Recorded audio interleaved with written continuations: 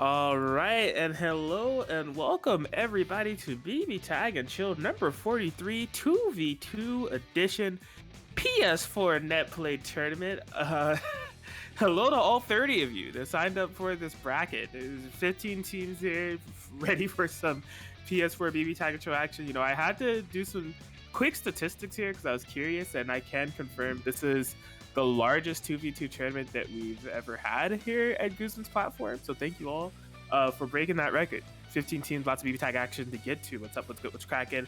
My name is Kraken Atkins. Keep it pushing. Hashtag play BB tag. Hashtag BB tag for CEO 2021. You know the vibes. Joining me today is the one and only Lon, the Lon Mentator, Lonathan Lon Lily. How are you doing today, Lon? I am doing great, and I'm very excited to be able to commentate this sick 2v2 BB tag action.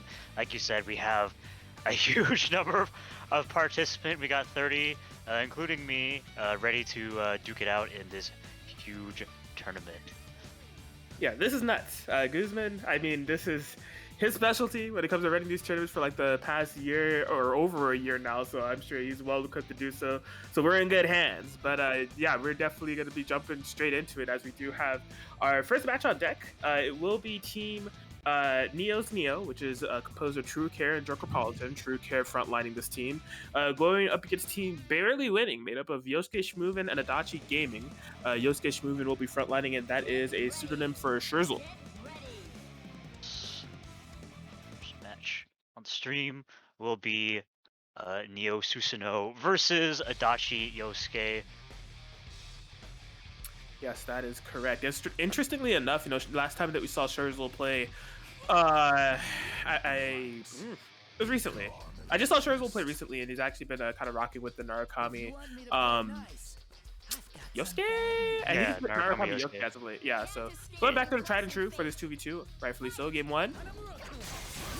Yeah. Oh, immediately crashing down with the Persona. Susanoo, unfortunately, falling out, but it's okay. The happy birthday is still stabilized. Going to be cashed out at cross rate, and what just happened to their health? This is only the first 10 seconds of the game, and both those characters are half-life.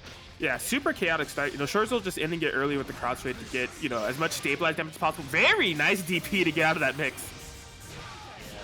Yosuke getting smacked around a little bit. That's not hitting, but the Yosuke is getting a little bit punished there, but fortunately for Scherzel, the Adachi in the back isn't getting punished. And sends up a Physio to the sky, and it connects, actually. This should be a kill. Yosuke does a surprising amount of damage. Yeah, needs the cross rate, but it doesn't matter. It's going to be a 2v1 situation for True Care. Needs to make the solo Neo comeback happen. Yeah, that was definitely a Galaxy Brain Air Beast deal there from Scherzel on the active swap. Really couldn't have been better placed, even if he planned it right now.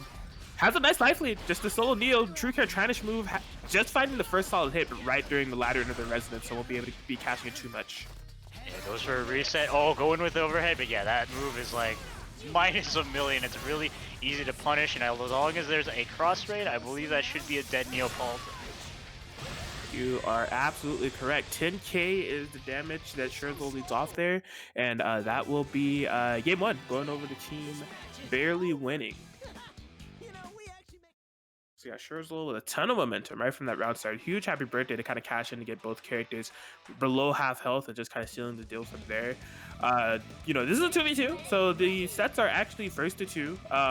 So a little bit shorter than what we're used to with first three sets within BB Tag, but really just kind of fighting for the momentum that they'll be giving to the team when their player Bs come up to the bat. And remember, this is a very important rule. You cannot swap characters mid-set. That is illegal. Just need to remind you guys. It looks like Scherzel tried to bait the burst there, but no biting from... Oh, and goes in with the EX teleport and baits the DP. So looking solid into the corner we go. True Care having a bit of momentum started this time around as opposed to the last round. Looking a lot better shape. Yeah, unfortunately drops the combo, but it looks like it'll be alright. It doesn't look like Scherzel was able to get his burst back, and Adachi will be going down. Yeah, Smart just confirmed that super as early as possible, confirming the kill. Now Scherzel on the back end, kind of like a mirror of the situation that we saw from the previous round, just not in their favor this time around. Oh, excellent, using that 2-1-4A to kind of play the moonsault, but unfortunately dropping combo, but still good. Oh, Neo getting V-slash. Yeah, Scherzo has been really on point of just being very, elusive, very hard to catch around the airspace because, Oh, okay, yeah, it couldn't quite stabilize that super to cash out into the kill. It just shares a little DPing out. Oh, this is a lot of scrambling situation. It goes in and wakes up with a guard dying. True Care blocking, and you know that True Care at least has those Neo combos on deck. Going in with something simple, but it doesn't matter. It kills the Yosuke anyways. Yeah, Scherzo stalled that out for a decent amount of time, and I mean, he was just kind of abusing the Yosuke mobility, and I mean, rightfully so. It was a 2v1 mismatch, just trying to be as hard to catch as possible, especially going up against Susanoo and Neo. Not really having the best ways to get him down from there. True Care tried a couple of different things, but ended up stalling out for a long time, but eventually he was caught. So True Care was able to abuse the mismatch, and we are down to the last round, because it's first two. Whoever wins this set puts their team in a better positioning, but no matter what, player B of both teams will have to face next. Yeah, so Joker Politen and Adachi Gaming is on the way. Who goes in with the advantage on their side? Game 3. Able to put the Neo and whip punishing with the 2A. Oh yeah, I think True Care is just making a cross up there. Yeah, such a crafty mix, locking out with the BZO, then ending it early to go for that 6P and apply for additional mix rather than block stun. It could trip you up on defense. Oh, this force sandwich situation is abysmal for True Care. Solid defense thus far. Actually, a mistimed command throw goes from Scherzel.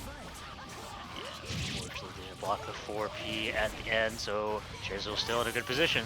Oh, Yosuke is disgusting. Just able to steal that corner with that moonsault. Whew. Okay, yeah, good navigation thus far. True Care is so low on this Susanoo at this point. Find an excellent jump B. Yeah, he found like the perfect angle to find that kill, but unfortunately drops the combo in. Ooh, but yeah, Scherzel panicked a little bit. DP'd was bait out. Yeah, this is rough. That's just no solo, but True Care played so confidently. We're rewarded for that confidence. Just has solo Adachi to worry about for now. Scherzel trying to make something happen. Literally with the Atom Smasher.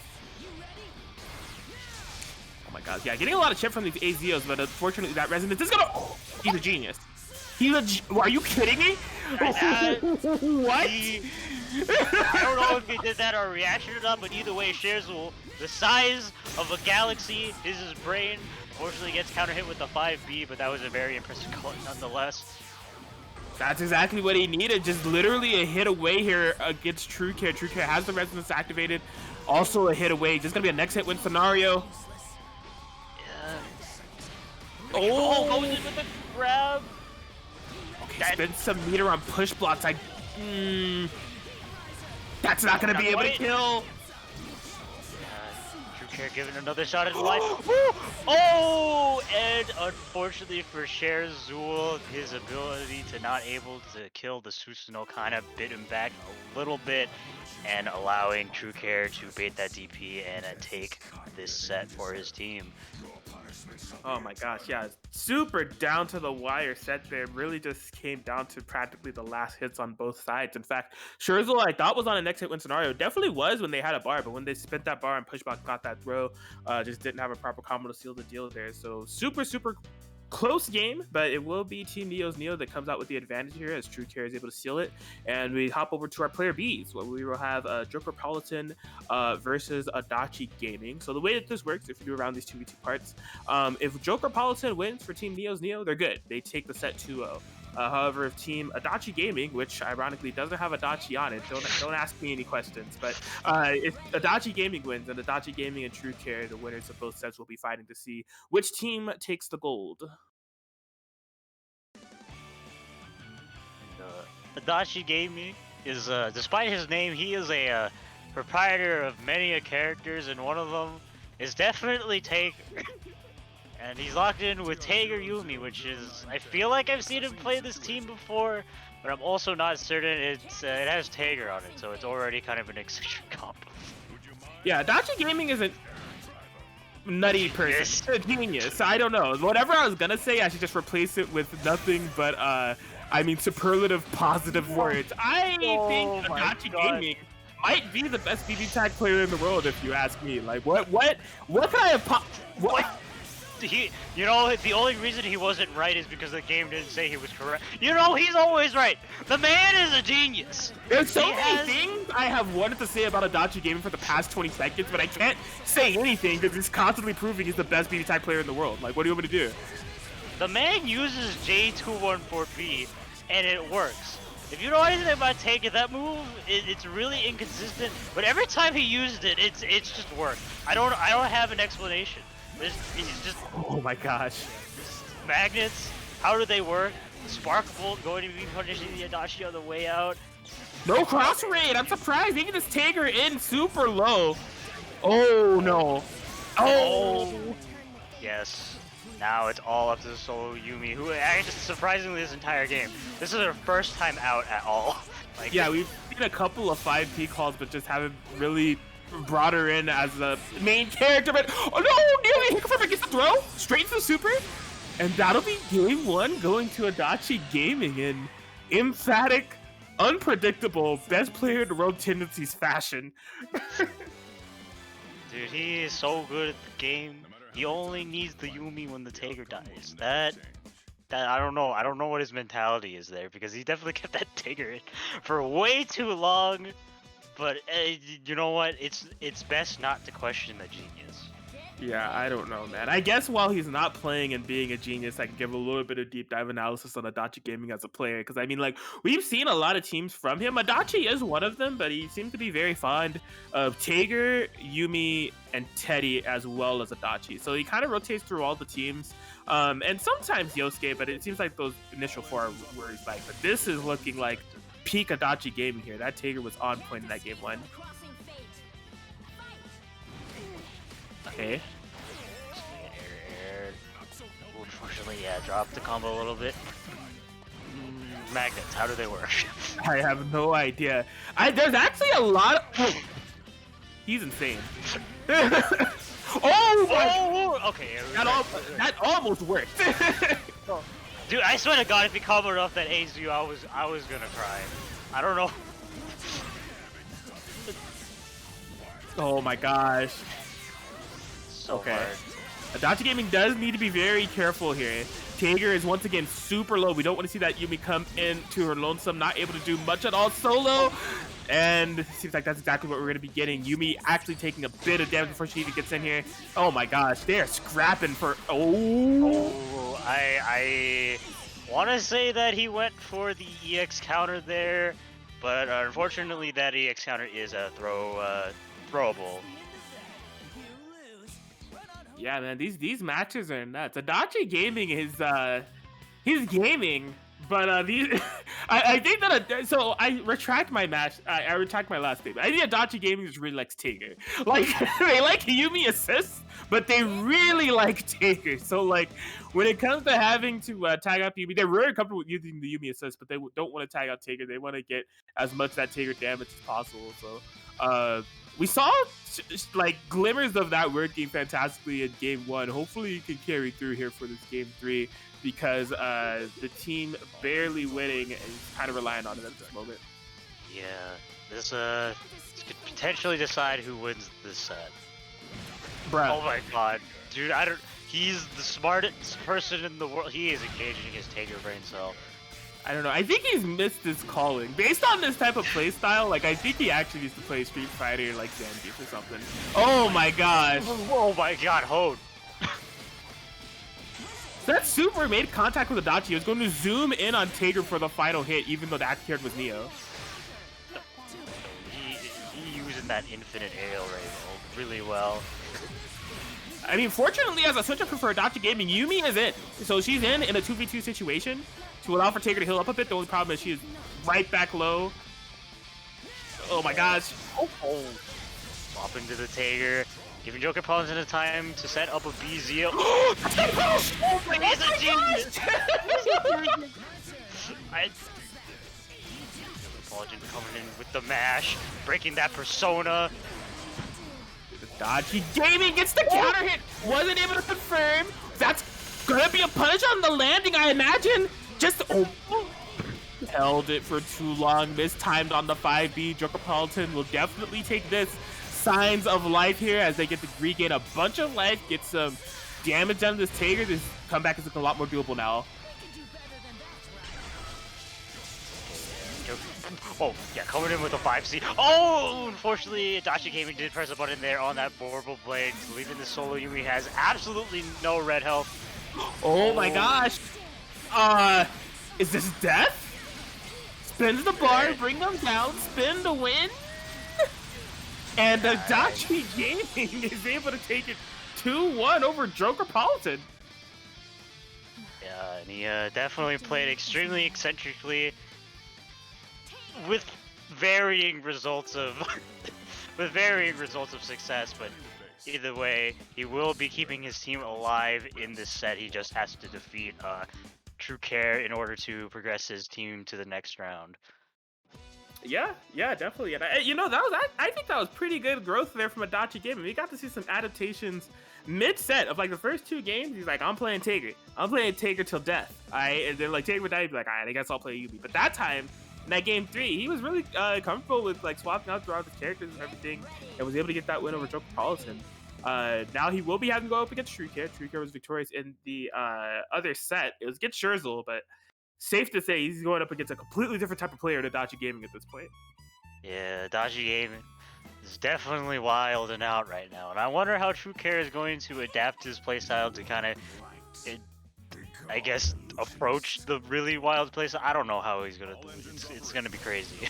I don't know, let alone in the first 2 format, but nevertheless, here we are, game 1, final set here for Team Neo's Neo versus Barely Winning.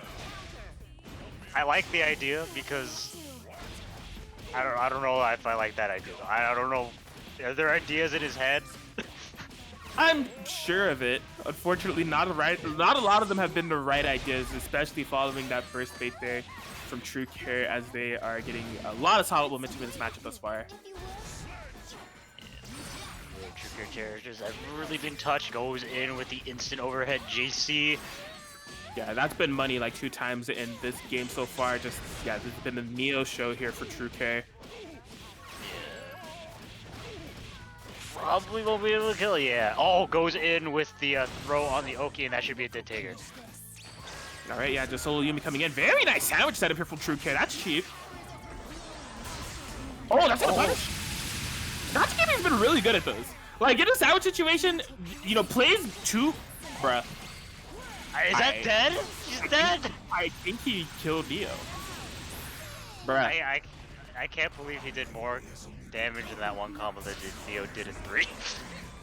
Very true. I mean, Adachi Gaming, the bad news is he only has level 2 resonance and it's about to be gone. So yeah, he needs to land a ton of hits on True Care, like 3, while True Care just needs 1.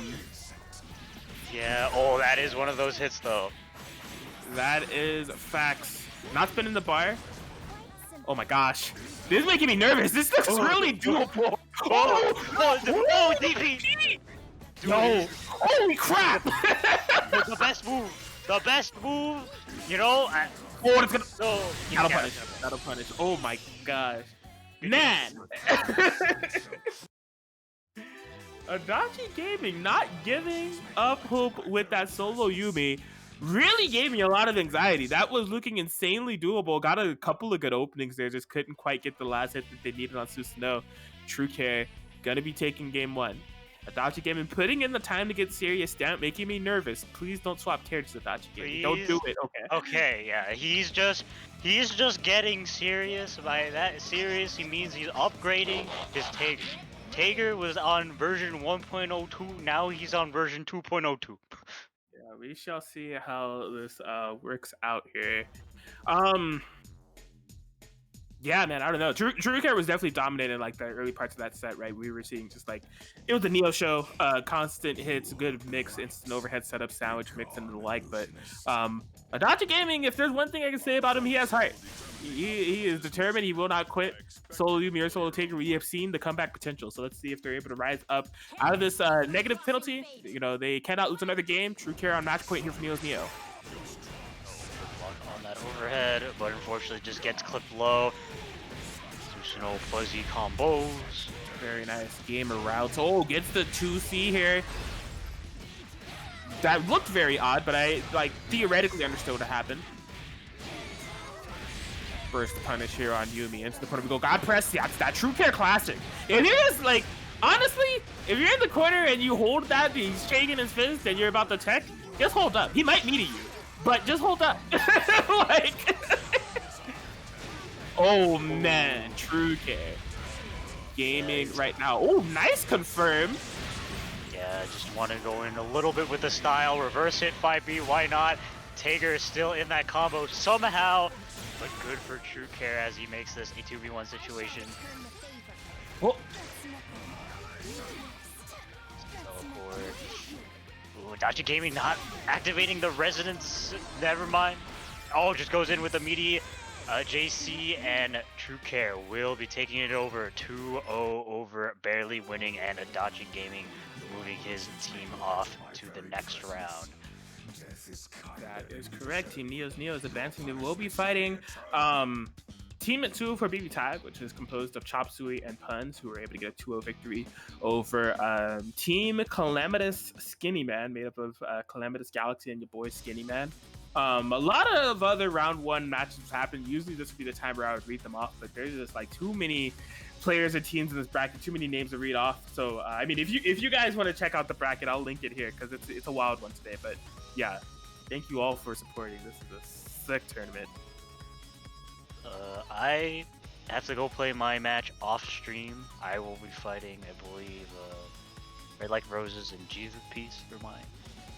But yeah, I don't know who we have up next. I'm pretty sure it's Meta's team versus Farmer Pluto. Yeah, Farmer Pluto. Okay. Yeah. Well, all right. I will go into the defo mode until the until my matches will be able to complete. I wish you good luck on the commentary. Absolutely. Thank you, and best of luck in your match. Yes. So yeah, we are indeed jumping into the next match that we have here. That will be Team Nobodies, which is Metallics and Taiga going up against do they have a team name? Team Farmer Rose, which will be Farmer Pluto and Roddy Rose 69. So yeah, I will say out of the 4 players mentioned here, I'm only familiar with one of them personally, which would be Metallics. Nice to see Metallics playing BBTAG. I don't see it very often. I'm not going to speak for Metallics' play. I don't know what he does in the casual time, but I know it's been a while since we've seen him here, so I'm glad to see him enter this 2v2 tournament. Taiga the Blue, Farmer Pluto, and Roddy Rose 69, I can't say I'm too familiar with. I'm always excited to see new faces around here. As far as who's going to be starting this off, looks like it would be Meta and Roddy Rose. So Roddy Rose 69 currently having some blonde beauties locked in, Noelle and Yang Xiaolong. And Meta going to be locking in Team Blood at Dragna and Naoto Kurogane.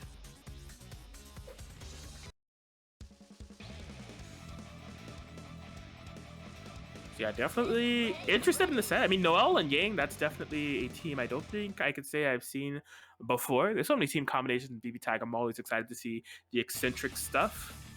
So see what Roddy Rose bring to the table here. Meta, of course, on that iconic Team Blood Edge comp. Able to dish out a ton of damage, has the benefit of having pretty decent anchor characters if they are forced in a 1v2 situation. But of course, there's always that Ragna factor, the life still being obnoxiously great. But yeah, good high-low sandwich mix and damage catch-out for when they're able to be successful. And here we go. Game 1. What do we have in a round start? Roddy Rose. Oh my gosh, almost TRM'd there. Not quite, but Meta is still able to find the first hit. Moving and grooving on these combos. Wasn't quite able to get the links that they were looking for. Roddy Rose will be taking advantage of this. Ooh, okay. I think that was a bit of a drop. Couldn't quite get a meaty there on Meta. Meta a couple of drops trying to bait some bursts. DAP, they are scrapping right now. Oh my gosh, nice defensive 4P call there with jumping with Ragna. Oh man. Yeah, possibly misjudging that jump C verticality in order to get the jump C cancel, because you do have to hit it at a certain angle with Ragna. Nice counter hit confirmed. Good burst timing there from Roddy Rose. No assist punish there from Metallics. Oh my gosh, eccentric super. In fact, that may have proven fatal here for Meta. That was a very unfortunate call. Yeah, going straight into the gun super. If that's not enough, we'll just call in Yang, but that won't be necessary this time around. Ragnar going down instantaneously. Bring Yang in the burn. Roddy Rose has really turned this around. Bringing the Noel back in here. Wow, yeah, Roddy Rose is definitely moving and grooving out here. Able to block the reversal super from Meta. But yeah, Meta gonna be activating Resonance right now. Needs a miracle, but just gets hit by the 5C. We'll spend the cash on it. And that will be game one going to Roddy Rose 69, making a very nice showing with this Noel Yang thus far. Yeah, I do think there's a lot of feels like there may be a lot of unfamiliarity between the players just really trying to fill things out. There's a couple of like big drops that we're seeing and uncomfortable decision making from both sides that I've seen, but Roddy Rose is definitely able to get the better end of it, and yeah, you know, has those Noel combos.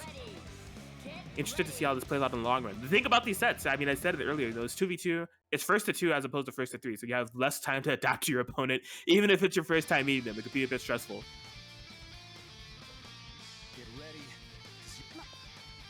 All right, let's see what we got here. Headed into the game 2.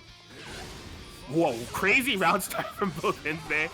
Meta not able to find contact with that 2C. Roddy Rose go for the jump A, no dice. Oh yeah, good low check. Not a bad idea against Noel. Oh, there's one of those forced sound situations I was talking about. The Schmicks able to bait the burst as well. Meta cleaning things up on this game too. Yeah, and it's been really on point with the Oki and Snowball thus far. A bit of a drop combo there, but not the worst thing in the world. Gonna be push blocking. Wow, yeah, just opting for chip damage, and like, that's the thing. Opting for chip damage on Yang pushed her into the semblance realm, and Roddy Rose able to get out of that scot-free. She's infiltrating that. You gotta be so careful. Okay, able to find a check. Meta will be able to get a kill on Noel. But yeah, here is that Yang. Semblance activated resonance is here. Really need to be careful with the Ragnar, honestly. This character, able to get a hit, could definitely kill. Meta playing it super passive, being rewarded for that passiveness, relying on that Kurogane 4P to stuff approaches and that Ragnar 2A to seal the deal, as it is now tied up 1-1 between the two of them.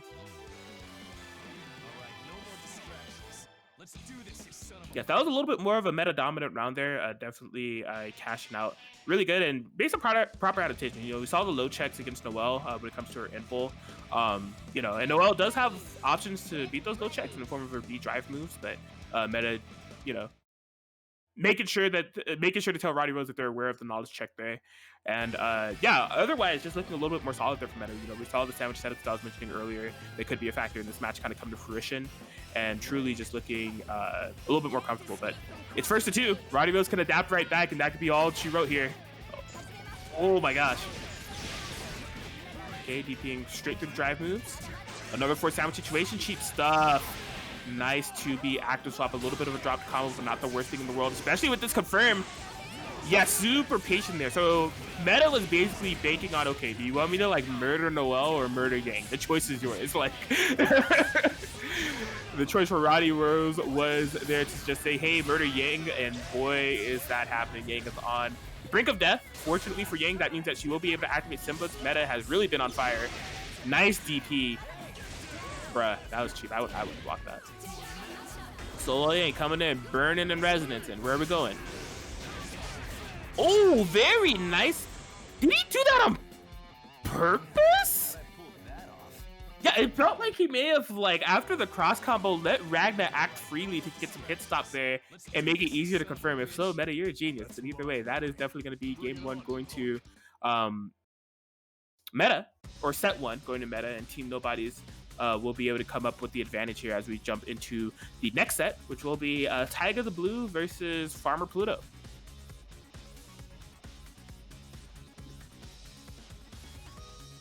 So yeah, Tiger the Blue seemingly locking in another Blood Edge-centric team, but in a little bit of a sibling twist here, as they got Ragnar and Jin. A funny comp. You know, this is a comp that I've seen a couple of times around, especially here in SoCal, courtesy of Jonah, who used to play it, and also Monkey, who's been playing it as of late too.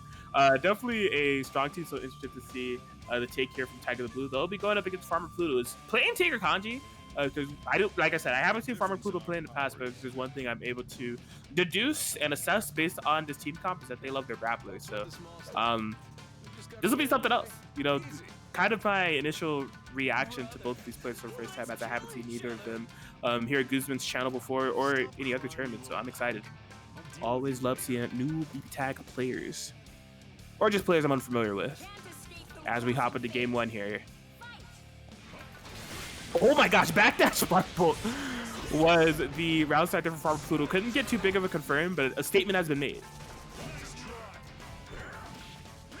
Oh my gosh, he got the IAD jump in and said, no, that's not enough. I gotta dash in and get the Gauntlet Hades too. Best move in the game. I don't blame you, player.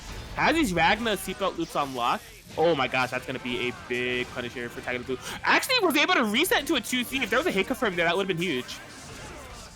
Reversal Carnage Scissors. Both hits were blocked, so Ragna actually got a good amount of health regained from that, even on block. Ruh-roh. Okay, really trying to check with these Jin frame traps. Oh my gosh, I thought the Farmer Pluto had to reach there, but Tiger the Blue was one step ahead of the game. Yup, very nice off the sound. Able to bait this burst. Tiger the Blue really gaming out here. 4 bars built up, so this Taker has to be careful. That was cheap. I love that active switch setup right there. I feel like that could have even possibly been a fuzzy situation. Very nice active swap. Oh my gosh, blocked the Gauntlet Hades. Oh my god, yeah, blocked both hits standing, but had the SPD ready for him on the landing. Farmer Pluto not out of this quite yet, especially with that big amount of damage catching on Ragna. But yeah, Tiger Blue recognize the situation. It's going to be getting out of there. Solo Kanji is all they have. And provided maybe a jump C into a DBD, Carnage Scissors works too. Tiger Blue taking game one in a very impressive fashion.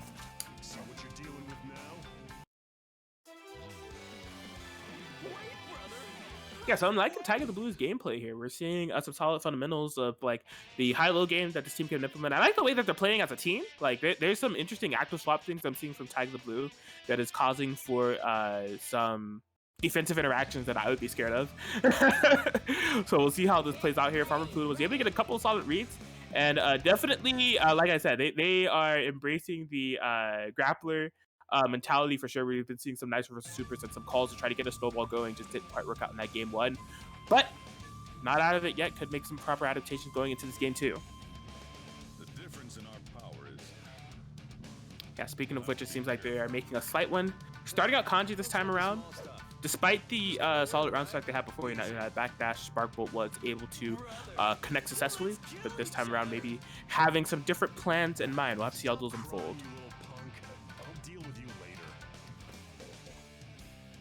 Brother. All right, here we go. Game two. Oh. All right, Farmer Pluto kind of successful on the round start yet again. Just getting back to this quarter though.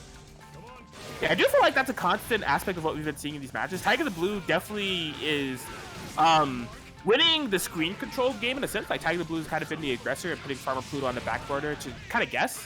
And although Farmer Pluto has had some solid guesses, some good reversal supers and such, Tiger Blue's aggression and just the way they're constructing their pressure has really been getting the best of Farmer Pluto. That was almost a kill, just dropped the DBD off the throw, but did find a nice hit on Kanji, wasn't able to confirm successfully. Okay, Farmer Pluto still not quite out of this quarter situation. Tiger Blue is just persistent. Anything Farmer Pluto does to try to get any type of space or out of this corner has just been met with more aggression here from Tiger Blue, and rightfully so. It is really starting to snowball here. Nice combo. Tried to bait a burst. Nothing. Yeah, really trying to bait these bursts here. Just playing. I like this. It's very concise, conservative gameplay. Tiger Blue is just so confident in their momentum and in the mix and on the aggression that they are willing to sacrifice all these burst baits just to make sure if it means Farmer Pluto is, emphasize that they cannot burst, emphasize that they're stuck in this corner.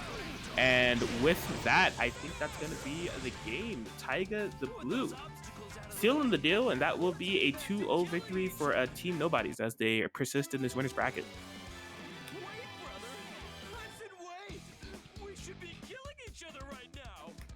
So yeah, I like that a lot, Team Nobodies will be moving on to fight Team... Oh my gosh, hold on. You guys don't mind if I drop in Duya, composed of Yui and Razo.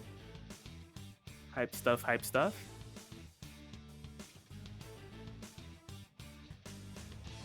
Yeah, that was a solid set. Like I said, I was introduced to 3 tag players I wasn't familiar with there, and it was pretty sick watching all of them play because like they definitely all brought something different there to the table. But we will be moving on to another match here. I see Caterate joining. Oh yeah, okay. So this will be Faded Dragon and Caterate hopping in here. I don't know if they have a team name, but I'll just make it up for you. That's Faderade over there. Gonna be going up against Team Skipping Neutral, Legion Pause and Mystery Racer. So yeah, I guess the lore around this one. So I mean, Faded Dragon and Caterade, if you're wondering, Caterade was recently, their body was used for experimentation by Dr. Faded Dragon. And they created a Frankenstein monster, a Yosuke Frankenstein monster in the form of Caterade, who has been playing Yosuke for I think 2 weeks now, and since then has evolved into one of the most threatening Yosuke's on the block.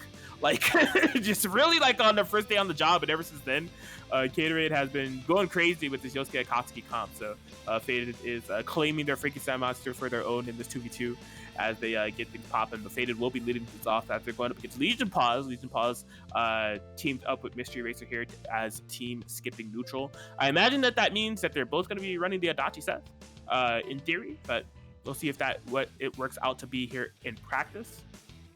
Faded, and it should be Legion Pause. Mystery Racer's readying up, but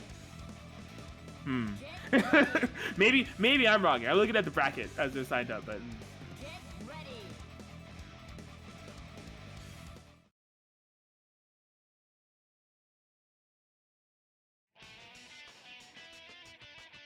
All right, well, we are set and good to go. I am the Thunder God. Oh, wait, are these the... Hold on, did I miss something? Is Caterade or Fleet? Is Caterade? Hold on, I got this. Oh, wait, no, that is Faded, but he's playing Caterade's team. I was getting schmixed. All right, we're here. Faded definitely starting out strong on this Yosuke. Gonna be able to get some quarter positioning. All right, easy. Oh my gosh. Yeah, didn't believe in the Akatsuki burst gonna be whiffing there. Almost got a happy birthday confirmation. Wasn't quite ready for it. Oh, this is rough as Faded.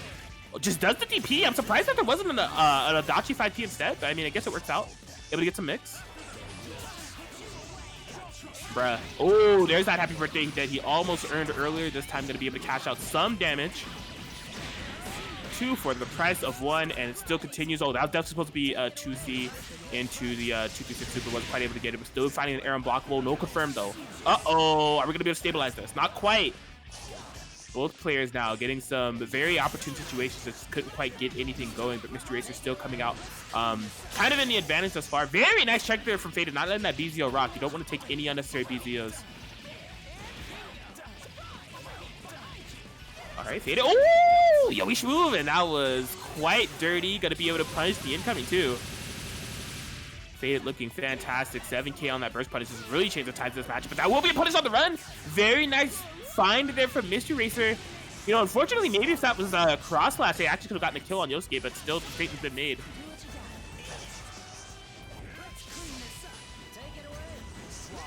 Okay, yeah, trying to jump out of that force down situation. A no dice. Mystery Racer just trying to zone out, force Faded to approach off the... Wow. And that timing of that throw was to be a TRM, and because it ended up being at that timing and whiff, Faded was on the DP, and Mystery Racer was able to punish, and then they got the hit on Yosuke. And we'll be taking game 1.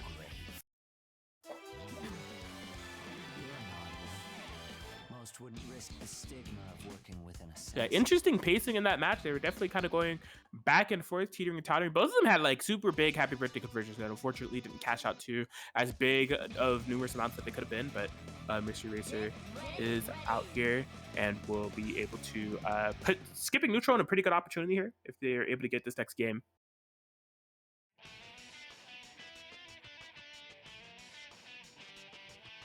Yeah, Caterade definitely, or sorry, God, Faded. He's on Caterade's team. I'm getting mixed, but Faded was able to show some interesting stuff that I don't know if we saw Caterade do before with that Mixed situation off the Oki setting up the sandwich with the Katsuki 5P. That was very nice. Okay, trying to V-stack to punish the assist call. No dice. Mr. Racer forced to use the entirety of that cross combo and got hit right afterwards, so he has no burst available. Has to eat the entirety of this. And we saw Faded Doki before. I'm going to be saying something just as dirty this time around. The answer is a forced sandwich situation, so I'd say yes. This is rough. Oh, very solid defense, Mr. Racer thus far. Oh boy, yeah, needs to be careful. Yeah, respects the orb, but not for much longer. Fortunately, not too big of a punish. And Mr. Racer, once again, finding, getting hit while not having a burst available, so needing to take the entirety of his damage. Faded making very excellent pacing in this match thus far. Good throw tech from Mr. Racer. That was pivotal. Ooh, okay, nice Magatsu Mangala to try to cover that airspace. Did a decent job of it, but wasn't able to find a hit. And again, Faded has, like, consistently in this round specifically has been able to survive whatever Mr. Racer is spinning their cross gauge on and then instantly hit him afterwards for an unburstable exchange. It's been very solid. You can see it in the life totals. Faded is really starting to run away with this match. Okay, air unblockable setup. Wasn't able to combo with the pin, unfortunately. Ooh, that's a big bait! Forced it to a savage situation, Mr. Racer. Okay, able to survive for now. That's a snipe. Nearly a confirm. Unfortunately, didn't believe in the 5P. Not getting much for this cross combo. Hopefully, we don't see the classic happen this time around where Mr. Racer gets hit. Cannot burst. Yeah, recognizes it, just trying to stay on the offensive. The 5C, the great equalizer net play classico. Faded Dragon. Alright, slow set to bring this around, but there's another happy birthday. Mr. Racer, they're trying to stabilize this one. Yosuke taking a good amount of damage from the back. Yeah, unfortunately, this is a single target, so we'll be able to catch in much else, but still a good start here for Mr. Racer as they try to make this comeback, able to bait the DP. So Eric kind of schmoving at the moment. Oh my! He tried the last second confirm into a Resident Super to cash out as much damage as possible, just kind of misjudged the combo. Goes for a Hail Mary attempt and no dice. 5 bars on deck. You gotta believe that that's the deadest set you've ever seen in your life. That's Faded Dragon. We'll be firing back with a game. They're tied up 1-1 now. Even if my body dies. I'll overuse my blitz motor. That's what Mr. Racer was looking to make good pacing on that match with the Soul Souls to come back. Just unfortunately wasn't able to get it going, and Faded firing right back. And I mean, if you go for the entirety of that second match, I think Faded really was tapping in and just had some solid reads on Mr. Racer's pacing. I wouldn't even say that it was like some big calls. I think just like in terms of the way that Mr. Racer was trying to play the match, they defended successfully and chose very, very good points to approach and was rewarded a lot for it. So Mr. Racer will have to be a little bit careful in the 2v2, how they're approaching it and what type of openings that they're leaving that are allowing for all these unburstable conversions. Here we go, game 3.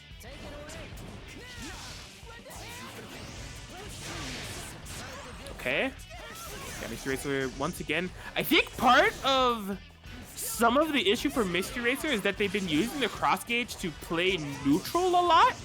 And it hasn't really been in situations where like the cross gauge is being used in a very like inescapable or hard to escape like mixed situation. I think they're kind of paying for it a lot when it comes to the health bars. You can see a similar pacing, not quite the same pacing, but similar pacing being made between this match and the last one. Oh, the pin in the back didn't respect it this time. This is big for Mr. Racer. Okay, sets the orb, tags in the Adachi, trying to slow things down. Oh, that might have, I think that was Mr. Tatsu, but I have no idea. Either way, Mr. Racer will take that. That's going to be the dead Akatsuki for Faded. Here we go, Mr. Racer. Maybe some nice momentum here. Yeah, just spend it all. He's going to pop the Residents anyway, so just put him in as big of a deficit as possible for now. That was cheap. That's... How do you get out of that? Can you get out of that? How do you get out of that? Okay, able to get to DP. Mr. Racer. Looking solid thus far. Nice BZO displacement. Faded. Got Yosuke schmoving. Trying to make something happen. Unfortunately, doesn't have a resonance for the rest of this match and needs to do it the old-fashioned way. We're close to Rampage time, which I think would have bigger implications for Mr. Racer being have access to those EX orbs and neutral skip. Woo! Oh my, he tried to bait that DP, but Mr. Racer doesn't have any combos, but he does have DP all day, and that's all that he's going to need to be able to get this 2-1 victory over Faded. A very close set that Mr. Racer will be coming out on top for Team Skipping Neutral. Good stuff to them. Was that the last round? That was actually the first game of the set. Okay. So it'll be Legion versus Gatorade now? Correct. Alright, okay. Came in, a little bit late, but I'm here now. All good.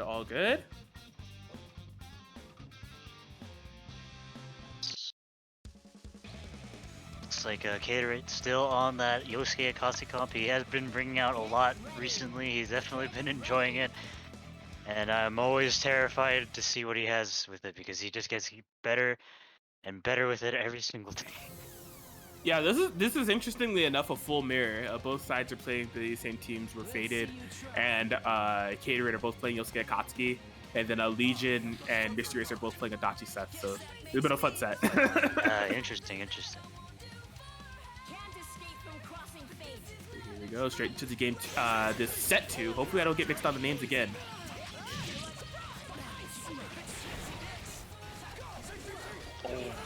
That'd be with me still good. The 5-piece still working out, and I don't know what just happened. Yeah, I got nothing for you. Yeah, ooh, good air-to-air call. Punishing that burst with the 4P. Yeah, liking this here for Gatorade. Just really tapping into some solid pacing. Looking business as usual here for Gatorade. This is what we've come to expect here from his Yosuke Akatsuki, interestingly enough. Ooh, missed attempt on the TRM and couldn't tech the glow coming out from Legion Paws.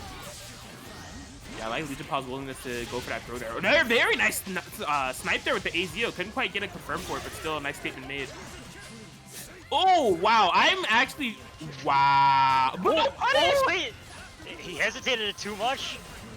And nice block on the overhead too, but isn't able to tech the throw, and that should be a dead Adachi. Yeah, seems so. I was really surprised on Legion Paul's willingness to block, given the amount of resources they had and the way that Gatorade actually swapped out. There was definitely some vulnerabilities, but yeah, just went for the DP. Gatorade was ready for the punish, still was able to get something to use this mismatch, or create this mismatch. Good coverage with the push block with the 213, 36A and the 6P.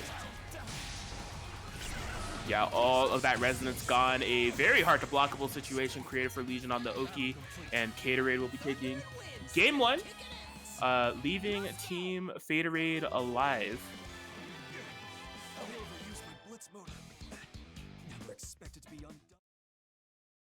So yeah, see if Legion's gonna be able to find their footing in this match this time around. That was a pretty Gatorade centric match, but like that's honestly just kind of like Gatorade's pacing in terms of the way this player kind of structures their offense. It's super strong, very solid BBTAG player. Just no matter which team that they're on, if they have some competency with the characters, they are really able to impose their will on a match. Yeah, for sure, he can pick up a team and he'll find a way to really meshes well with this playstyle. I mean, the Yosuke Akatsuki is the perfect example for it because he hasn't been playing it for too long, but like just seeing his gameplay now, you can see that very quickly he's become very comfortable with the team. Correct, Amundo. So yeah, let's see what Legion Paws has in store here. I imagine that this is just going to be a case of I want to get started before you do. But if they're able to slow it down, I don't know what their approach is going to be. Here we go, going to game 2. Getting sniped out immediately, but oh, nice block on the sandwich situation. Isn't able to quite punish the 236A. It's still good situation. Oh my gosh, air to ground, ready for it. Fantastic anti-air, just couldn't quite get it confirmed. Oh my Gatorade, man. Constantly keeping up the aggression. Nice block of the overhead, but probably expected a cross up there. Oh my gosh, Adachi just have the sandwich. Nice float up there with the jump B. Legion pause. Oh, nearly a happy birthday. Oh my gosh! Oh, it is a happy birthday. That was really weird. He fell out of the combo and he was like, nah, I'm still here. Yeah, Akatsuki got a warning slap and he was just kind of watching and saying, no, leave him alone. Nah, get out of here. Oh, the girl. Gotta make it unburstable. the decision making from Gatorade, or is he just dead? Is he just dead? Yeah, I believe so. 16k life means that you can't take a lot of hits. That sucks. Can't relate. Well, here we go. Solo Adachi is here. Best of luck. Patient so far. Looks like Gatorade keeping it mostly same side until the very end. Yeah, that could have been huge, especially in terms of going into a combo that would waste all Legion Pause Resonance. Oh my gosh! That's a huge bait. Went into Oh no! You Yeah, tried to be a little bit too greedy. a little bit. That definitely could have been a Dedekatsuki with the proper routing, but unfortunately did went into the power charge. Still stuck in this 2v1 mismatch. Oh yeah, that could have been a Dedekatsuki that he was still lingering. Okay. Good momentum here for Gatorade. Oh, Blue Beat combo actually. Yeah, maybe a little bit afraid of a potential reset that could have maybe happened. Nice moonsault over the PZO. That's up another one, just getting snuffed out by the fireball, but Legion Paws just waking up with the buttons, and I think that should be a kill on the Yosuke with the cross slash. Yes, Legion Paws choosing violence this time around and rewarded for their decision making a 1v1 situation. Gatorade has the resonance activated. Goes for the throw, nice tech. Oh! I don't know if that's gonna be a kill or not. Ooh, with 1 meter, it probably will. It's gonna be really close. Goes with the Heat Riser, and unlike earlier, that Heat Riser will steal out the deal with the Akatsuki, tying up the set. Yes, fantastic clutch stuff there from Legion Paws. Able to get the solo Adachi comeback and keep hope alive here. Go back to your little drawing board. Yeah, because with this win, if Legion Paws is able to seal it, then it's done. It's a wrap. You know, team skipping neutral will be able to take the entire set. So kind of flipping the momentum around back into skipping neutral's favor. Going to be on Gatorade, this heavy weight on their shoulders to, you know, make sure the team Faderade is able to stay in this.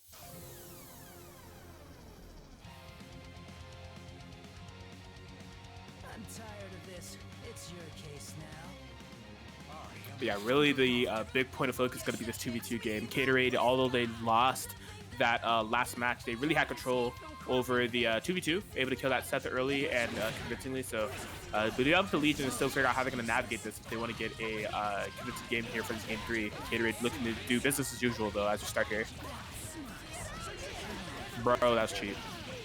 You jump low. Think it's a high, it's a low. True. Wow, EX neutral skip to just get out of from being underneath Yosuke. I think that's a good decision, especially for the payoff that they got in this fire. Interesting swap over to the Adachi. Oh, big pick throw for Gatorade. No burst available for Legion yet, and I don't know, it's in the corner.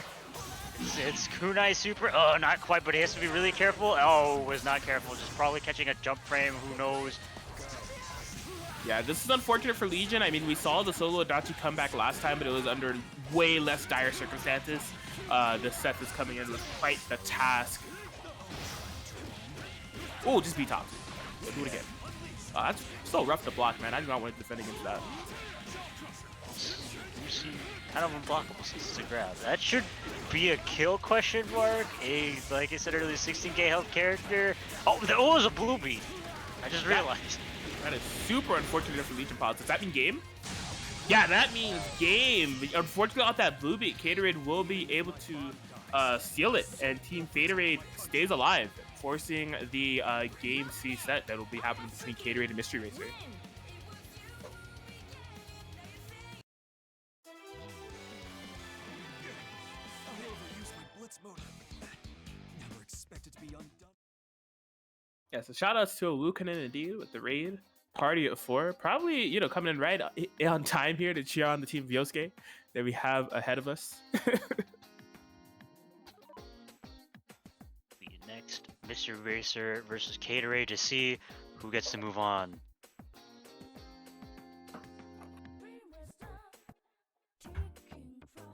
Yo, this is mad random. I gotta blow my nose. Hold up.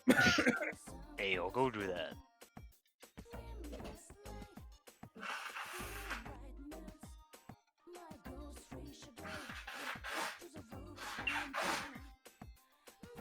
Remember, kids, blowing your nose is important. You don't want to add all that disgusting nose things in your nose anymore. You gotta blow it out. It's good for your health. Hopefully I was far enough from the mic that didn't get picked up.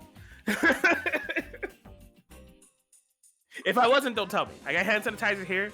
Don't think I'm nasty. I'm not gonna be putting my hands back on my keyboard or my phone with snot hands. No, I got hand sanitizer. We're good. We're equipped. We're staying sanitized up in here. But we're cool. We're going into Mr. Racer Gatorade now. Hey, they even waited for you. I'm polite. I appreciate that.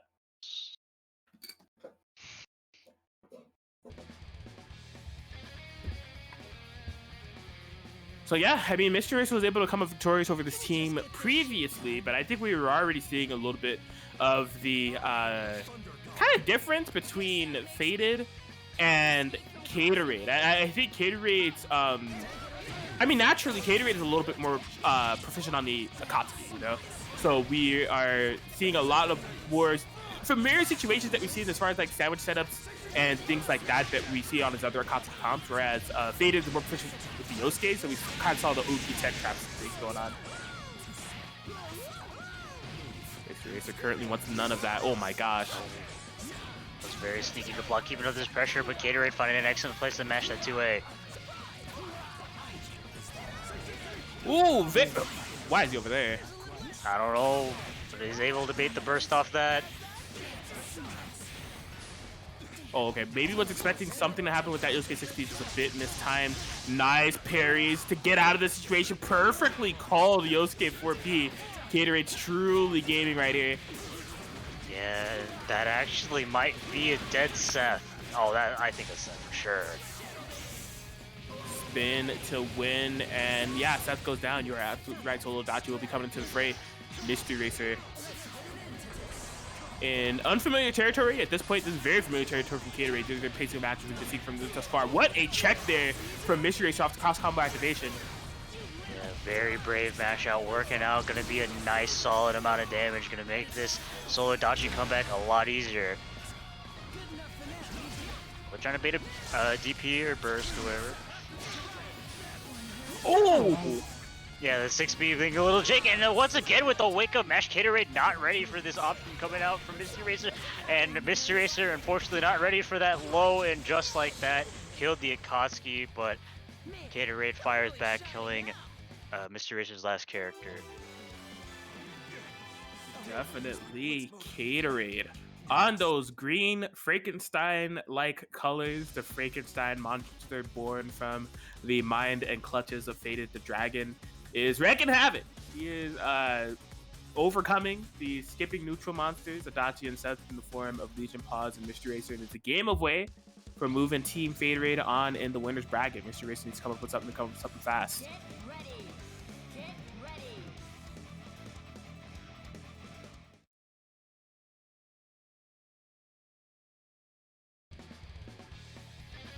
Yeah, definitely some clutch stuff there from Gatorade altogether. We're seeing some very nice assist calls coming into play in terms of the Yosuke side of things. We've seen the Akatsuki 5P, of course, but the 6P and Yosuke 4P really came clutch on. Last game, happy birthday checking from Mystery Racer. Yeah, this is gonna be huge. This is already, the damage is already stacked up. It's 10k already, and gonna be cashing out that super, and this is an excellent start. Oh, gonna be spending even more of that cash. That's gonna be... Dude, Yosuke is freaking almost dead. He's dead. He's dead. 9 in-game seconds. Enjoy it. Oh my gosh. Oh my god. Oh, you know, he could have been also... He's dead. Definitely fired back. Around like 16 in-game seconds, because I mean there was that resonance activation. But the time matters none when the result is a perfect, as Mystery Racer definitely got a clean response there against Gatorade. We're going to game 3.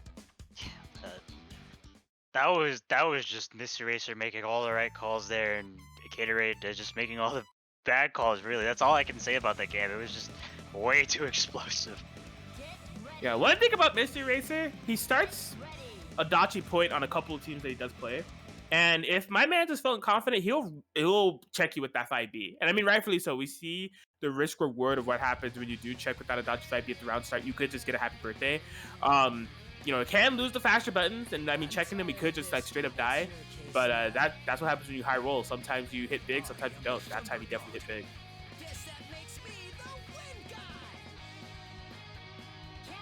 There you go. This is guaranteed the last game in the set here. Might be setting up with a sandwich. Oh, I like the idea of trying to use that Magatsu Mandala, but unfortunately Moonsault was just a little bit too fast. That was not quite able to get there. Oh! Yeah, wasting a burst out from Gatorade. Bro! Oh, he's still converted off that even though the 2-3-60 hit, unfortunately, drops the combo, sets himself into sandwich. No active swap mixes, though. Oh, we'll be able to punish a burst, too. Very nice recognition there from Gatorade. Oh, wow, yeah. Out. Ooh! Ooh! Yo, that was almost on the firm. That would have been crazy. Yeah, that could have definitely been dead. Ooh, not quite close enough to kill. And, oh, just Mr. Racer dropping the combo.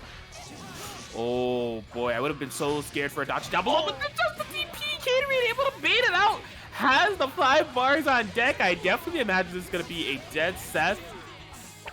Not trying anything fancy with those delayed moonsault combos. Just gonna be keeping it simple. Make sure that Seth dies. That is big for Gatorade. Solo Adachi coming in here from Mr. Racer. Gets a huge throw bait. Needs to make this unburstable. Just go straight into the cross slash. Will this be enough? Not quite.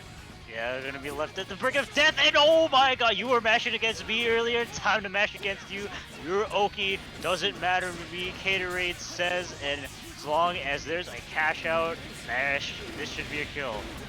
Man, I don't know if that was the smartest or craziest wake up buttons I've ever seen. Because like he had no health to gamble. If the choice for Mr. Racer was meaty, that Akatsuki was dead. But he definitely saw into the future there. Solid check, and Gatorade on that team of Team Faderade will be moving on in the winners bracket with the win over Skip Neutral.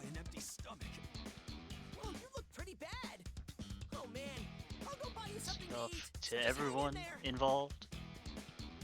Yeah, definitely. That was a super tight set. Went completely down to the wire. Literally last game scenarios all across the board. So that was very hype. Enjoyable to see. But it will be, that Team Faderade that's moving into winner side top 8. So congratulations to them. Looks like next we will be having the J Gacha Beezy's team, the J Gacha Lily, up next. We will be fighting Tectal and Zero Shadow Blood. Very cool. J Gacha Lily going up against Team VL. As far as the routes for both of you, J Gacha Lily, J Gacha Peace, and La Lily got a win over Red Like Roses and Jesus Peace. And Tectal and Zero Shadow Blood just getting a win over Jarb 5 and J-Dot, Team Persona fans. Looks like we're just waiting for Tectal. Judging by team order, it will be Tectal versus J Gacha BZ up first. Tectal is a player that I have not really watched too much of, but I definitely have heard their name. I know that they're very proficient at Ruby Yumi, I believe. Yes, absolutely. Tectal, as far as like my introduction to anime games as a whole, way back in the day, boomer moment, Tectal was actually a name that I was most familiar with when looking for Risei matches when I was picking up Persona 4 Arena Ultimax, one of the most prominent like NA Risei. So really cool to see them playing this game as well. Definitely a solid Ruby Yumi player, and they also play S. I remember when I was also looking learned S, they have some S teams that are at their disposal. Currently has Carmine S locked in, so that may be what we're seeing this time around. But happy to see them on the Guzman Gaming platform. I don't think they've joined a BBTAG and Chill before, so it'd be interesting to watch them play. Yeah, he is gonna be very interesting for sure. It'll actually, I think, be my first exposure to most of his gameplay. Very cool. Whoa. Oh, we're waiting for Zero Shadow Blood. I was like, is everyone? Oh wait, Zero Shadow Blood's here. Oh, we're good to start. Yeah, we're just waiting. Maybe Tecto's deciding on what team they want to play. I see. Yeah. Will they go to that Ruby Yumi? No, it looks like they're sticking to Carmine S. Very cool. Yeah, ever since 2.0, S has been a little bit more rare of a pick nowadays. But still a great character, in my opinion. I think S definitely has a lot of great capabilities at her disposal when it comes to her instant overhead and support potential. So gonna be going with this Carmine S for this time around. If BBTAG is working, I don't know what's happening right now. No. PC tag, please stop. This is PS4. You're not supposed to be here. Oh no. Infinite loading glitch. Okay, you know, unlike PC tag, we actually get into the match in a reasonable amount of time. We don't have to wait here for 20 years. It all works out, fortunately. Making me nervous, but everything's all good. If I see that character select screen go on for longer than like 20 seconds, I have heart palpitations. All right, here we are. Unfortunately, Easy getting hit by the meaty 5A. Okay, push block trying to get out of this pressure. This is definitely a team that can put you into insane pressure. Carbine is right there in your face. You want to be careful of pinwheels. But unfortunately for Jay Gotcha, big DP punish, dropping the ender. Yeah, not going to be restoring all that life back. It looks like Technical wanting to still restore some of that life back. Gets back and a nice air confirm, but unfortunately just doesn't stabilize into a full combo. This is Ruby is staying in while she is really low. I wonder if Beezy's going to swap on this Oki. No, the answer is to keep going in for now. Calls the hide behind. He's still sitting on the aggression, getting rewarded for it though. Yeah, him keeping this Ruby is very risky, but it's been working out pretty good so far. Yeah, I mean, in terms of cumulative life totals, BZ has the lead, but yeah, really needs to be careful about calling Ruby at this point. Teto looking to slow things down just a bit. Sacrificing a lot of life with that Carmine. Hit a button on the freeze. That will be a Carmine going down. Able to take out one character. Oh, just off the set of a sandwich. Nice call from Teto to just hit the hide in the back. No, nullify a lot of that mixed potential. I don't know how he blocked that. You're crazy. I don't even know how he blocked that either. I guess it was same side. I don't even know. I don't know. Not gonna say. Getting that DP ender. This Ruby once again is really that. Oh, the EX neutral skip. I don't know if that Ruby was still tangible or not, but still, that was very risky. Oh, he got the easy. No, he just ran up. You like press a button, bro. I dare you. And Tectal was like, all right. The DP came out and BZ was ready for the active swap, and off that call, J Gotcha BZ will be putting one on the board for J Gotcha Lily. Oh, this is... So what is the craziest mix about that is that apparently the confirmation from BZ in the chat, that wasn't intentional. He said that he has the wrong button layout. Oh no! Dude! No, you're still going in with the wrong button layout. Hold on a second. I don't know what. Wait, BZ, please. I don't know what he did. If he hit the stick at this point or whatever, it looked all. I wouldn't. If he hadn't said that, I wouldn't be able to tell. All of that looked so intentional. He just knew. He's just so in tune with the Ruby High that when he is on the controller, it doesn't matter what his controls are. He's just very comfortable with it. Man, because even on the cross combo, I was like, oh, you dropped the combo, and he's like, actually, I'm just this smart. I'm like, yo. All according to Keikaku. Alright, well, easy. I mean, this is a first to two situation, so Teto is definitely going to need to make a comeback this time around. Solid throw tech. Teto going to be able to nullify that cross combo pressure for now. Still kind of stuck in this corner, though. Easy on the constant oppression with these high assists. Able to find the low. Wasn't able to bait the burst, and unfortunately gets clipped low by this Carmine. Yeah, I think they were caught up backing. This will be excellent for Teto to get a little bit of health back. Solid damage on BZ. Swapping into that. Oh, just gets hit with 44P. Just unfortunately wasn't able to stabilize a combo. Oh, what a clash! Yeah, nice blocking so far for Tecto, but still! Oh, a little bit of an unfortunate drop there for BZ. Oh, SDP! SDP is one of those! It's one of those, man! Yes. Oh, that 4P! I swear to God, it has interval. Alright, just picking up with Super. BZ making fantastic pacing in this match thus far. Yeah, oh, unfortunately wasn't able to bait the DP, but still in a really good position! Oh, Oh no! Oh, that's gonna be a huge amount of damage on this high. Fortunately, not a lot of meter on deck, so it won't be hurting as much as it could be. But still, oh, unfortunately, Tickle dropping the combo. That's actually huge because Carmine is not gonna be getting that health back and just able to punish with the 4P, keeping it all burst safe. And there goes the S. Yes, BZ looking fantastic here. It's just all on Techl's Carmine with the level 3 resonance to try to bring this back. BZ's character so healthy, finds the dash in with Ruby, and that's going to be a 2-0 victory for J-Gotcha BZ over Techl. Really great showing there from J-Gotcha BZ. And putting one on the board for our team. But next up, it's going to be me, former day Ron Rose versus Zero Shadowblood. That is correct. Team J Gotcha Lily getting one on the board over Team VL. All the faith is in store for Zero Shadowblood to try to bring this back. Lon Lily, I see the Team Ron Rose locked in. Is that what you're going with? Yep. There's no other Narukami team I play. Totally. Yep. Lon, I'm happy to hear. I'm happy to hear that. Totally. Absolutely. No other team at all. Anyways, I will go play my match. Best of luck.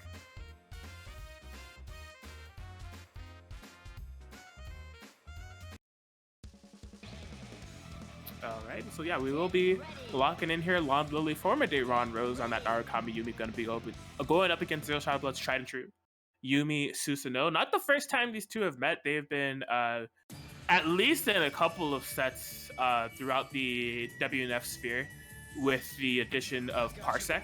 Zero Shadowblood has been coming around, and then also the way that Lon is even able to join this tournament in the first place. He has a PS5 now. You know, typically a PC player, but now has a PS5 over the last couple of months, so he's been able to go up against PS4's finest as of late. Here we go. Team J Gotcha Lily.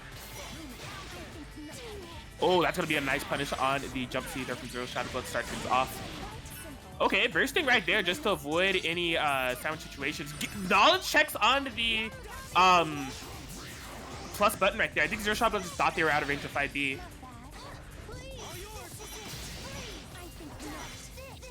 Okay, slowing things down here. Pretty even on life totals. That, yeah, I was gonna say, that's tough to guess which side that you're on, but you don't gotta guess with Duant here.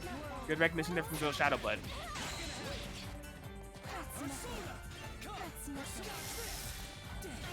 Woo! Yeah, really just piling on the pressure. Good patience from Zero Shadowblood thus far. Able to get a counter call with the 6P. Pretty much pushed Zero Shadowblood to the corner with nothing but these block strings. DPing right at the last possible moment. This tug of war. Getting a bit of a confirm here with the Susanoo. Burst at that last moment. A lot of damage done, but no characters down on either side. Woo!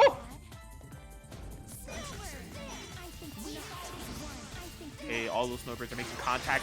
The DP, that's going to be a bait with the action swap. Well constructed pressure there from Zero Shadowblood as we were just down to the solo Narukami. Londo looking to start gaming. Interesting setup here with the resistance activation. Very nice stuff, but push blocked away. Abusing the 2v1 mismatch. Finds the toes. I don't think this will be death, but a good amount of damage and a lot of resonance wasted.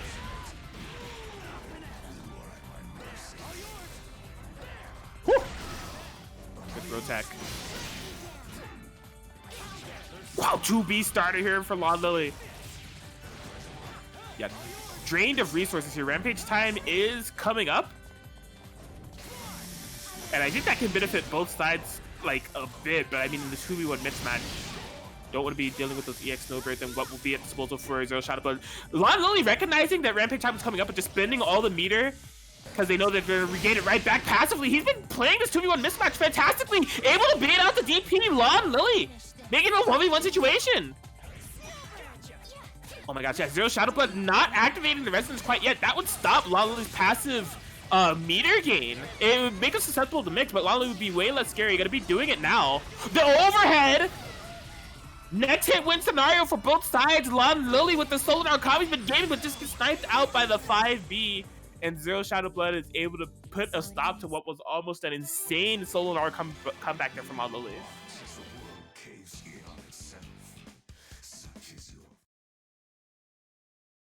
Yeah, so a solid run there from Lon. Like Lon's decision making in the entirety of that 2v1 mismatch was like 95% correct. Of course, like the latter 5% that wasn't correct was right at the end there where they were able to get hit. But truly, like I think they were cycling EXELs perfectly, doing a good amount of calculations in terms of risk reward and resource management, recognizing that rampage time was going to be coming up to get that passively regenerating meter and using that stuff perfectly. It set up a lot of nice situations for them, and it came down to a last hit scenario. So good stuff for stretching it out for that long. But Zero Shadowblood able to come out on top, keep Team VL alive as they are just a game away from challenging the Beazless. Very well. Then we have an agreement. It's a pleasure to meet you. Here we go, hopping into this game too. All right, round start, passive on both ends. Zero Shadowblood choosing violence first. Forced sandwich situation. That's rough. Yeah, that is rough. You have got to guess. Okay, gonna be bursting in. 8.5k done in the Narukami for now. Snowbirds try to slow things down. Nice coverage with the Narukami 6p. Okay. Yeah, doesn't have access to a cross combo or anything. Doing that knowledge check again. I think that was a good opportunity for Lalo to kind of stall things to make sure that they got that cross gauge available. Was able to open up for that active swap conversion. Oh, he thought it was gonna cross up. Yo, you were wrong. Uh-oh. Okay, so this is a assist punish, but there was a gap! Was able to get a cross slash in between there. I think Zero Shadowblood thought they would be able to get a fairly decently safe assist punish there, but ended up breaking mostly even, slightly in Zero Shadowblood's favor for that exchange. Yes, and a lot of nooch is being played between the two of them. Oh, yeah, he did opt for the jump C. Last time that was anti-air, this time it was air blocked. And this is a battle for the full screen. Lana's been able to get the majority of the assists in Team-centric playoff. Able to bait out the 2-1-4C. Jumping away from the challenge. Solid defense here from Zero Shadowblood. Oh, just 2+. Man, just 2+ when they went for that throw. Zero Shadowblood able to get that throw and a dead Narukami for Lan's troubles. Finds the 5B. This could be the beginning of the end. Calling in Snow won't be able to kill quite yet, but the next hit win scenario. Just playing it safe, doesn't need to commit too much here. Out the Lon Lily try to figure out a way to approach sniping out the Snow, but wasn't able to make contact with the Yumi. And this should be a game here. Zero Shadowblood able to take it 2-0 over Lon Lily, and we'll be moving on to fight Jay Gotcha Beezy.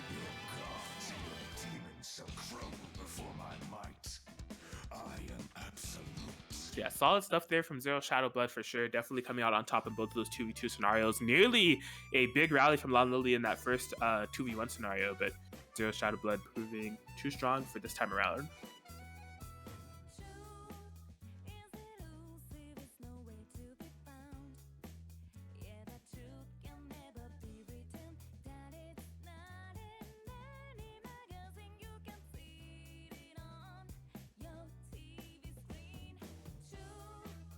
So yeah, we will be hopping over to Zero Shadowblood and Jay Gotcha Beezy.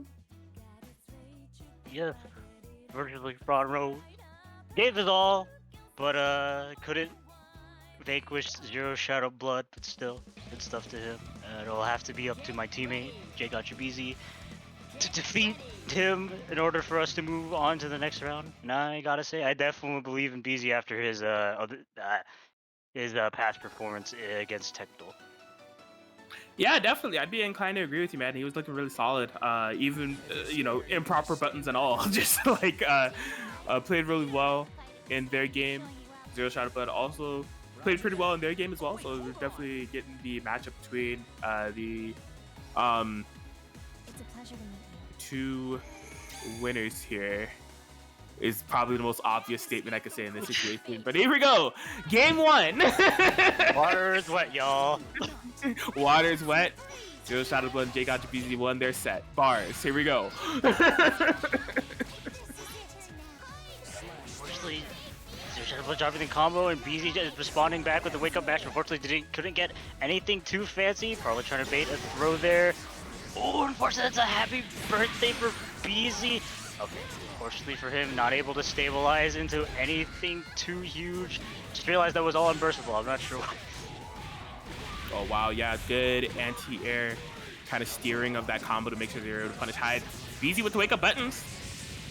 Yeah, going to be spinning that meter, sending him to the corner as well. This block of the overswitch. Jay got you BZ. Yeah, excellent call just to make sure that. Never mind. Yeah, left that Hyde vulnerable. Probably called an assist in the midst of those Yumi Snowbirds. And Zero Shot will be able to take out the Ruby. Just that meter just probably gave a little bit more plus frames on that incoming. And yes, Jay got you BZ going to be DPing out. Nice. Oh my god! Gaming. This is huge here for BZ. Gonna be get a nice amount of damage on Susanoo. Mix away from being able to get it. Oh my god, he's a genius. Crap, Jay got the BZ. Such a good call. Still a lot of ground to make up. Has the anti-air. BZ is schmoving out here, dude. This solo Hyde comeback is definitely looking possible. Both characters put in a very uncomfortable positioning. All this chip is building up. Once again, try to bait her to throw. Once again, try to bait her to throw. Oh my god, he did nothing that time. Beats up. Jay got you BZ. Jay got you BZ. Is it oh? Is it built a block? And oh no, unfortunately gets frame trapped with the 4A. Man, a solid run from BZ. That was very well done. Even on the point of his pressure where he's the Yumi, and I thought that the pressure was getting a bit monotonous. I mean, I thought that was gonna be a free anti-air for Zero Shadow, but that was the opportunity that he chose to go in passively and block. So some great recognition and some great persistence, but just wasn't quite enough to get that game over Zero Shadow Blood. Seems to be a little bit of the pattern in the game once for Zero Shadow Blood here, but they're holding on strong. Zero Shadow Blood a game away from sweeping it here for Team DL.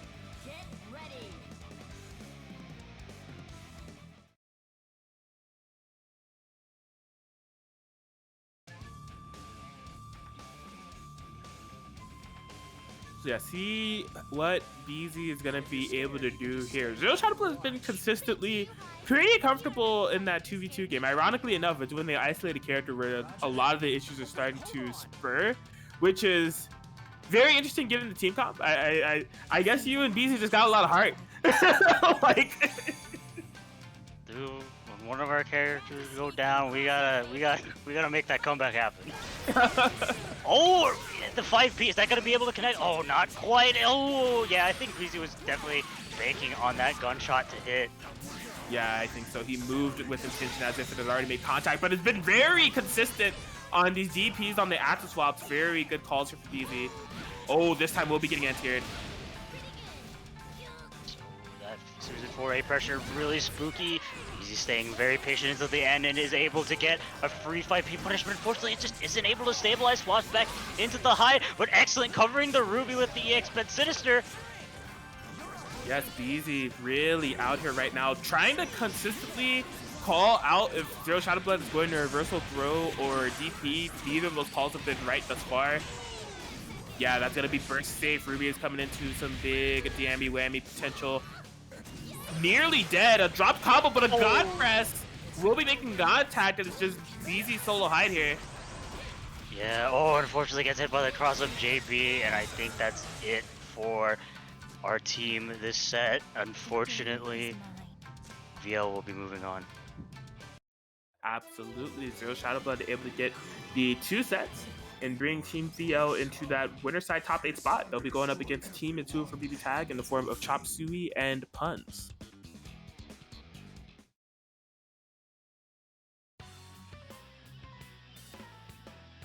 So yeah, solid rally there from Zero Shadow Blood to put the Team VL on their back and get both of those sets back to back as we have filled out winner side of top 8 now. I imagine, I don't know, maybe continuing with these winner side matches, going to losers, not sure. Oh, never mind. I see Faderade is in here, so we will be getting Faded, Dragon, and Caterade. Faderade going up against, you guys don't mind if I drop in, do ya? Yui and Razo. Like, I will be playing my match off stream once again, so see you in a little bit. Cool, cool. Best of luck to you.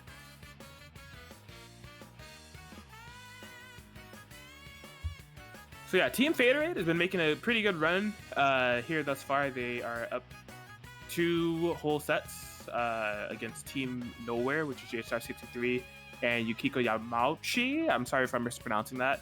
And we saw their stream match against Team Skipping Neutral, which is Legion Cause Mystery Racer, so good stuff. Team, you guys don't mind if I drop in, do ya?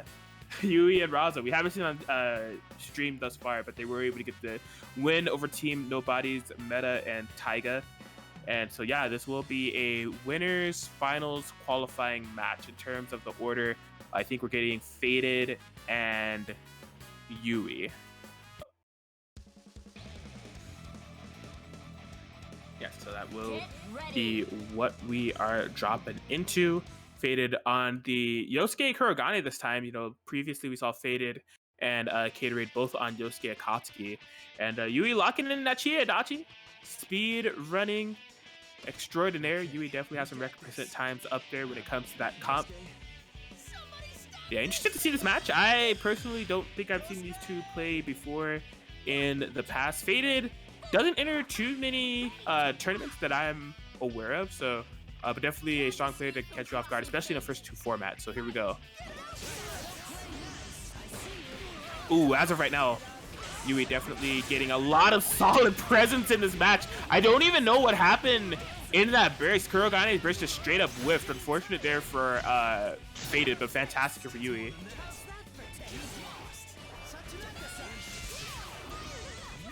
Okay, forced sandwich situation. Very nice block on the AZO block there from Faded.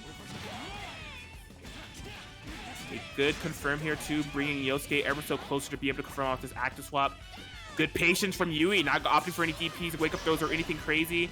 Meteors to get out of dodge. This is rough. Yeah, good push block to avoid the sandwich. It still came. The DP, Yui here with the punish. Well constructed pressure. Getting rewarded with some decent damage. Oh my god.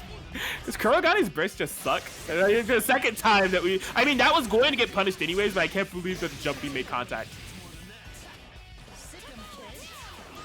Oh man. Yeah, just bobbing and weaving in and out, sandwich out of nowhere, plus frames for days. Faded has unfortunately been forced to use a lot of meter on push blocks. Able to get a that Kurogane burst is like so sus. Here we go. The resonance activation.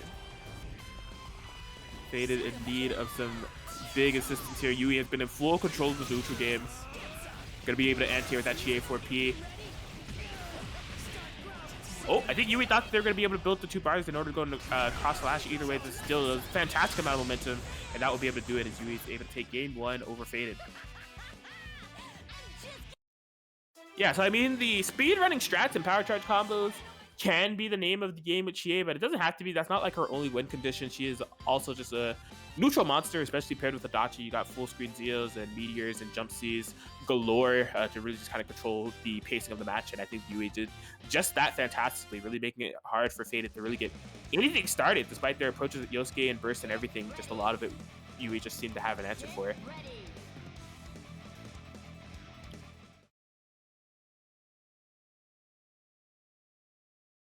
Yeah, hopefully Faded is able to find a point of entry. Needs to find it now. Again, first to two. Stressful situation. Okay. Call my name and I shall appear. Here we go. Game two where we got on the round start. Alright, defensive on Yui's end. Activating the cross combo though. You can see Faded trying to fly. Gonna be rewarded for it. Got the 4P, but nice AZO coverage to prevent anything further there. Yui, smart recognition. Uh-oh. Man, yeah, Faded has been fantastic on blocking those AZO active swaps. Just very good defensive awareness there. Okay, bursting, or in the combo early from Oki. Wow, just DP there from Yui. And yeah, this is gonna be unburstable here for Faded. This is really stressful. Yup, it ended up being the cross up on the 5BB power charge, and this is definitely one of those win conditions there for Chie Satonaka. 14.7k on the Kurogane. Solo Yosuke coming in, but with a big hit, we could be evening things up here. Faded has the route. Yes, that will be money. So despite a haphazard loss of Kurogane, Faded just coming right in, swinging, and rewarded for it. Neither side has a level 4 resonance, so this is a solid 1v1 we will have. They both have access to some type of resonance, but no astrals. Yui popping first. Oh my gosh, lots of swings and misses. Just can't quite lock down this Yosuke who is persistent to schmoove. Whoa, what a DP! Oh, late activation off of the AZ. That's gonna be a free punish for Faded. Gonna be draining a lot of, well, not a lot, all of Yui's resonance, but draining the resonance of their own in the meantime. Could be a next hit win scenario for Faded. Could be a next 2 for Yui. You can see Yui trying to go on the defensive but get sniped out with the Yosuke moonsault. And Faded moving with that Yosuke. Gonna be able to tie it up 1-1 between the two of them. Yeah, and such a solid response. I was looking abysmal for Faded as they lost Kurogane so early in such a drastic way. You know, that power charge conversion that Yui is able to get. But one of the downsides of killing with power charge in that type of way with your partner and such is off the cross combo activation. You know, Yosuke came in, they didn't have to worry about burst, so they were just able to get that free hit on the Chie. Yui had no burst available, and it ended up being a death sentence. So onwards to game 3, the final game that we will have between Faded and Yui. Call my name and I shall appear. Going down to the wire here. All right, yeah, defensive approach from Yui again, able to get that sound activation. This time does not cross up on the 5BB, able to get the burst bait as well. This is fantastic for Yui. Solid ender. Oh, cheap stuff. Wasn't able to get too much off of the overheads. Oh, just whiffed on the 2B. Brings in the Adachi, but no big punish. That's actually fantastic for you. Being able to bring the Adachi in that safely with no big punish. It stonks. Oh, that's going to be a punish on the whiffed A. Yosuke underneath hitting buttons.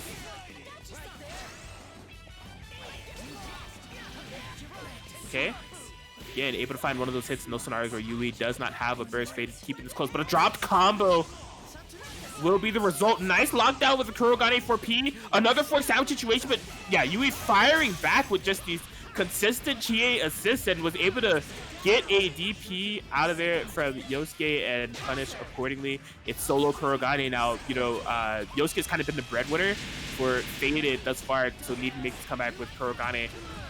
Will be the first of its kind. If it's doable, going to be going straight through cross slashes that game. Not quite a sliver.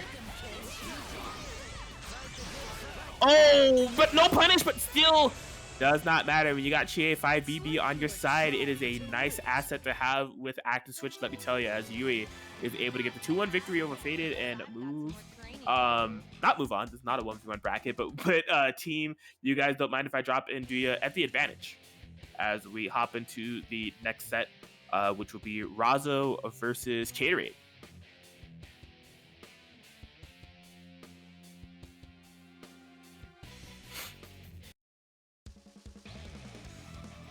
Yeah, Caterade actually switching to the Ragnar Naruto. We will not be seeing what I expected, which would be the Yosuke Akatsuki. Going to that team Blood Edge for now. Going up against Razo's Yang Carmine. Razo, a person of many teams. We've seen a lot of team comps out of Razo, but this is definitely one of them. This Yang Carmine going to be looking to brawl it out. Ketchup and mustard Carmine with an ass. Now come on, let's go.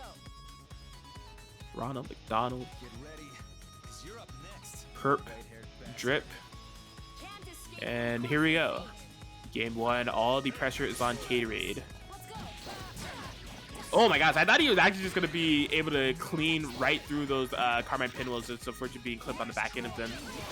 Consistent pressure here from Razo. Actually went for that command throw in a situation where I don't know if it was the threat. I'm not sure if that was quite an unblockable, but still able to get a Punisher altogether against that Ragna. Checking into a sandwich, yeah, just slowly walking back, but you are not quite out of the mix yet.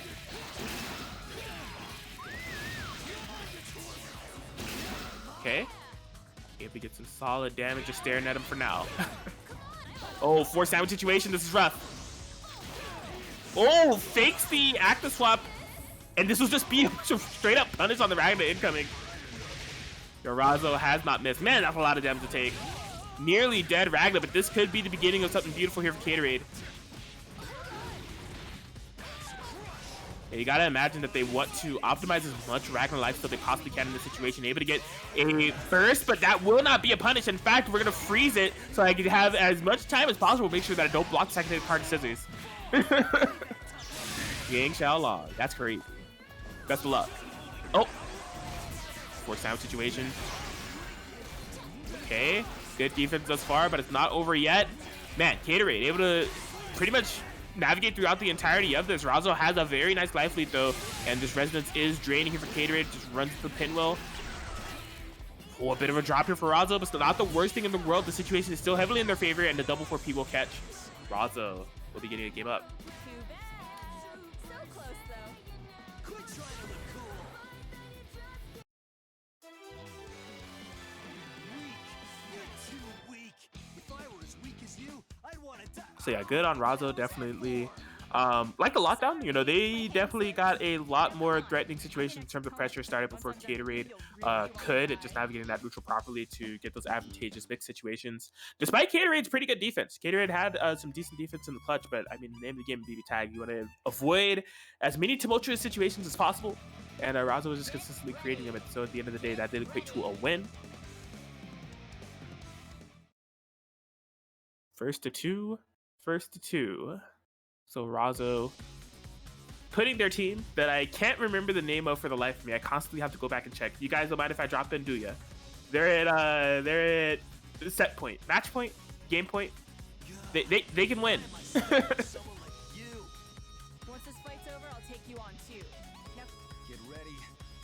can't escape from crossing fate. All right, see what Gatorade has to say about that. Hopping into the game two. Nice 4-piece starter. Oh wow, that actually, I believe that 5BB can be burst safe or jump cancelable, so already committed to that 2C, so a good first point there for Razo.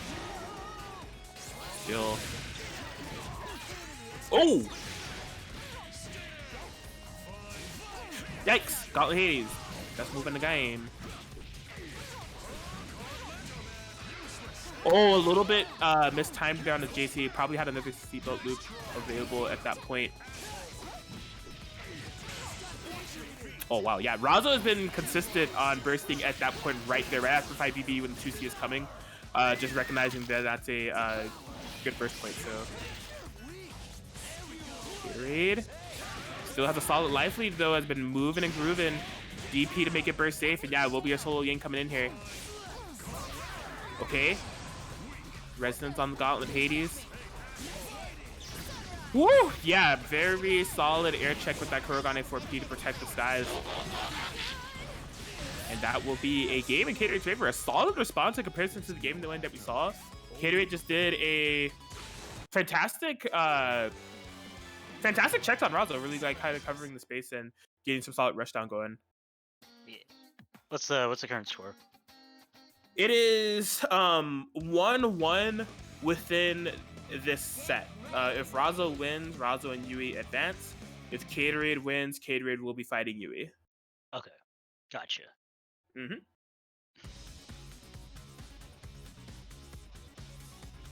Oh, well, I guess I'll only be commentating this this potential set. I gotta go move on to a stream, so I'll just stay here for this game. Okay, no worries, no worries. Oh my gosh, constant gun flashes.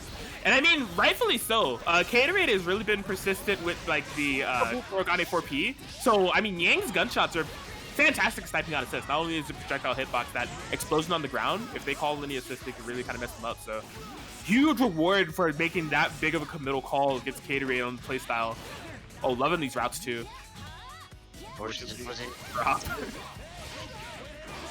Excellent jump in, just gonna be cashing out some of this damage on this. Oh wow, interesting. Razo deciding to burst out. Definitely Kuro Gaming in the corner. What do we got? Oh, nice block from Razo, but yeah, there was multi-layered mix there. Building that bar, has 4 bars here actually. This is threatening. Yeah, going to be swapping into that karma. I don't know if that was gonna be a kill on him, but still, keep it safe. Oh my god! Oh no! Yeah, Yang will be going down for that. Fantastic here for Gatorade, a character away from keeping Team Faderade alive. Spending all this meter on these pinwheels and just look at what it's getting him and just get the double overhead hits and just like that, the Ragnar is down. It's all up to solo Caterade, or down to Kuragane, God. Don't worry, I associate Kuragane with Caterade as well. Oh! Huge DP bait unfortunately doesn't have a lot of meter to work with. Shouldn't be a kill, but there's a threatening situation. Yeah, nice push block out. And just goes in with the Divine Smasher. It is blocked in. Razzo Sharp with just blocking that Wake Up Divine Smasher will be taking the set over not only Fader or Caterade, but also Fader. That is 100% correct. Great stuff to Razzo, able to bring things home and put Team You Guys Don't Mind If I Drop In, Do Ya into winners finals. Well, could only drop in for that game. I gotta go dip to play my set again. All Gucci, best of luck to you. But yeah, we will in the meantime be determining the other side of winners finals, where we will be having Team VL, Teto Eastside, and Zero Shadow Blood going up against Team Mitsuo for BBTAG, which will be Chop Suey and Puns.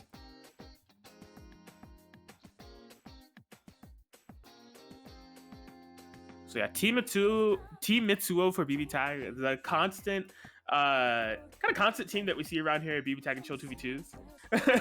So excited to kind of see them coming in again, the dynamic duo Chop Suey and Puns. Gonna be taking on that Team VL. You know, we only got to see one of their matches. That was against the Team J Gotcha Lily, where they were able to come out victorious due to Zero Shadow Blood's comeback there as the anchor. But four very strong players, honestly. Like, excited to see kind of like the clash between all of them. In terms of the team order, I think that the first match we have is Chop Suey versus Tekdol.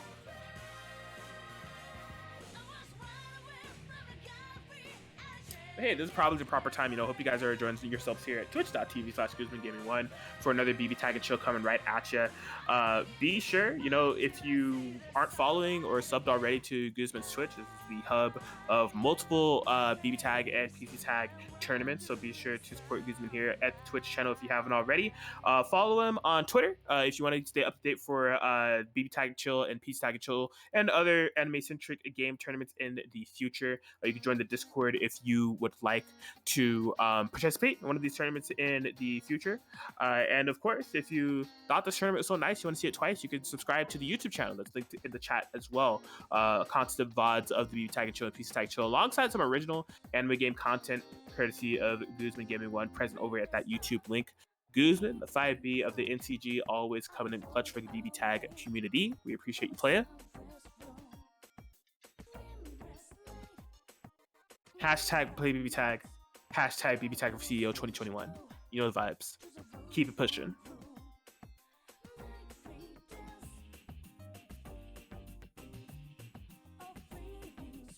Oh man, Guzman.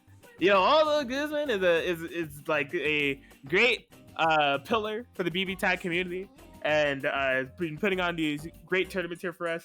It has been a bit of a flub on my granddad here trying to learn how these Twitch polls work. You kids and your Twitch polls and your Twitch points. How do you guys do it? Was not quite able to get that poll technology going for you guys yet, but hey, that's just a peek into what's in store for the future.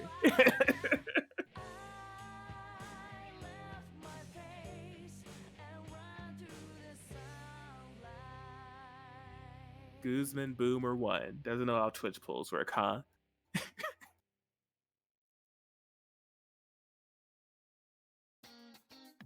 But yeah, I think we're just waiting here. I see Zero Shadow Blood, I see Chop Suey, I see Pun, so we're just waiting on Tekdol. Get this match underway. Rightfully so, because Tekdol is player 1 here. Oh, okay, so we do have predictions. Yo, check it out. You guys can bet those Guzman bucks. New additions to the twitch.tv/Guzman Gaming 1 platform. I'm bet to see who you think will be able to come out on top in the set with the Yang bucks there, the Yang dollary dues.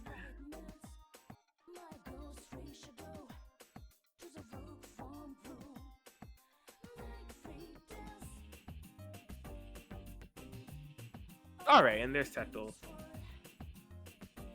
Yeah, so definitely strong players coming into the set. I think a good amount of matchup knowledge as well between all of them, because I think like all of them are frequent ESL participants. So I'd imagine that they have crossed paths quite a bit, or at least have to be familiar with each other to some extent.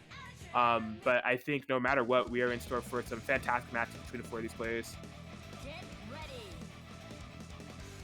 Now, Chop Suey locking in Ruby Izzy for the set. They'll be committed to that, going up against Tectal's Ragna S, actually. Interesting. We saw Carmine S previously.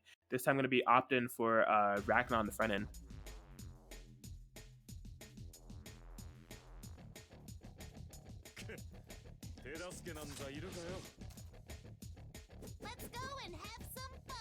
Let's go and have some fun indeed as we hop into this game one. Here we go. VL versus Mitsuo for BBTAG. Starting off strong with that S6P. Good presence here for Tectal as they push Chop Suey into the corner. Gonna be looking to lock him down. Very nice assist catch with that S4P. Fortunately, not able to create much momentum off as Chop Suey is starting to get started here. Okay. Good lockdown in the corner. Ooh, okay. Believing in that SDP this time, you will be successful. You have more guts than me. I can't believe in that DP. Ooh, very nice sandwich situation. The axe swap on the S5B just wasn't able to confirm anything too crazy. Possibly on the lookout for some burst points in a threatening situation of their own now. Oh, finds the low. Oh my gosh, yeah, trying to bait a throw. Tectal says no. Lockdown, or knockdown, I should say. Oh. You see Tectal kind of trying to slow things down here, you know, wants to make it hard for Chop Suey to approach, especially when they set the sound right underneath them. Good defense to avoid anything unnecessary. Oh, wasn't able to make a burst save, got the 2B, but didn't jump cancel it, committed to that 5B. Good burst point there for Chop Suey. Oh boy, yeah, both players with 4 bars on deck, a little bit more threatening on Tectal's than given how low Chop Suey's characters are. Chop Suey, oh, looking to possibly threaten the sandwich situation there. Maybe a bit mistimed, but still able to find a throw anyways. Really evening up the life bars here with a solid rally.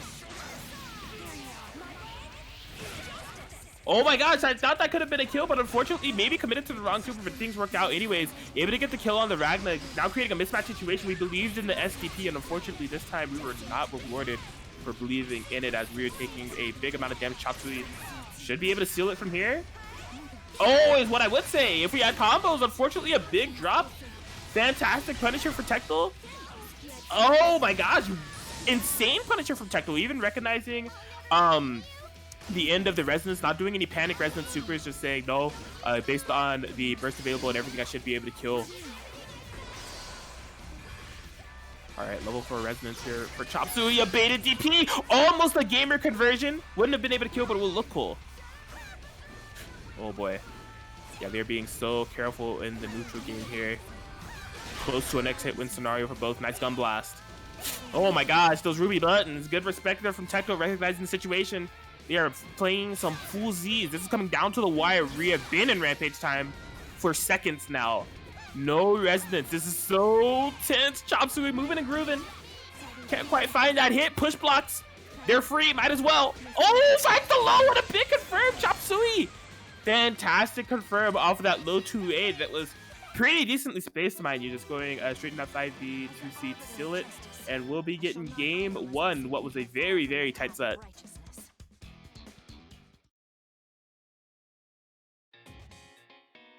Truly felt that that could have gone either way. Both players really stretching that out to really the final point of the matchup, where we just had Ruby and S for a solid amount of seconds.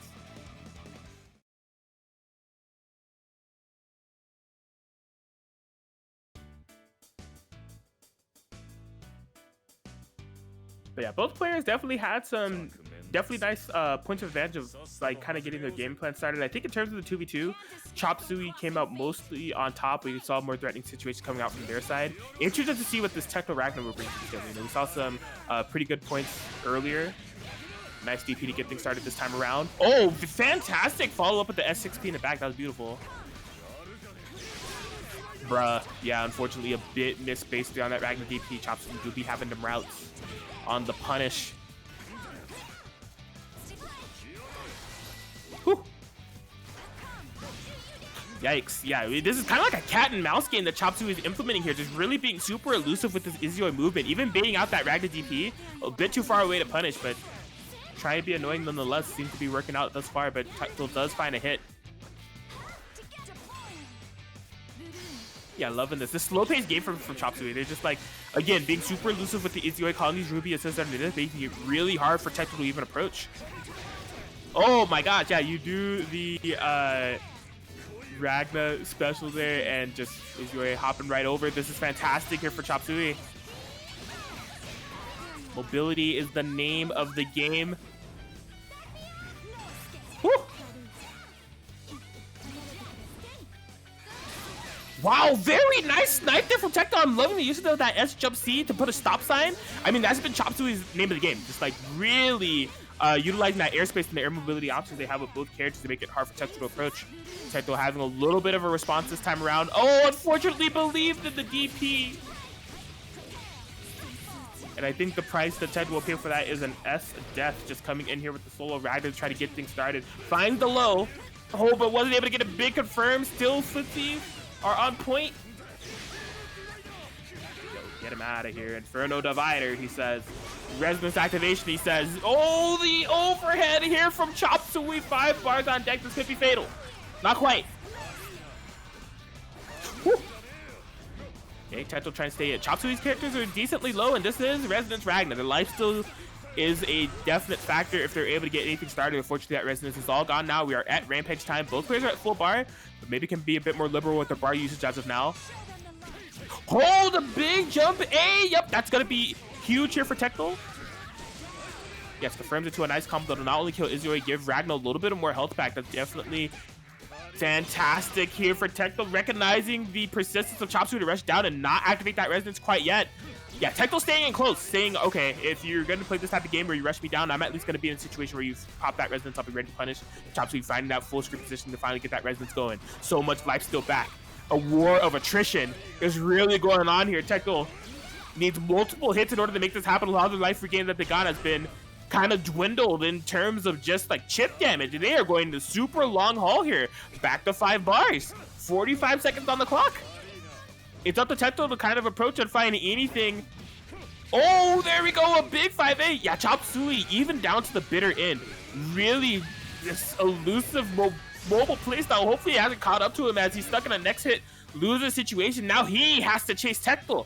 Tecton playing on the defensive here, saying it's your turn to catch me now, player. Can you do it?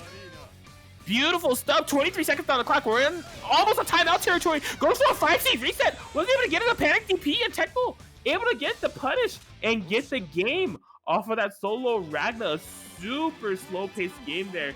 Both of them were really pushing each other to the edge, but Tecton was able to find the hit that they need and tie it up 1-1 between the two of them. This set is nuts. Get ready. It seems that was actually a misinput there from Chop Suey. Sounds about right, because that was definitely the hit that they needed. So that has to bite, that has to sting, but gonna have to check that off, unfortunately, going into this game 3. That will definitely be the final game in the set. First 2 situations in these 2v2s that can definitely create a stressful environment, especially after playing matches like that, because boy, that was a lot of BBTAG to play for just 1 round. But here we go. Oh, big catch here. Yeah, not going to be cashing in. I think that's a pretty good idea. You know, going for some reset potential, was able to get a little bit more damage on Ruby. Whew. Okay. Solid overhead check here from Chop Suey.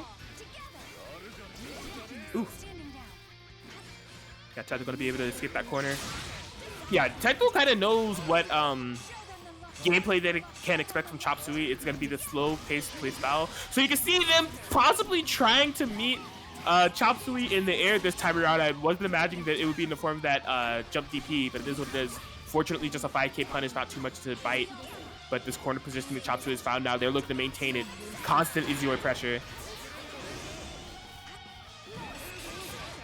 Okay, yeah, just chase them out of the air. Oh, what a teleport there from Chop Suey. That was very, very clutch.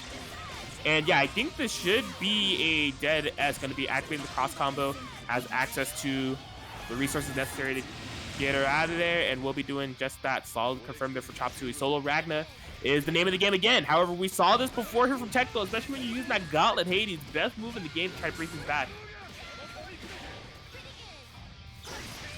Okay, DP reversal. Very nice there from Chop Suey. Ooh, the DP reversal from Tecto right back at you with the Ragna. Resident activation! Trying to punish the Ruby. Oh my god, he's a genius! Clashed right through it. So much life regained for Ragna privilege. Oh man, that was fantastic there for Tecto on that exchange. Able to get that much life back, and no punch on the card scissors, but still a 2v1 mismatch between the two of them. Oh boy, solid blocks on the overhead. Tecto staying solid and present-minded within this set. We're seeing nearly a similar situation from what we saw in the previous set between the two of these. It is once again close to Rampage time. Tecto does not have that much life to work with though. Oh my gosh, airs. Chop Suey, just walls of buttons, making it really hard for Tecto to approach. They're kind of bobbing and weaving, trying to thread the needle to find a hit here on Chop Suey, but oh, the Gauntlet Hades will do it!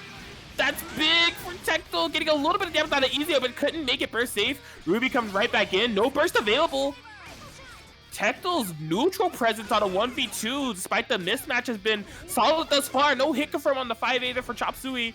These games are coming so down to the wire. Such a war of attrition between the two. Chop Suey, yes, rewarded for the slow play, rewarded for the long con, and will be able to win that war of attrition that they started, getting that 2-1 win over Tecto. Fantastic stuff and a fantastic set. My gosh.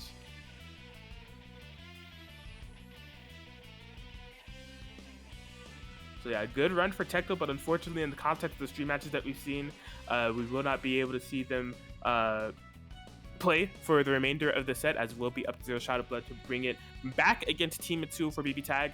They have a tough task ahead of them, if I say so myself. They got Puns initially, who's going to be locking in Kanji Gord. Eccentric team. I expect nothing less from Puns when it comes to these eccentric team cops, with Chop Suey waiting in the back here. So interesting stuff. As I said, I think all these players definitely have a little bit of familiarity, at least through ESL, even beyond that, maybe extending into DonCon's tournaments. And I mean, internally, a little bit here at this tournament. You know, we've seen Chop Suey, Puns, and Zero Shot of Blood all play good in this tournament. So some matchup familiarity coming out throughout all of them, given all those extended resources. But first to two, BBTAG is always threatening BBTAG to play. So see how Zero Shot of Blood is able to manage this as they fight for Team VL's life. Game one.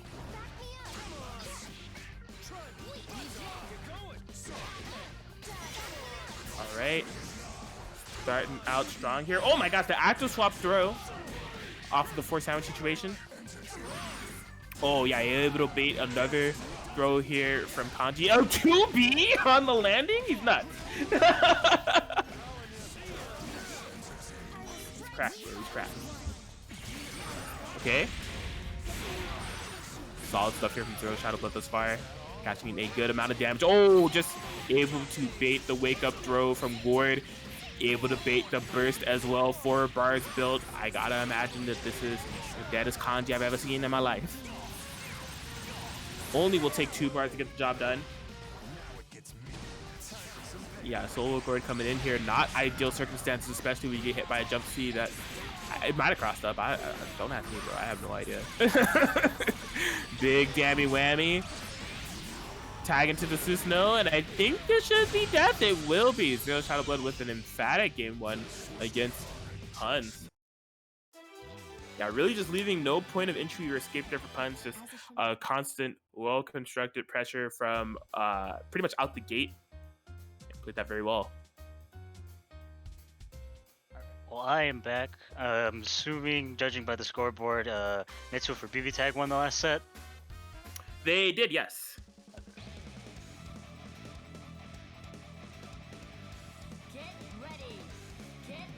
So it is up to Zero Shot of Blood to try to bring this back. Currently, they have 1 game up over Puns.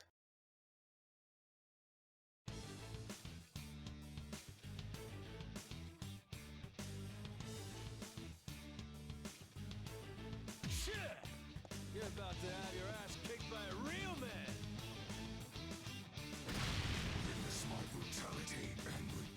All right, but yeah, see if Zero Shadow Blood has it in them for the run back yet again.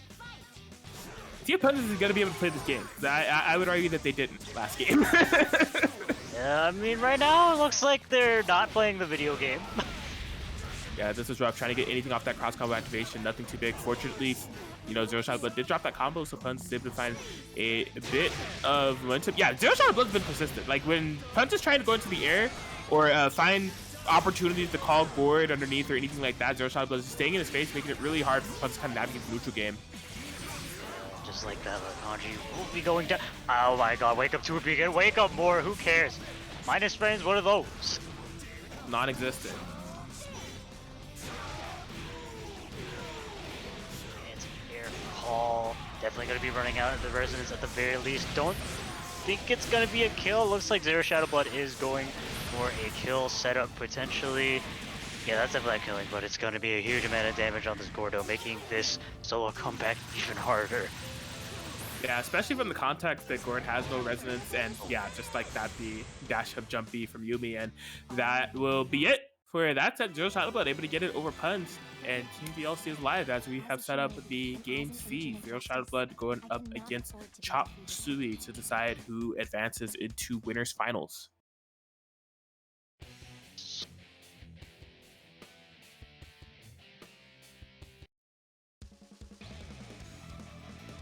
Get ready. Yes, so this is the matchup that I've seen in the past. Just given the type of matchup that we saw previously, man, you missed it previously. Teto versus Chop Suey, it got super slow. They had like I think 3 Rampage time matches, at least 2. One of them going down to as low as 30 seconds. Chop Suey just a constant proprietor of somebody that's able to like get these 2 type of playstyles. They either snowball you to death, especially when they're playing Chie, or they implement this really slow, neutral, forced gameplay that becomes like this war of attrition, and we saw just that previously. And so I think actually both of these players are capable of implementing that type of playstyle, but right now Chop Suey's tapped into that form. He's going in. Were they playing a Ruby Izuyoi last set? They were. Man, that sucks. Yeah, that sucks. That DP just a little bit too far to hit. Oh, that really sucks. Ooh, that was a drop in for sure. This all really sucks for Chop Suey. Fortunately for him, I'm sorry. Man, that sucks. all of that really sucks. All I can really say is that she just got hit. Yo, continuing to get hit. Chop Suey just cannot catch a break. Yeah, just like that. Yeah, that was actually a Blue B combo too. Just Chop Suey kind of just giving up maybe a little bit at the end. I think so. Gonna need to shake it off here, especially in this situation. This is a reverse sweep that's needed. First to 2 BBTAG. It's stressful. I keep saying that, but it is the absolute truth. Yeah, they will be forced to stick on this comp too. So there will be no character swaps. I know that Chie Izio is their usual comfort pick, but maybe picking Ruby for this matchup for a variety of reasons, I'm sure. But yeah, last game it didn't work so well. In fact, you know what? Someone wants to get back into it. It seems so. Here we go. 5-8 check on the round start. Zero Shadow Blood being rewarded for the challenge. Yeah, just getting tapped low. Okay, Chop Suey DPing out. Isn't quite able to get the counter hit. JA confirmed. Yeah, still Ruby button always being clutch. Isn't a little overhead, but unfortunately the 6B kind of messed up the combo a little bit. Oh man. Ooh, very risky air DP, but it does work out. Okay, yeah, zoning out here. Oh my, yo, that was sick. Oh, that was just all around an excellent conversion. Unfortunately, that counter hit 6B. That was a very risky burst for sure, but it's working out for Chop Suey still. Ruby staying in, but one touch and there she goes. Ruby Rose will be going down. Absolutely, that God press into the air raid. It's a terrifying combination on paper in terms of damage, with Chop Suey trying to stay alive here, getting this confirm on Yumi that will kill. Just enough. Yeah, Absolutely not quite out of this, forcing a 1v1 situation. Both have level 3 resonance available. Fantastic anti-air here for Zero Shadow Blood. Okay. Couldn't quite stabilize that air combo. Imagine Chop Suey is going to be popping the resonance after that, yes. Oh, full screen overhead. Man, Easy was crazy. Which side is she on? Who knows? Oh boy. Yeah, it's constantly floating. I like the airborne approach against Susanoo, even though it puts a lot of pressure on Zero Shadow, but the on point with the anti-airs off the like 2B and everything. I'm really surprised. No, never mind. Just as planned. Man. Post resonance mix. That was very, very well done there from Chop Suey. I was about to say, I'm kind of surprised I didn't spend the extra meter to make sure that killed, but who needs the meter when you got the schmicks up on the resonance call? Yeah, that was like, depending on the timing of that and like how that looked, that's basically a guess. Like that's gonna be so hard to visually confirm which way you need to block. Like, Yeah, that teleport comes out in an instant.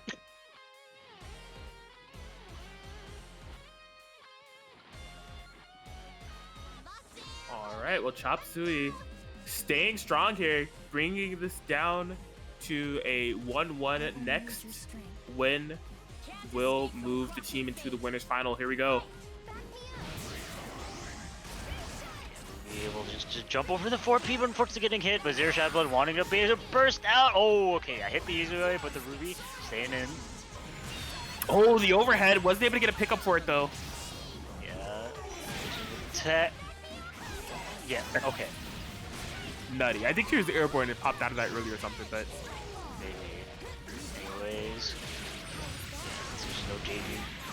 Flush just able to clip the head of Izuyoi. oh my gosh.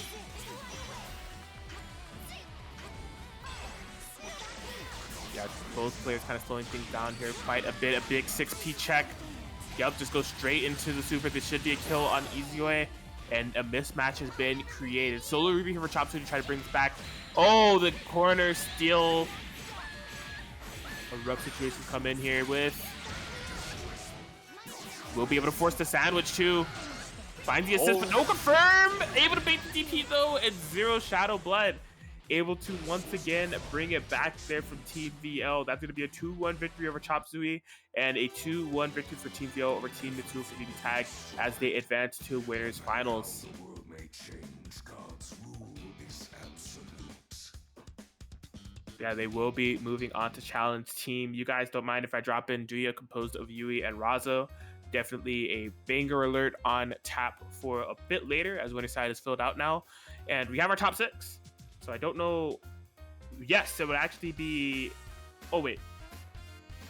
Oh, you'll be off stream. We're actually in the winners finals right now. All right. Well, I guess I'll be heading out of the room to fight Caterade and I was supposed to say shares. God, I'm getting Yosuke faded. Cool. I'm prejudiced against Yosuke players. I'm sorry. Well, best of luck to you.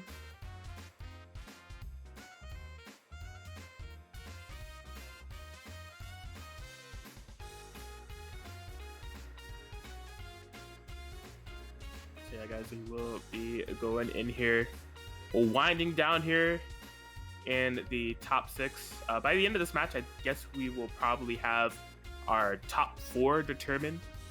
Who's going to be in that grand finals winner side, who looms in the losers finals position, and then play out that loser semis for you on stream. Hope you guys have been enjoying this thus far. 2v2 action here happening here at twitch.tv/GuzmanGaming1. There is more that will be happening this weekend. As per usual, Guzman always sets up a nice weekend of BBTAG action for you. You will be having PC Tag and Chill happening tomorrow, which will also be a 2v2 tournament. So be on the lookout for that happening tomorrow afternoon, if I'm not mistaken.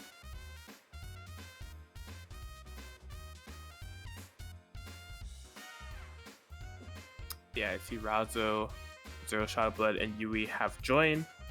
This should be Tectol going up against Yui.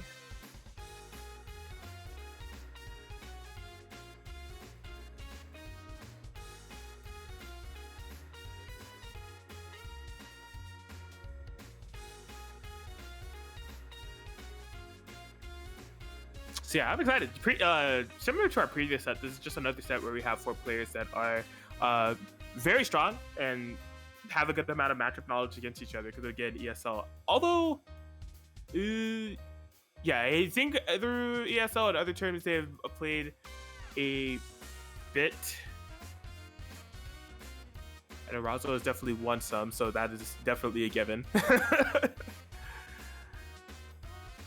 Yes, Yui is here, Tectal is here as well. Everybody is good to go. Chie Adachi is what we're landing on. Tectal going to be committing to that Ragna S.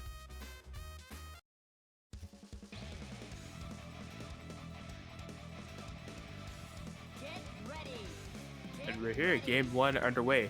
Round start for, actually, I don't know how this works. I should, because I started playing Chie. But I imagine maybe Chie 2A can both profile under the Ragna 6A. I don't know. Kind of want to lab that after the tournament. But either way.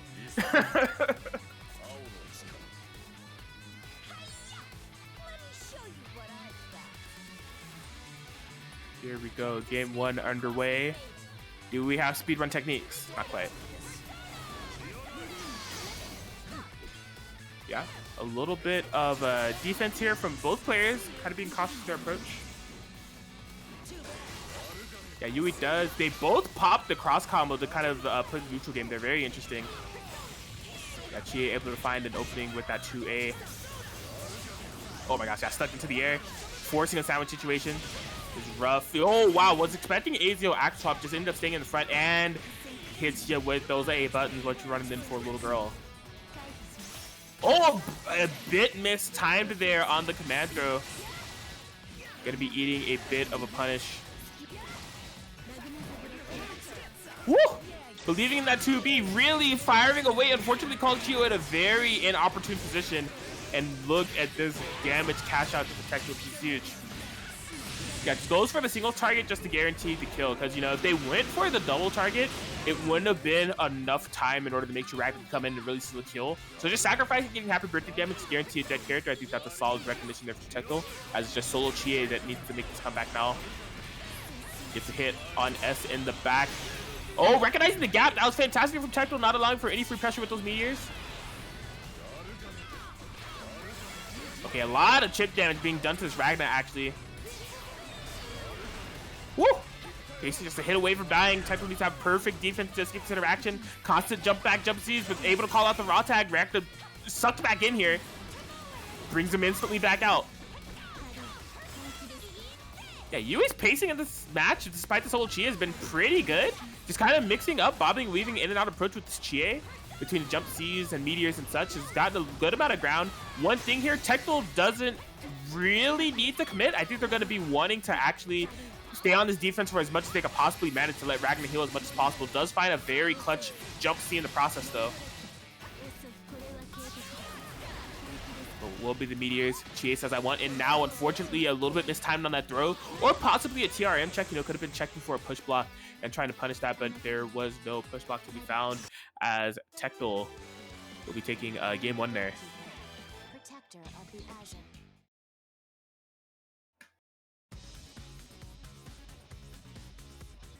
So I actually like that from both ends, you know, despite the mismatch, Yui doing a very solid job on that solo Chie to try to make things happen. You know, going in and out, but also not overcommitting on anything too crazy. But Tectal, solid, persistent, you know, abusing that mismatch and just forcing Yui to constantly have to approach, mix up that approach that was looking solid, but eventually the mismatch did catch up, and Tectal was able to take that game 1.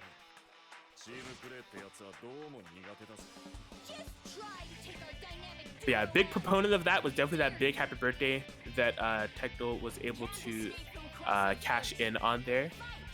See how we're going in here with the game 2. Okay. Nearly a happy birthday, fortunately for Yui, nothing crazy happened. Just going straight into the cross slash, cash in the unburstable damage for now.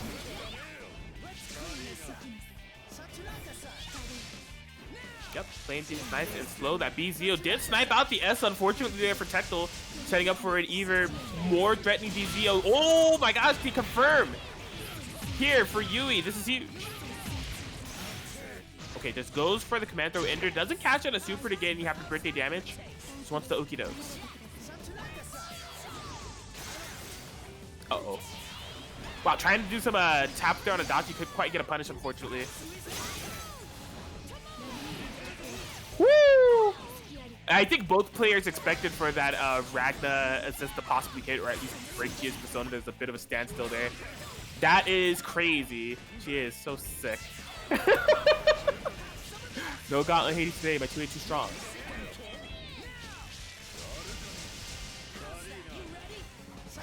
Alright, Yui has garnered a very solid life lead here thus far. Just hasn't been able to cash in a character on a kill quite yet.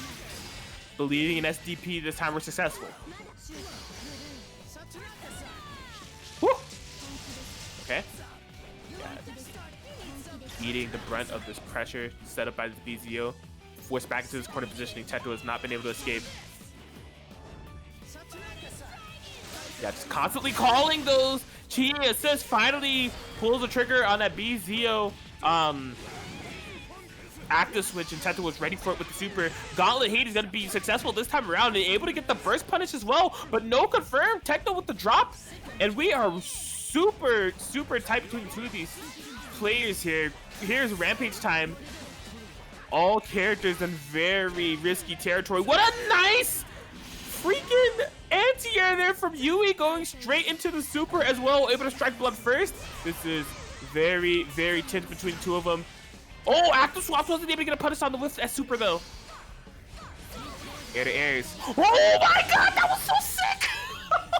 Unfortunately, on the tag was able to get a punish with the SEX fireballs. 1v1 residence activation. Okay, yeah, you can see Yui trying to stall. The goal is definitely going to be to just, you know, get away from S, stabilize things. Yui has a lot of life that they'll be able to work with. That Rampage time is going to be coming right back up once this Resonance is done. So, yeah, really liberal with the meter here. Why not? And we are here. Resonance is drained on both sides. Yui just a hit away from being able to take this, really utilizing the meter sources to dissuade Techno from approaching, mixing up their approach. What am I doing? If I going... Yes! The jump C makes contact when Techno tries to approach Yui. He's able to take it. That was solid from Yui because Yui was mixing up the kind of ideologies of what they were looking to prioritize in that passive meter gain. Because Chie has a lot of options that she could do in that 1v1, whether it be the jump C or the EX dragon kick or stockpile all the way and then have those meteors kind of set too. So it was really hard to predict what Yui was kind of prioritizing there for the entirety of that, which made it so hard for Techno to approach, and eventually Techno just running into that Chie jump C. That was fantastically constructed stuff there from Yui.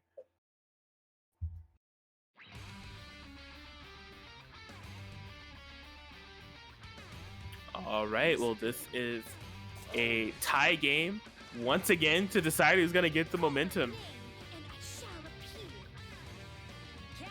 See if Teto is going to be able to come out on top or if Yui will be able to do the same game 3 situation. Oh, all right, Teto in this corner here. Lots of pressure being built up. Finds the low. Woo! Okay, Chie being sniped out. Yeah, just trying to stabilize with that AZO. This time does active switch it. Chie waiting underneath, but a bit of a drop. That is a very unfortunate drop there for Yui. Teto will be able to capitalize. Ruh-roh. Force sandwich? You bet. This is rough. The active swap 5B forced to bring Adachi in to save Chie's life. Very nice block on the concept there from Teto. And Teto's going to be sitting on this life lead for sure. Alright, yeah, trying to throw bait, Nobodies. Oh my gosh! Yui believing in a 2B, didn't quite get anything, but fortunately, not too big of a counter hit confirmed there for Teto. Oh my gosh. Okay, good counter call with the persona drop, does it again. Using that meter, just trying to stabilize if possible. Unfortunately, not the greatest Chie call, but a good challenge with the Adachi will be saving her life.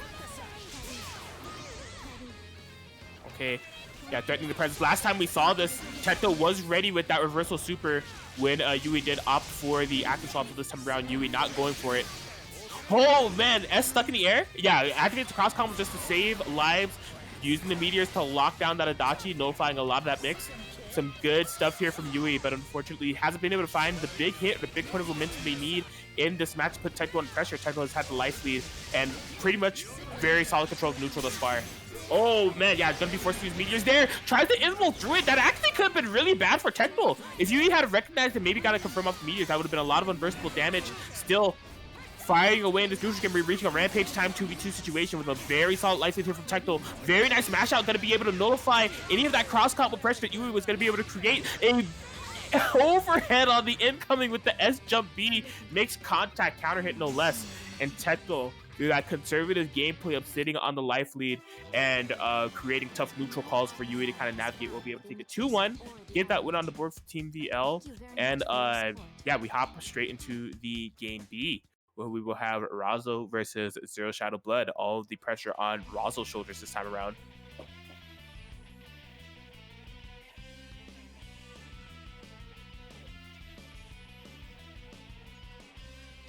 Yeah, so we'll have to see what Razo brings to the table here. Previously, we saw the Yang Carmine. Hopefully Razo is here. Okay, there we go. I'd be a bit worried. Get ready. So yeah, as far as stream matches is concerned, the name of the game for Team VL has been close sets, but unfortunately losses for Tectal, and then Zero Shadow Blood able to pick up the pieces. This time around, a little bit of a change of pace as Tectal was able to be victorious, and so Zero Shadow Blood is gonna want to win the set regardless, just to propel them into grand finals, but with a bit more pressure, a bit less pressure this time around. Doesn't need to win 2 sets, just needs to win the 1. But Razo definitely a one to have to get it over. You know, strong player as we head into this game 1. Razo finding a nice end here, or air to air. Whoop. Yeah, just piling on a lot of this pressure, able to find the overhead confirmed.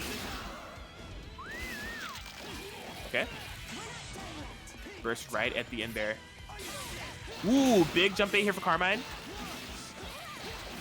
Razo looking fantastic thus far. Has committed a good amount of life in order to get this life lead, but not the worst thing in the world, especially if it can equate to a dead character, which we do see. All right, well, Razo, the Carmine has done enough work. Go ahead and heal in the back there, buddy. Yang can take it from here as just solo Susanoo here for Zero Shadow Blood, try to bring things out. Oh, the big 5B on the approach. A great snipe out there from Razo. Oh, we may be going into some unblockable territory. No, it's going to be life free gain for Carmine. Bringing the Yang back in. Not a bad idea. Yeah, Razo has just been on fire throughout the entirety of this match. I mean, despite the life that you see Carmine has lost, a lot of that life lost was in terms of spent resources, not hits. So that was definitely a very dominant match there from Razo going into the conclusion of that game 1.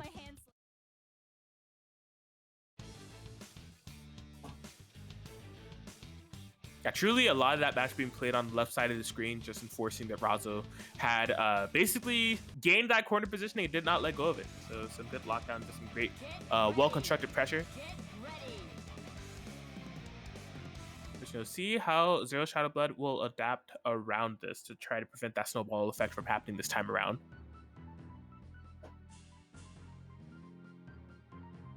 God, why am I stuck with someone like you? Once this fight's over, I'll take you on too. Now come on, let's go. Can't escape from crossing. And here we go, onwards into the game 2. Okay, yeah, loving the pinwheel check to kind of refute any type of cross combos that Zero Shadow can activate in that situation. And we're back to that left side of the screen. This is exactly the type of scenario that got Zero Shadow Blood in trouble in the first place from that previous game. The pressure does not seem to subside when it comes to Razo. Just the name of the game and plan is to keep Zero locked into this corner, taking pressure for the entirety of the game up until the end of it if he has anything to say about it. Oh my gosh, just the constant cycle of pressure with that string. Zero Shadow Blood not able to challenge, unblockable with the DP. Can Zero Shadow Blood get out of the left side of the screen, even finding a hit on Yang? The Carmine pinwheels in the back covering her, just too powerful. Okay, able to find a burst point. Possibly a way to get out of there, but didn't approach with the Yumi. In doing so, Razo just covered that ground. This has really been crazy stuff here from Razo. They are just not letting up. Zero Shadow Blood just can't catch a break. Yeah, and again, just going with that, you know, block string that got them so much mileage in the past. Razo is really piling on the pressure here. Zero Shadow Blood activating cross combo, activating anything to try to get out of here, but the snipe, Razo's just on him. Like, so many constant great calls that Zero Shadow Blitz just hasn't been able to escape pressure. Okay, finally, with this push block and 5B, gonna be able to get something on the board. Oh, the low check. Did not commit to anything, though. Jumping into a sandwich, that jump C with the... Oh my god, falls with the Carbine System burst, missing, unfortunately. And Raza will be able to kill a character. Yumi coming with not much life. She burns! Burning gold? Nothing! I'm surprised. Oh, but able to get the active switch. And Razo with a very clean 2-0 victory over Zero Shadow Blow with that Yang Carmine. Truly, there was like maybe 200 seconds of oppression there. There was a little bit of a point of opportunity. Zero Shadow Blow was trying to swing things back in their favor, but Razo proving much too powerful this time around. Does that decide who goes to? Was that set to decide who goes to grand finals? They are still playing it out. In fact, that set is happening right now. So Tecto was able to beat Yui. Razo was able to beat Zero Shadow Blood. So now we have Tecto versus Razo. They're just starting out here. Last set to determine who gets in the winner's side grand finals. Mm-hmm.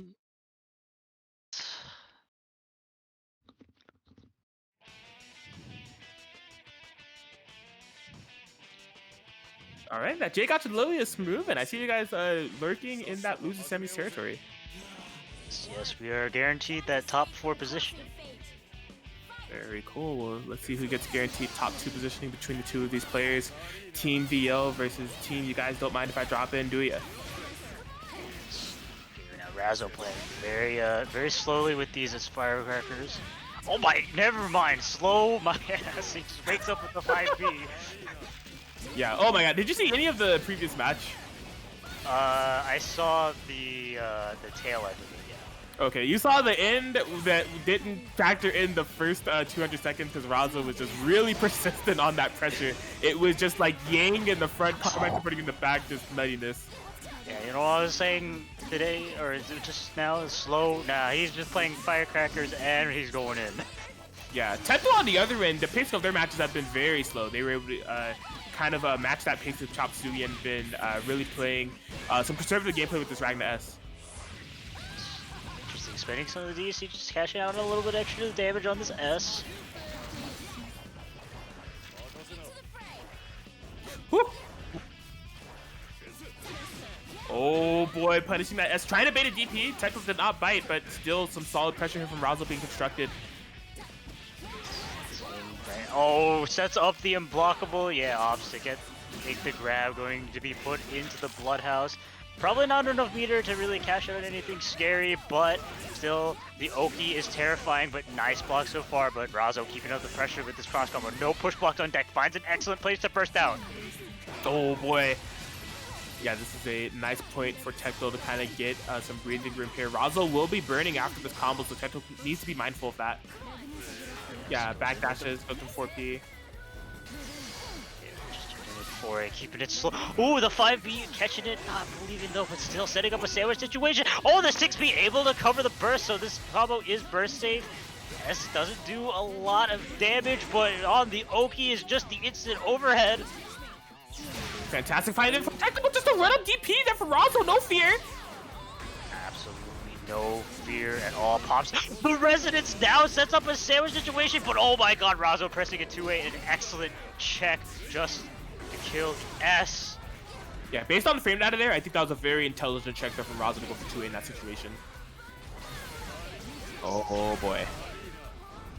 These bottle rockets are definitely giving Razo a decent amount of mileage, just wasting a lot of this resonance. Ragnar will not be getting a lot of that insane health back. Oh, gets the tick throw as well, but unfortunately drops the combo. Oh man, and Tecto is able to find the bullet.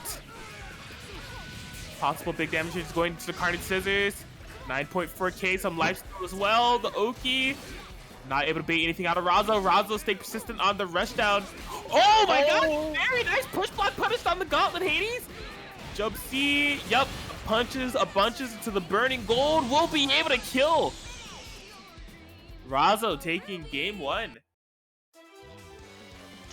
Definitely a very close set or game.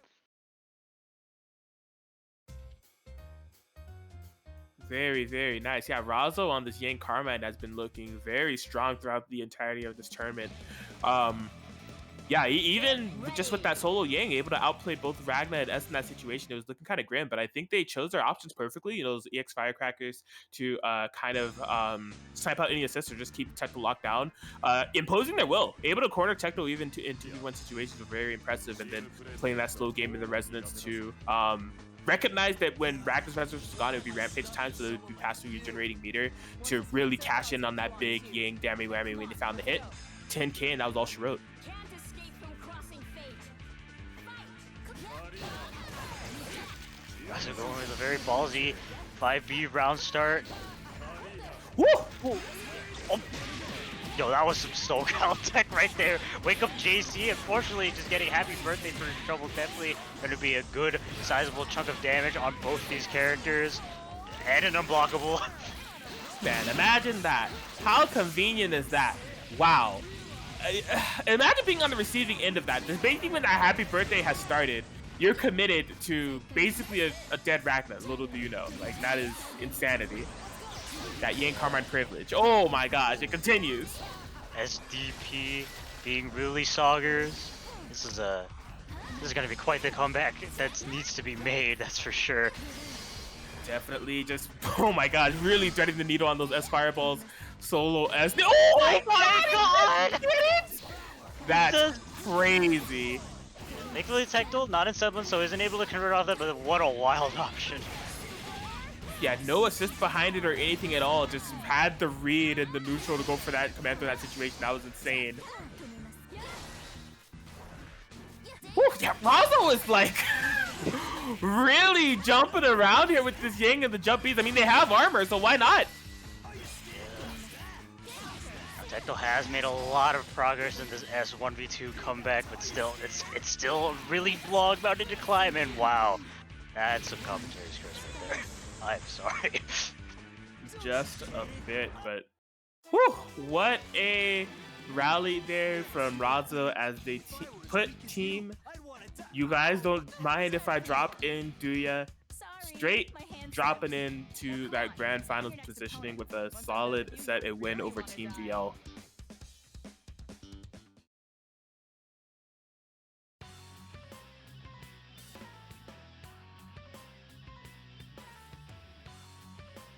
So yeah, it seems that we're waiting on some loser side matches. I think Team Mitchell for BBTAG and Team Skipping Neutral are currently playing. Yeah. Definitely. That set has been going on for a long while, so there must be some really close games. But yeah, we do know either way that the winner will be playing against you and Jake Achabizi.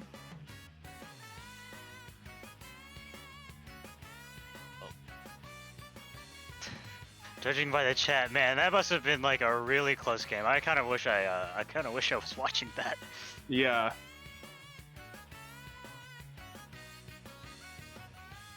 All right, but yeah, we have the confirmation. So it did go in favor of Team Skipping Neutral. So Legion Pause and Mystery Racer were able to take it over Team Mitsuo for BBTAG. Chop Suey and Puns will be being knocked out.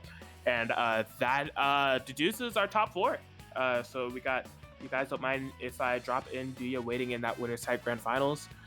Team VL, Tectal Eastside and Zero Shot looming in that losers finals, awaiting the victor of this next match. Team J Gotcha Lily, composed of J Gotcha BZ and Lon Lily, against Team Skipping Neutral, Legion Pause, and Mystery Racer 21.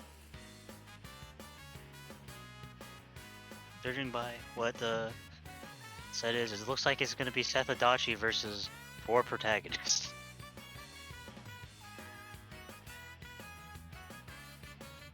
Absolutely, we shall see how this works out here. I wonder if they're both using the Adachi Seth still, if that's just what they're committed to for the entirety of this tournament, or what's going on.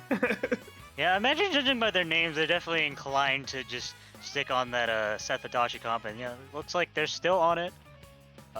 It will be, judging by the team order, it will be Legion Pause versus J Gotcha BZ first up. That is, or should be correct. God damn it, Eric! Ready. Eric. D-Sky. Yeah, so this doesn't count. Eric and BZ are not supposed to be playing right now. Scared, you can just stand Let back me. and watch. I'm gonna ping Eric. You don't have to fight if you're scared of me showing you up. Roger that.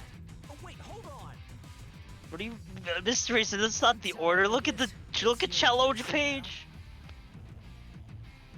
What are you talking about? That's some cap. Fate. Fight. Look at you trying so hard.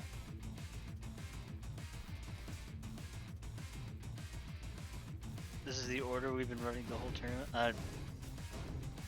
There is a discrepancy in challenge then.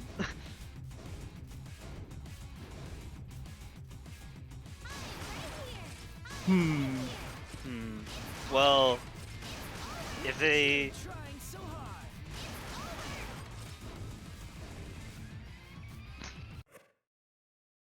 hard. I'm not sure exactly what's gonna be the call there. So, according to Mr. Racer, this has been the default team order that they have been putting off with the team, but on challenge it says that Legion Pause is up first.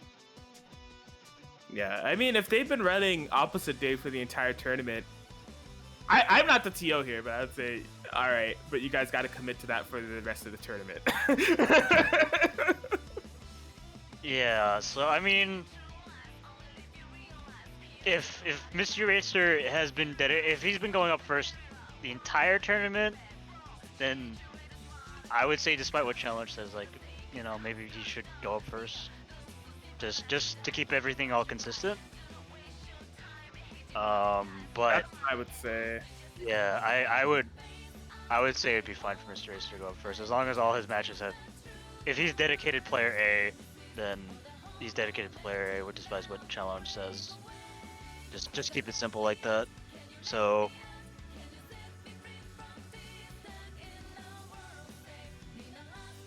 Okay.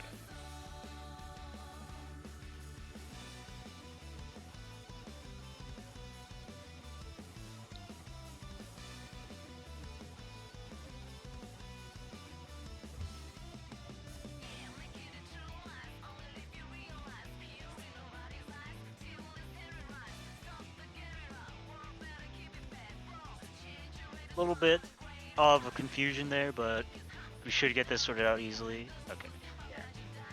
No worries, as long as it's addressed. Get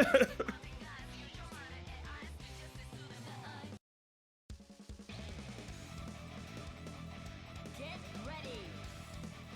All right, so Mr. Racer Get popping in, gonna be going up against Adachi BZ.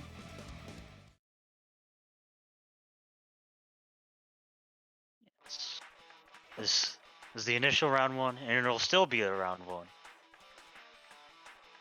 If you're scared, you can just stand back and watch. Same to you, Hyde. You don't have to fight if Yeah, BZ. Interestingly enough, I mean, you've had the pleasure of watching BZ's matches for the entirety of this tourney. Has he been on Hyde Ruby the entire time? I haven't seen him swap off. Actually, with the exception of round one, where he was on Ruby Yang, I think he's swapping over to his more cover pick, and it's been doing him pretty well, I'd say. Nice, nice. Watch out for that orb! Oh yeah, I didn't respect it. Fortunately for BZ, it isn't gonna be a huge punish. Ooh! Finds cross up. BZ looking to game here, getting a good amount of damage cashed in here on Seth. Woo! Yep. Not quite able to meaty. Oh yeah, just going in straight with the EX dive. BZ taking it out of the corner. Oh, I think that was a throw on attempt, but either way, the 5 people will be able to hit. Sets up a sandwich there. Oh wow, this is a very difficult thing to keep attention to. Oh, it goes the neutral skip in just the last hit of it. Oh my gosh, constant persistent pressure there from Adachi BZ. Mr. Racer firing back with throw. That was a very nice conversion. Yeah. Ooh, I wanted to see him burst out there in that situation. This is gonna be a dead Hyde. Yeah, a little bit too afraid to burst out, and he will be paying for it. Yeah, so forced to play the entirety with solo Ruby. Not even level 4 Resonance Tout, just level 3. And already coming into some dirty mix. This is a quite filthy team, this Adachi Seth here. Yeah, once it gets going, it can be very difficult to block, and it keeps you constantly in this block streak pressure. Oh, we believe! Oh, no, the point full screen! Bruh! man. That was almost a hit confirm of the gods, but yeah, unfortunately not a full screen super to get the confirm there for BZ. Yeah. Oh yeah, nice DP out. Most of the residents will be running out. Oh my god. Okay, wasn't able to stabilize the combo, but I can't believe that was his anti-air choice, and I can't believe it was successful. Unfortunately, yeah, some almost fantastic, chaotic, good calls. That's all I could call it from BZ with that Ruby in terms of that full screen hit confirm and the anti-air gun blast, but neither of them work out as Mystery is able to take game 1. BZ looking very good on that solo Ruby comeback, but unfortunately just made a couple of bad calls at the end.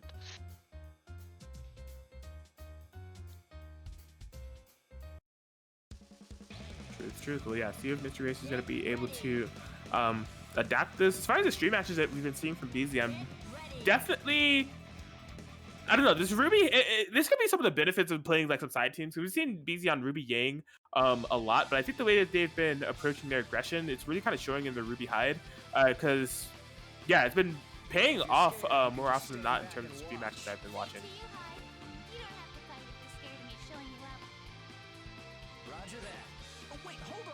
Wait, hold on. Can we just get this shit done? All right, well, here we go, game 2.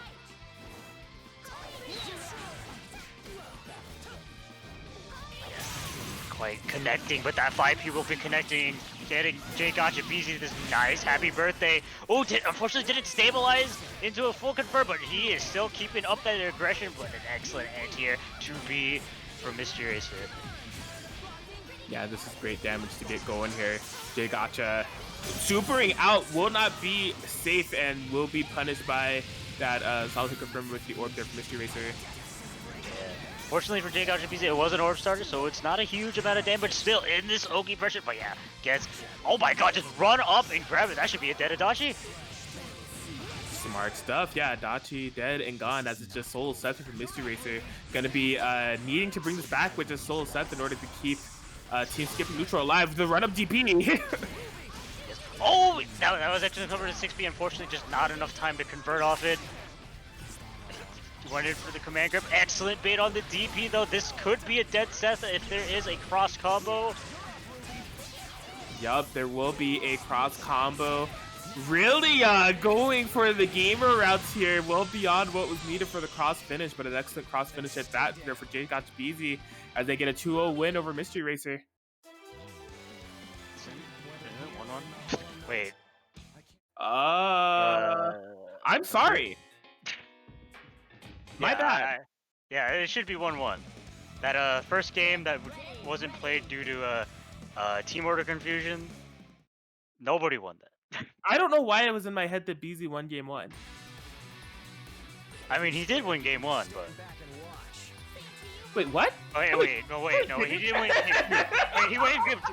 God, everyone's getting schmixed. Okay, you know what? Mystery Racer won game 1. BZ won game 2. This is game 3.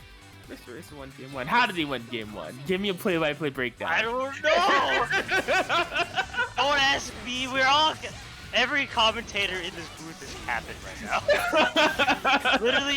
literally all 2 of us are capping. Anyways. Alright, well. Despite this game that Mystery Racer allegedly won that I cannot remember, he's definitely looking to remind me of what happened. Making excellent pacing in this game 3. Oh my god! Oh, this is not good for BZ. Yeah, this is not gonna be a kill. Oh, Mystery Racer desperately tried to stabilize the happy birthday situation. Yeah. Oh, okay, yeah. Stay extremely patient, knowing BZ was gonna get really uncomfortable, and this is gonna be a really tough high comeback. Oh, there goes his phone, though. Indeed. Thanks for the phone and thanks for the win. As Mystery Racer is able to take it 2-1 over J Gotcha BZ. Look, I'm actually bringing up the VOD right now. I'm not convinced it happened, dude. Mystery Racer. Look, I got sucked into a matrix right after game 1, and basically I can't remember anything that happened for that like 5-second or like 5-minute period. So I don't remember him winning. You know what? I'm even confused too. I started capping really hard. Oh god. Anyways, it looks like it'll be me against Legion Paws up next, so I will defo myself. I won't be able to, for one, I won't be able to cap, but I also won't be able to uncap Atkins cap in case he caps, you know? Oh yeah, no, I got it here. That's crazy. He went with cross slash. I just dead ass don't remember this. Good luck, Lon. Let's go. All right, despite my attention span and short-term memory loss, boy, am I getting old, I guess. Somebody signed me up for AARP, but we're here. Lon Lily versus Legion Paws underway.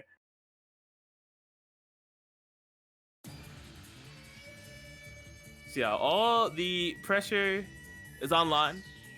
Bring this back against two Adachi sets in a row. They are fully committed to team Ron Rose. Interestingly enough, they gave you guys some lore here. Lon is supposed to be taking a break from BBTAG and has went on. He said that like 3 days ago, and in the past 3 days, he has went on to play BBTAG every single day and their tournament. So that break working out quite nicely. Maybe it's a 12-hour break. Who knows? There's no specification, but he do be gaming, looking fantastic here thus far. Very nice setup and able to bait the burst as well.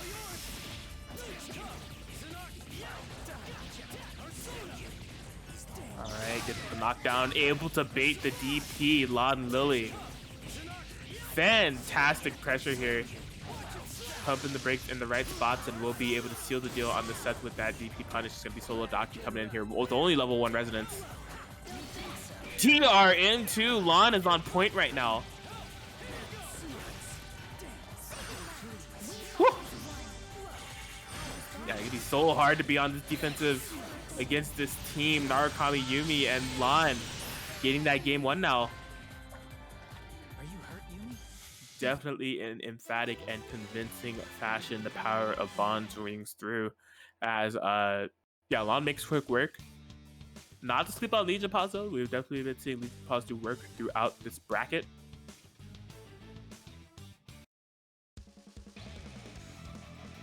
Get ready. Yeah, see what the response is going to be here. Truly, that was just a factor of how this team can work out in some times where they get started and just snowball you through the end of very hard to escape pressure. I'm tired of this. It's your case now. Can't escape from crossing fate. Here we go, game 2.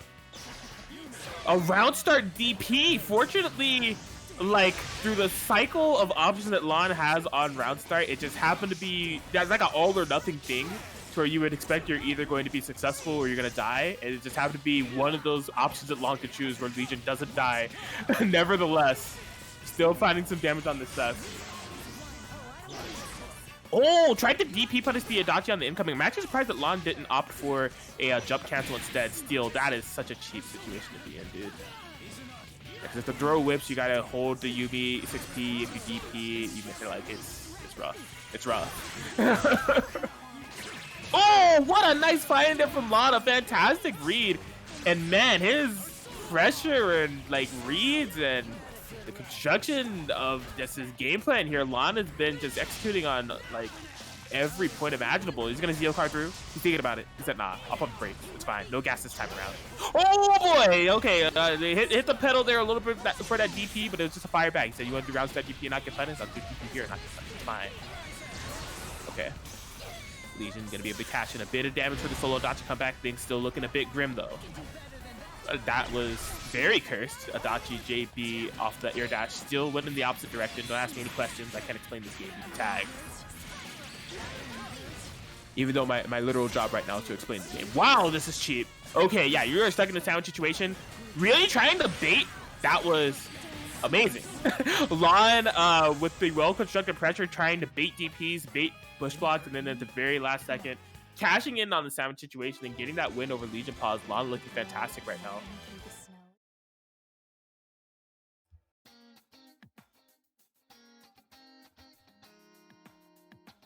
Yeah, man, he really just played that all out so well, and he's already ready up and ready to go. We'll be going up against Mystery Racer here. This will be the fight to determine it all. Who's going to be able to go into that loser's final spot and challenge Team VL for a chance to get into that grand finals territory.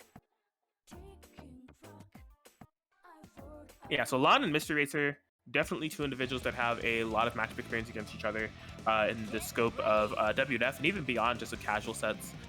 So they do have a good idea what each other are capable of, but in the first two situations, as I've been saying throughout the entirety of this tournament, can get very, very stressful. Especially with this on the line to determine who gets that top 3 positioning. I'll say for sure, Lon is definitely looking like a different beast entirely right now, given that BBTAG break that they're taking, but not really taking. They've been playing BBTAG every day. Here we go. Oh my gosh, the jump seat makes contact. A nice active swap there from Mystery Racer, but just the instant burst. A little bit of a scramble situation on both sides. Mystery Racer able to find the first hit post-scramble, though. Could have been a very beneficial hit. Unfortunately, neither side are ready for the confirms. Uh-oh. That was not the best AZO to do. Oh my gosh, that could have been a really bad happy birthday. These two are scrambling out of control. Lon is going to be the first one that's going to be able to get a point of damage that is a bit more stabilized, but man, that was really rough. Yeah, bursts back and forth, cross combos back and forth, but Lon is making the most sense of the chaos here at the moment. Okay, yeah, that throw plus 6P from Lon is definitely something that you got to be aware of. That timing of it was good on Mystery Racer to jump because those 6Ps were quite close enough to really get that hard to blockable threat going. But that seems to be a common OG situation Lon sets up for good reasons. It's terrifying. Oh, force sandwich situation. Just instantly does the burst, hoping that Mystery Racer will commit. No dice. The Adachi stand B whips. This will kill. Mystery Racer able to get a dead Yumi. Oh my gosh, gets the hit on Narukami on the incoming. Eric firing back, but doesn't have any combos. Force sandwich situation. This is rough for Lon Lily. Constant push blocks all over the place. Does the DP. This time will be able to punish. Mystery Racer just keeping it simple and clean. There it is. Mystery Racer will be able to take game 1.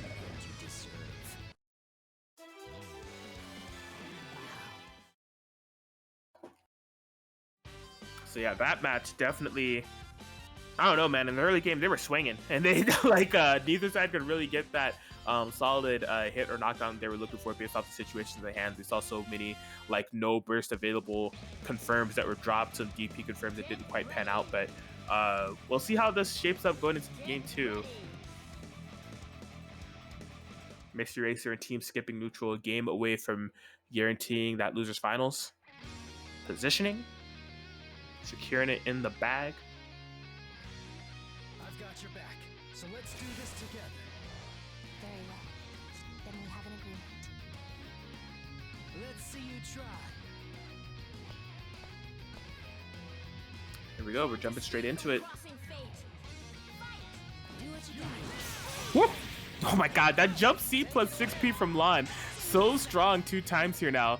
This time getting a lot bigger of a reward. Oh, very nice kind of defensive JB with the assist call there from Mystery Racer. Able to basically get a nice punish on the throw. Unfortunately dropped the set confirm, so wasn't able to get as much damage as they were actually owed there. Okay, solid defense on that Narukami string. Bruh. Just DP's out. Yeah, needed to save Yumi's life. That was good on Lali recognizing the danger at hand there. Wow. Oh my god, he tried to mix in between, but didn't get both hits of that Narukami jump in order to confirm. That's unfortunate. Wow, he's using... This is insane. Lon's decision making in that entire sequence was so insane. He was actually under so much pressure, but he used that pressure that was set up against Mystery Racer and making all these crazy decisions in the clutch that completely panned out. That was nuts. Oh boy. What could it be? 6P? Whew. Okay, able to do what the name of the team is. Skip that neutral, cash in some damage on his Narukami. Won't quite be dead. I thought it might have been. Safe DP set up by the orb. Mystery Racer trying to move as much as possible. Reversal DP from Lon. This is where things get scary. Mystery Racer's lost some momentum. Yeah, trying to push back that Yumi. Yumi with the constant hit stun on that 5P, able to stuff out the neutral skip. Oh, wasn't able to confirm off that suck button. Lon needs to be very careful how they play this. Narukami's low, recognizes it. Oh boy. Bring that Narukami back in. Patience. Ooh, what a confirm. And that will do it. Lon able to fire right back. We are tied up 1-1, and this is going down to the final game. This has been quite the set.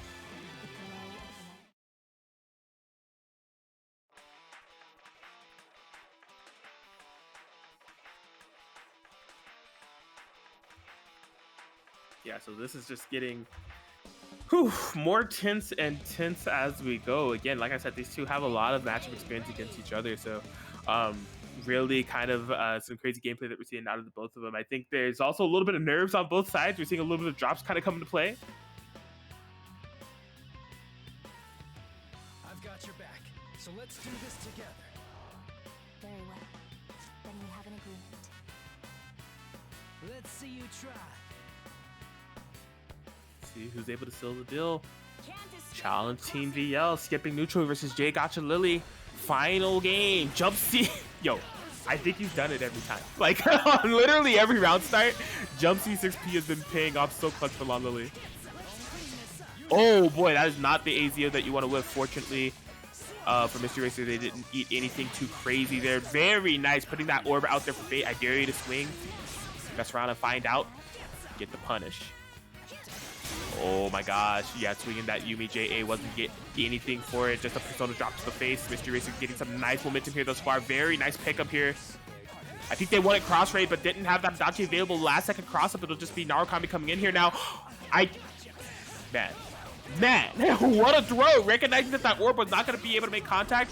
A little bit mistimed on the 5C if that was the intention.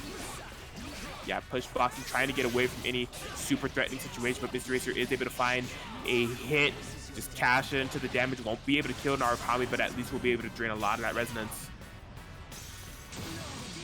I'm capping Atkins. He killed Narukami, and Team Skipping Neutral will be going into losers finals to fight Team VL. Adachi, set, win. So a very down to the wire set, a solid run from both of these teams throughout the entirety of this bracket, but Jay Gotcha Lily will be going down to a solid 4th place if I say so myself. They played some good sets.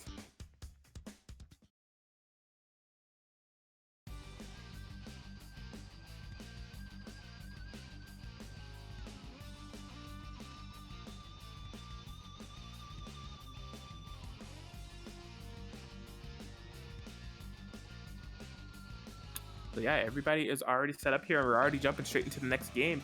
Team VL versus Team Skipping Neutral. We will be starting out here with a fresh and ready to go Mystery Racer going up against Tectal. Welcome back, Lon Lily. Well, yep. Just getting into it immediately. This is Tectal versus Mystery Racer, right? That is Correctamundo. All right. Let's get this ball rolling. So we'll see how this works out here. A bit of a different pacing of Ragna, in my opinion. Like, Tectal definitely conservative is the way that I would put it. Like, they sit on that life lead and really kind of lean into those SSS and create some interesting situations, even though Mysteriously will definitely have a lot of experience against Ragna. I don't know if they fought a Ragna comp quite like this. Try to go for a TRM there, probably. Oh, nice snipe with the Adachi 6P. Yeah, gonna be catching out extremely early, just making sure that there is no burst available. Oh my gosh, that mix. Unburstable. Cashing in 5.3k for it. For sandwich situation, this is rough for Tectal. Yeah. Oh, not gonna be able to pick up the 6P, but still good for Mr. Racer. Yeah, there's still an orb in play.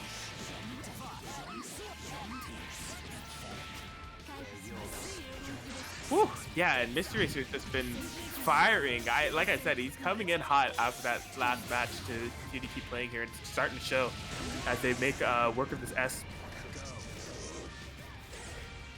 Whew. Yeah. Ooh, yeah, just going down with the J. Yeah, that is a great place to burst. Nothing risky there about it. Ooh, what side is it? Oh! I think that Tectal was expecting Mr. Racer to DP there, but instead there was just a grab. He was not ready, and Mr. Racer going to be taking the first game.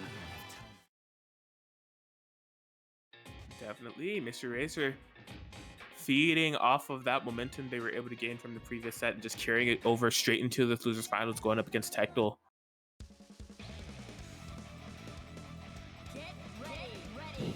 Yeah, the thing is, despite the full screen control that this team can have and the skipping neutral capabilities that the team can have, Mr. Racer is going on the aggression. He is definitely taking the fight to Tectal rather than trying to set up any AZO and 5P active swaps that you may be expecting from this team. No, we're seeing actually a lot of sandwich situations, a lot of Oki, and a lot of chase down here from Mr. Racer. Cheer you on? Yeah, sure. Can't escape from crossing fate. Fight! Woo! Yeah, Adachi 5A round start is a very legitimate option to try to beat some of those classically good round start options. Oh boy, yeah, another one of these forced sandwich situations that we've been seeing. Solid defense from Tectal, my gosh! Yeah, oh, unfortunately, maybe expecting a command grab there, the way... Oh no, that is not where you're supposed to burst, friend! Yeah, you just hate to see that. This is another big life lead here for Mystery Racer as they cash in another forced sandwich. This team is freaking... I hate this team, actually. This team is cheap. No. Mystery Racer. It has, look at this, 10k, 11k. This team has damage, it has the neutral, it has the most disgusting mix-ups you've ever seen, it beats freaking S's super. What more can you want? I don't know. Right now, Mystery Racer working on a perfect, and the perfect is what they will be able to get over Tectal as they take it 2-0. Team skipping neutral is, man, looking to skip losers finals and just go straight into grands. Yeah, still, there's 1 to 2 more sets that need to be played for that positioning to be locked. Legion Pause still needs to beat Zero Shadow Blood before they can move on to winners finals. And if Zero Shadow Blood does end up beating Legion Pause, he still has to go through a hot and ready Mystery Racer. That is correct. Little Caesars looking at Mystery Racer over there, hot and ready. But Zero Shadow Blood has ran the gauntlet before. You know, they have been in this situation of needing to put the Team VL on their shoulders and persevere, and they've been able to do it a couple of times here now. See if they are able to do it again. I will show you no mercy. I will need your strength. Legion Pause will be going up here. Game 1.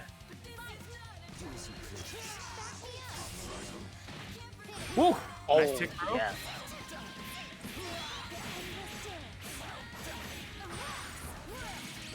This will be a solid point of momentum for Zero Shadow Blood to start out here. Oh my gosh, just a jump C with the assist call at the end. You love to see it. Yeah, the good old cross-up, same side ending overhead, that save on block. Necessary. I just realized Legion Pause is actually on a Seth Carmine and not Seth Adachi.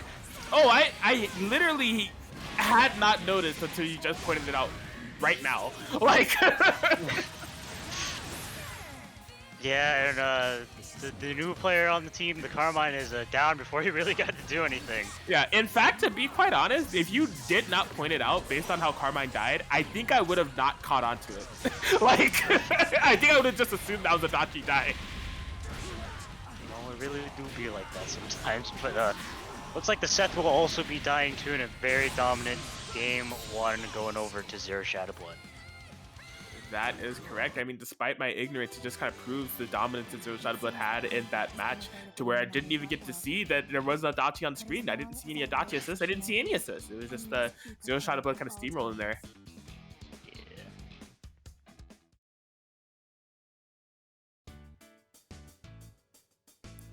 Yeah. So yeah, see how Legion will be able to adapt here. Yes. Hopefully not adapting by changing to a different character. Okay, yeah. Get ready. Get ready. Yeah, truly, it's just gonna be kind of that situation that I detailed before of getting started before your opponent does, because we've seen what happens when Zero Shadow Blood gets started. I mean, I didn't even get to confirm the second character that was happening before it had died, so.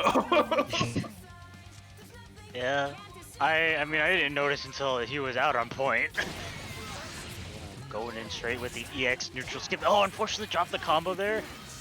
Yeah, that's a bit rough there for Legion Pods to, you know, spend your round start on your metered resource that you have. It's nice if you're able to get the hit, but you want to make sure that it's worth it. Yeah, we're able to block the 5C though. Oh, nice block. Woo! 6 feet catch. Yes. Speed in the background orbs once again blocks the excellent cross up, and yeah, that is, I believe that's punishable. So Zero Shadow Blood will be carrying the corner. Patience not falling for that throw bait. Oh, just going in straight with a dive. Was going to be a huge happy birthday, but unfortunately, I think there was just some unfortunate drops. Oh wow, Pinwheel. Wow, what a 5B to catch, and yeah, making sure that Susanoo was still active for the active switch. Will be slamming Carmine down, and it'll be solo steps to try to bring this back in for Legion.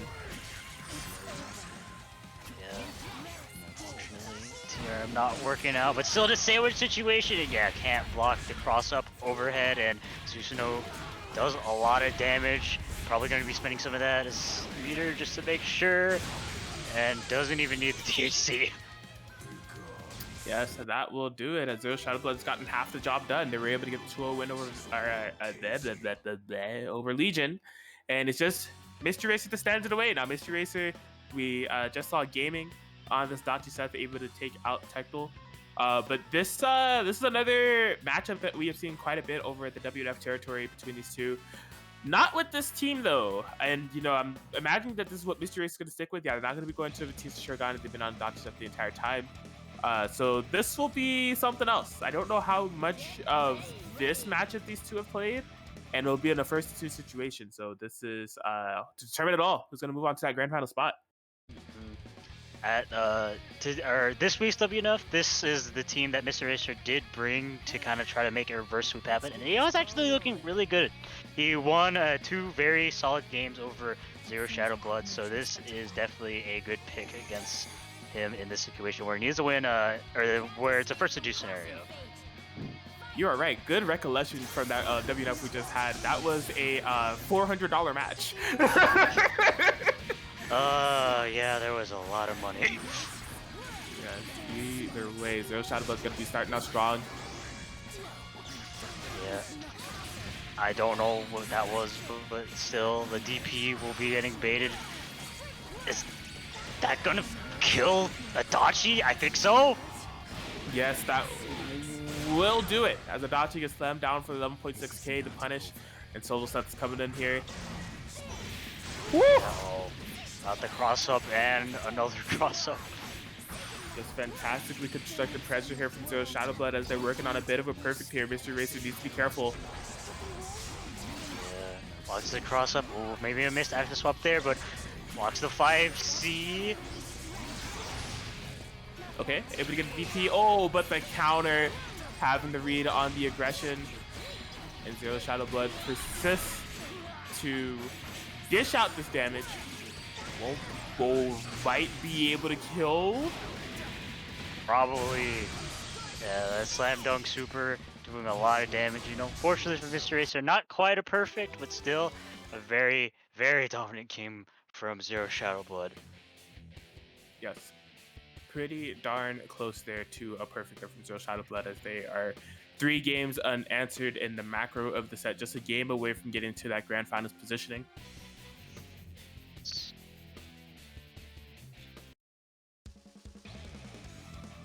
Let's see if Mr. Race is going to be able to bring this back. Mr. Race has been on a bit of a roll, a bit of a tear through the sets that we've been able to watch. This has been a bit of a standstill in the form of Zero Shadow Blood. So pressure's on them. You know, they need to make the comeback and need to make it now if they want to prevent the end of the road here for Team Skip Neutral. Cheer you on? Yeah, sure. Team VL on the cusp of being able to lock in that run back against that team. You guys don't mind if I drop in, do ya? Oh my god, yeah, just immediately going in with those EX snowbirds, able to convert off it. Yeah, too far away to get a real punish, and Mr. Racer just going in straight with the dive. Definitely just trying to slow this game down a bit with the sets in the air. Oh my gosh. Yeah, fortunately, sandwich that didn't get punished. That was some excellent defense right there. Yes. Woo! Tracer went really hard for TRM check there. Zero Shadow Blood not biting on any push blocks. Yeah. Oh, air dashed a little bit just far into the corner and able just to backdash out to 6C. And what is she doing over there? And why is she grabbing you? Who knows? Finds a solid burst point though to get out of there. Oh, the check on the JB. Yeah, as long as there's no combo drops. That should have been a dead Adachi, but Mr. Razor gives another chance at life. Throws it away with that active swamp. 236B, and once again, a solo Seth comeback needs to happen. Woo! Bro. And that's gonna do it there. Oh my gosh, trying to go for the God Press on the Ender there. Yes, not finishing his plate, giving Mr. Racer another shot at life. Oh my god! That's a dead Susanoo! So Shadow Blood may be regretting this. He sets up the orbs. Mr. is trying to get some pressure, but the 5B makes contact, and Zero Shadow Blood will be able to find the missing piece to the puzzle. Team VL will be successful, where Team Skipping Neutral will be headed to Grand Finals.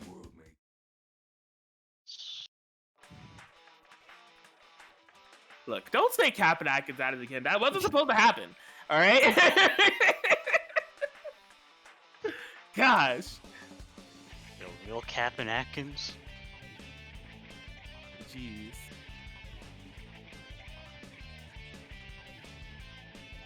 But yeah, we are jumping in here. I think that the room is not full. We're just waiting on Razo. Yes, Razo the Sharp. Yeah, so first match will be Yui versus Tecto. We saw this previously in the winners finals. You guys don't mind if I drop in. Duya was able to get it all together.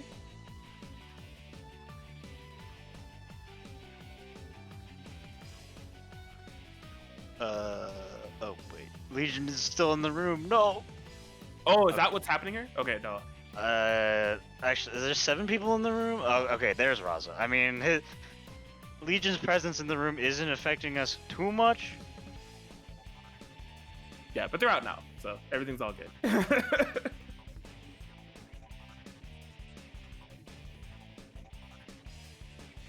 Yeah, so previously... oh my god, how did this work? Yui and Tecto, I think Tecto won, and then Razo brought it back with the Yang Carmine. I wouldn't be able to tell you. I was playing my match during that. Yeah, hopefully I'm not capping Atkins for the 10th time, but I think Tecto won a very close set between Yui, and then that Yang Carmine was able to get through both Tecto and Zero Shadow Blood to bring them to this position in the first place. But emphasis on this match. I do remember this match being very close, kind of down to the wire, so see if Yui's going to be able to seal the deal this time around, or if Tecto has the number here. And Tecto's team does have to win not only these 2 sets, but a net possible 2 sets to win the tournament because they are in the loser's side. Correctamundo. Here we go. Game 1, Grand Finals. Just going in straight with the fist, setting up a sandwich scenario off that. Blocks. Oh yeah, that was a good place to burst out, but man, Yui just storming in with the buttons. Oh, unfortunately though, dropping the combo, but still able to keep up the offense. And still playing very patiently, trying to find an opportunity to punish. Unfortunately, not really a huge one. Still in this corner and getting hit by all these 6Ps. Oh, tried to confirm into a fist combo, couldn't quite get anything there. That would have been unburstable damage on that Ragna. So, not the best thing for Yui, but not the worst. Just spinning this meter on Meteors, trying to stabilize neutral again. Finds a big hit on the 5P. Immediately, oh yeah, using that JC to punish the 2A. Man, in another timeline, Adachi burst would have whiffed and SDP would have whiffed, and she would have like taken a lot of damage for no reason. That's what I was expecting. SDP is kind of soggy, not gonna lie. Okay. Yeah, Yui definitely has some matchup knowledge from previous sets. That was one big thing that happened in the matchup. Yui went for that BZO, active switch, and Tecmo was ready for the super this time. Going for the safer AZO. Wasn't ready to punish that BZU, unfortunately, but still, good positioning. Ruh-roh. Yeah, I imagine that we were going to be getting a sandwich somewhat while. Right? Oh, yeah! Ooh, Threatening same the idea of Azio act swap and just going in for the aggression. Just knowledge check there from Yui. Not knowledge check, just recognition. Cap Mac. Real cap. Oh! Oh my gosh! Yeah. Oh, okay. Yeah, DP being punished with the 6P wasn't able to fully convert off it. Just goes in with the 2-arm for A. That was a pretty good check. Trying to check if you're moving. The answer is no. Confirm with the S4P. Fantastic stuff there from Tecto as they're able to take down the Adachi. Adachi. Bro, somebody get me some coffee, bro. I'm running on fumes out here. Get Atkins some coffee. We are in Rampage time though, so it'd definitely be good for Yui, especially once they pop the Resonance. Going to be gaining all that meteor for the neutral goodness that is the meatball, but just jumping over the 5 BP, able to punish it. Solid S combos to bring this together. Yeah, we'll be opting for damage. Not a bad idea. Will be some lifesteal for Ragna. You know, very low Chie and no more Resonance to worry about as well. It's definitely going to be a one-touch situation for you. You got to be really careful. That wasn't careful at all. Yeah, unfortunately, they're committing to that DP. Possibly, honestly, I wonder if Yui may have gotten crossed under and gotten the reverse input for the meteors and expected them to spawn under Ragna and just wanted the DP to try to cross up and flip over. I think either that or Yui expected for the DP to go into the meteors and just unfortunately got crossed up and ended up going away from them. But unfortunately, not working out there as Tech was able to take game 1. I feel like it was the latter case. Yui definitely probably wanted a DP into the meteors to just get away from the corner, but yeah, just Ragnar crossing over would do that Hell's Fang. 1, 2, 3, 4. Ready to rock. Alright, well, Tectal and Team VL has this mountain to climb, but they have gotten one foothold in. See if they're able to continue the trek. Active swap throw is what Yui's able to find to start this out here.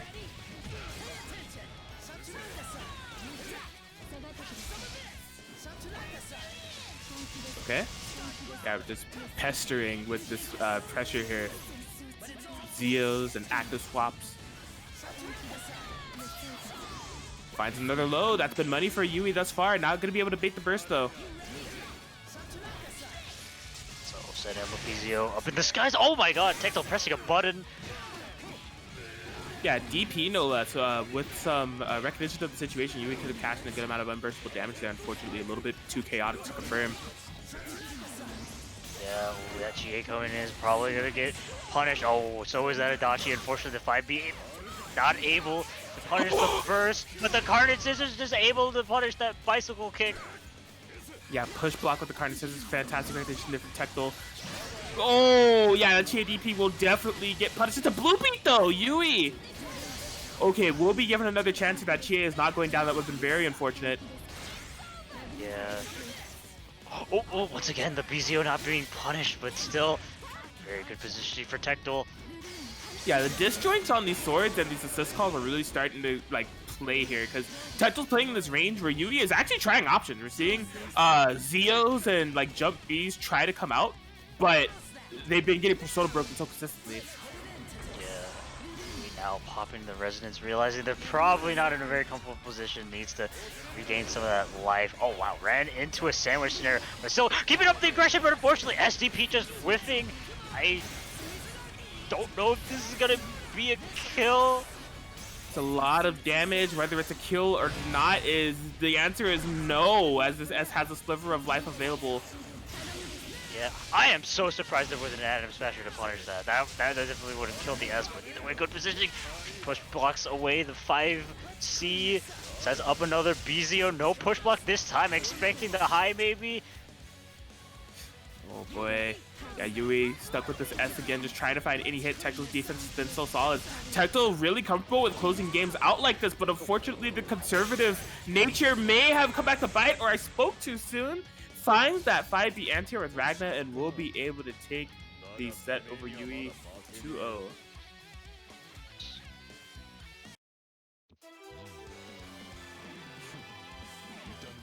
Yeah, so solid run there from Tectal. That it's like case in point of how Tectal is comfortable with closing out games. Like they will sit on they're not really gonna like overcommit to anything. If they have a nice life lead and they're feeling comfy cozy, especially if they drain you off your resonance, they will really force you to approach and see pretty much how far you're able to take it until you make a mistake or they find that opening.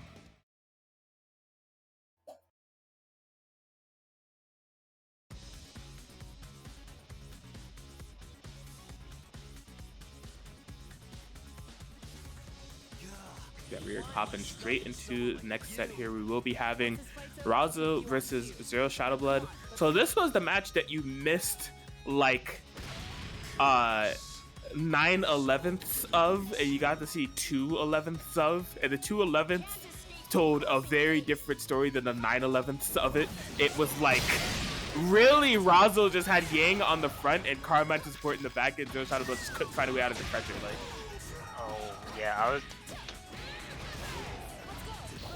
I don't know where I was gonna say that, but okay, yeah, that was a burst. Yeah, that does have armor. That's a consistent interaction, but still, I imagine there's gonna be. Oh my god! Excellent air DP. Oh my god! He just armored through the knowledge check. Gonna be trying to keeping this as burst safe as possible. Yeah, forcing out a burst there from Zero Shadowblood, and actually I think that's gonna be Bill. He has to eat an unblockable. Yup, that is correct. And this isn't quite the same exact equivalent pacing that you saw from the previous match, but it's pretty close.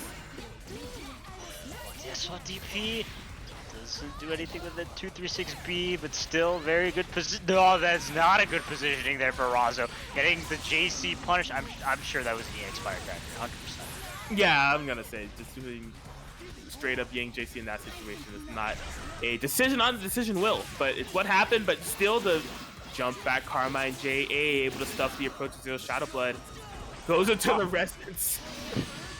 And does wow. Really?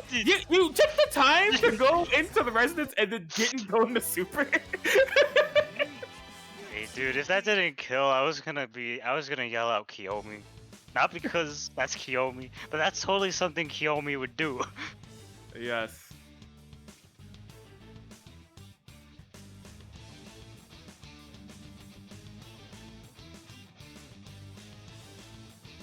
But yeah, Razo able to get that game one.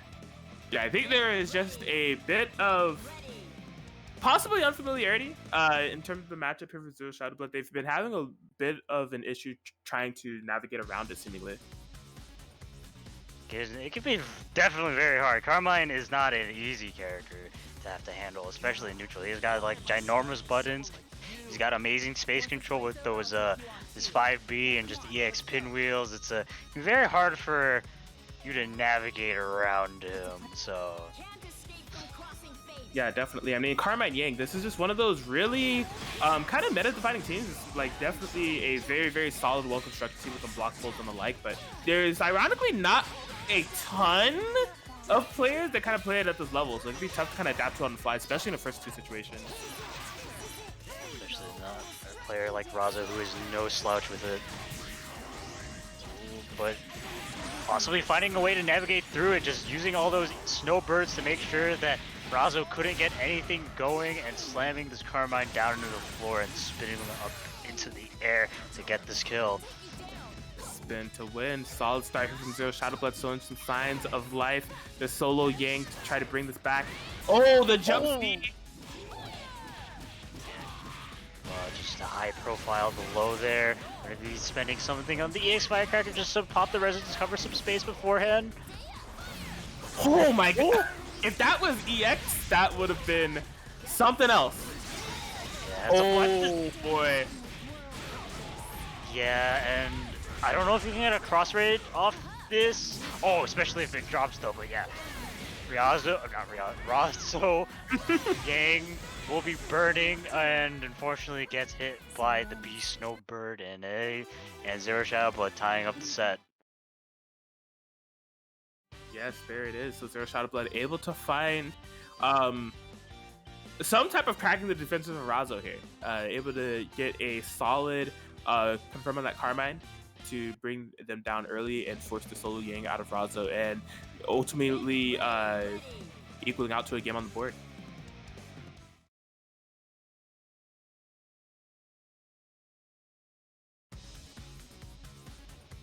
So yeah, see how this works out here. This is reset point for Team VL. Can't escape from crossing fate. Razo. Fight! Team. You guys don't mind if I drop and do ya? I can never remember the name of the team. I'm like, it's such a long name. But here we go, game 3. We're getting a little bit back in the back, and that was very tricky to block. She like went to the other side and was like, nope. Yeah, no shot, but looking to recreate some of that magic that they were able to have in the previous game. Yang stuck in the corner here. Whoa! Working out really well there for Razo. Setting up another unblockable. Yeah, that's even burst safe. That's so not cool. Yeah, this team is not exactly cool. We're gonna set up another one. Oh my gosh! Wait, this. Yeah, have fun trying to play the video game when you can't even interact on your wake up. You just gotta eat an unblockable. Going to be swapping in the Yang with the cross raid. Oh, unfortunately doesn't bait the burst, but oh my god. Burning! Oh, just left her out! Oh wait, it was a bait! It was a bait! That was a cold, calculated bait. She nearly died. Just on a sliver, she was able to survive a 2v1 mismatch, but both these characters are super low here for Razo. Couldn't get the pick up off the 5P, couldn't get the pick up off the 5A. Oh my gosh! Yeah, just using all these pinwheels to snipe it out, but the Yumi, or the Yang 6P will be punishing the Yumi, and honestly, Carbine does so much freaking damage, I'm not even going to be surprised with the skills.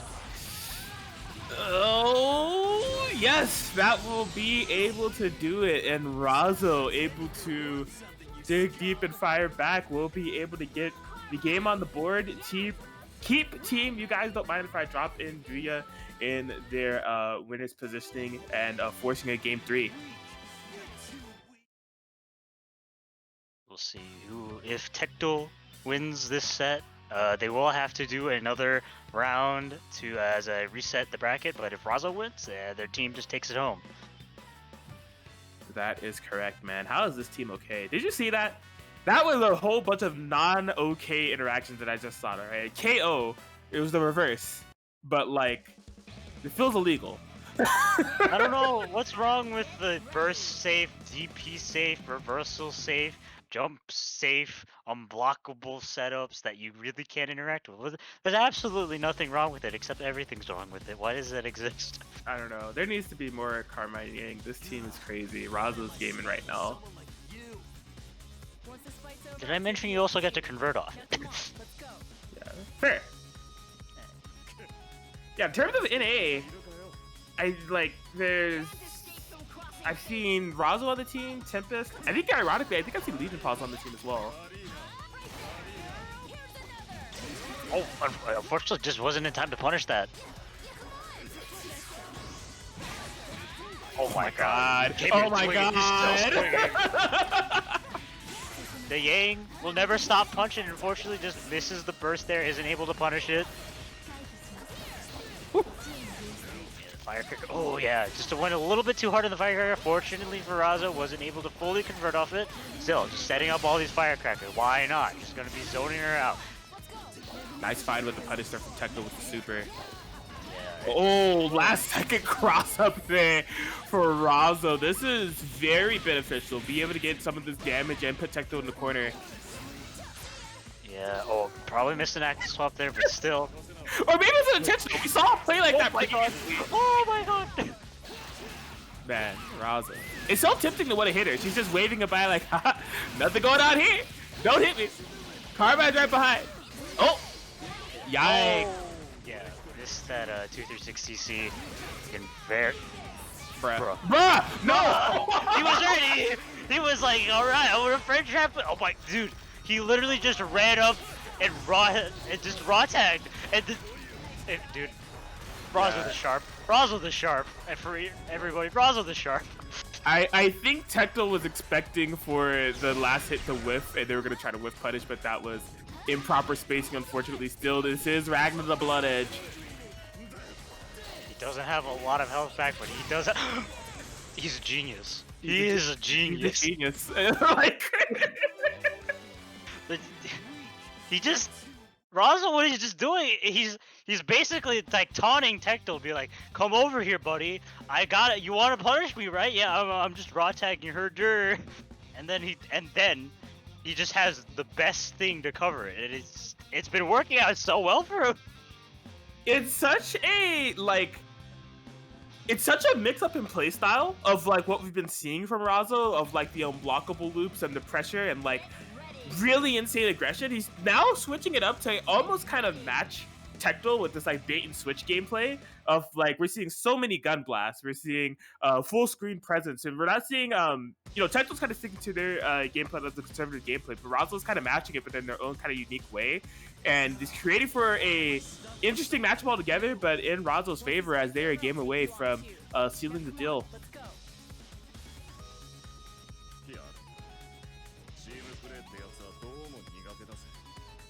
Yeah, see how Tecto will be able to respond here.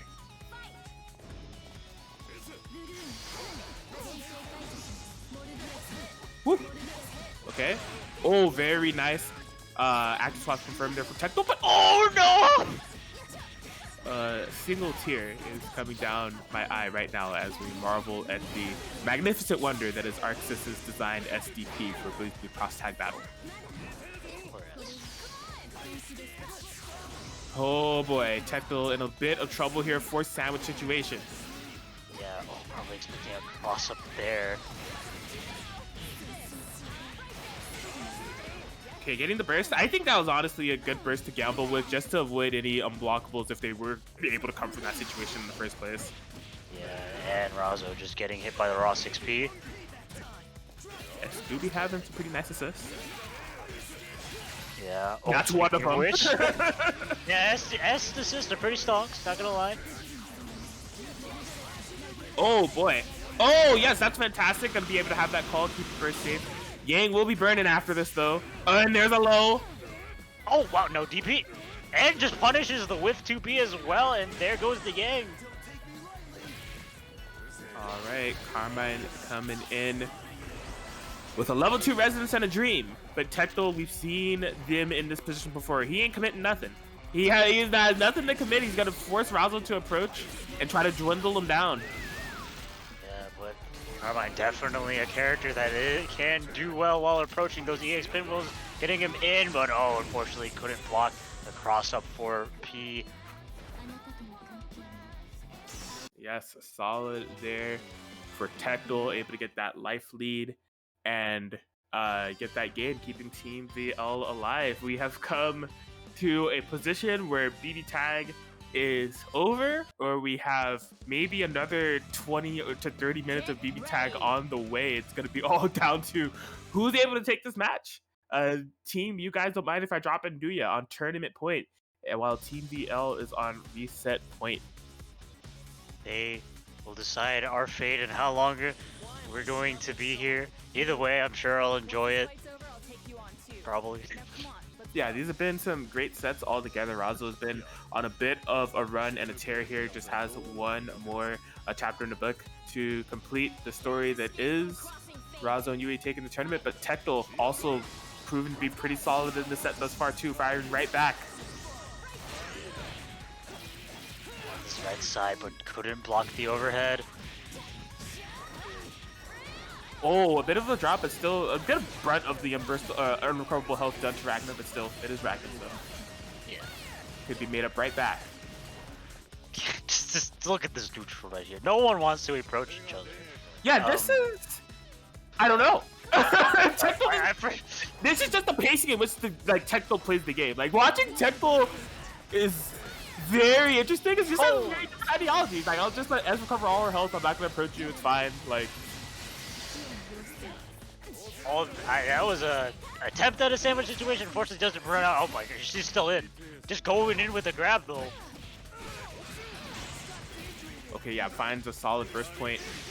Oh, just DPs right out.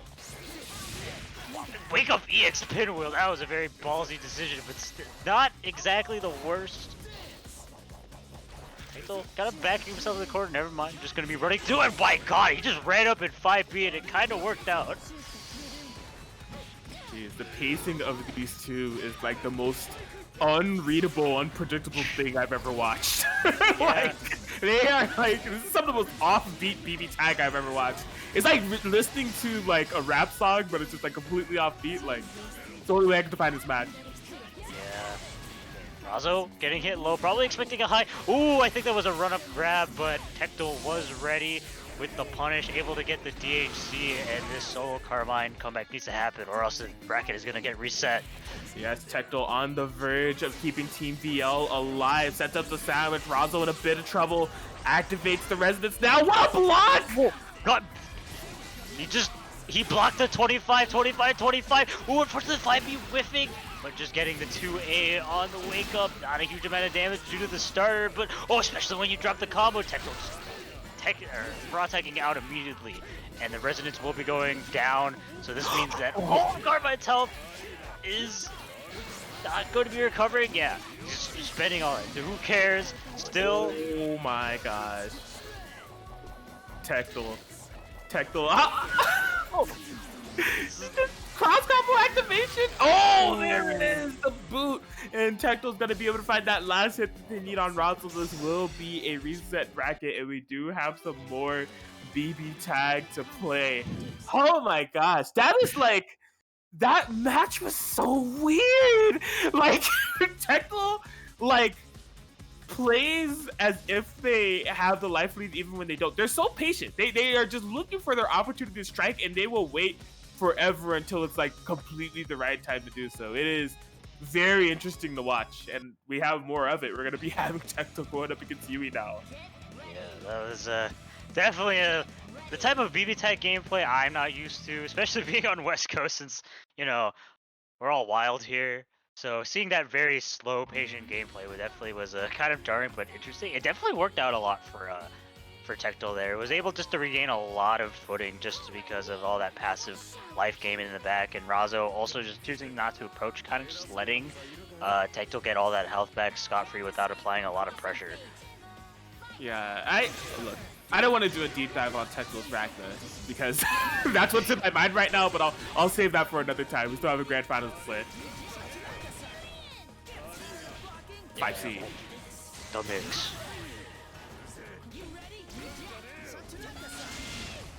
Woo!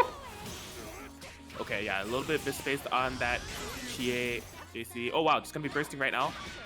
Yeah, full frame traps with it too. Able to bait the burst as well. Okay.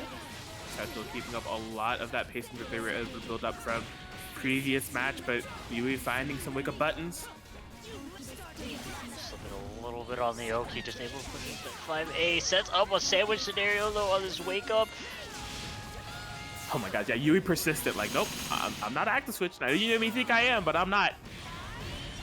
Yeah, and the double giant fist not quite gonna seal it out, but the wake up 2A will.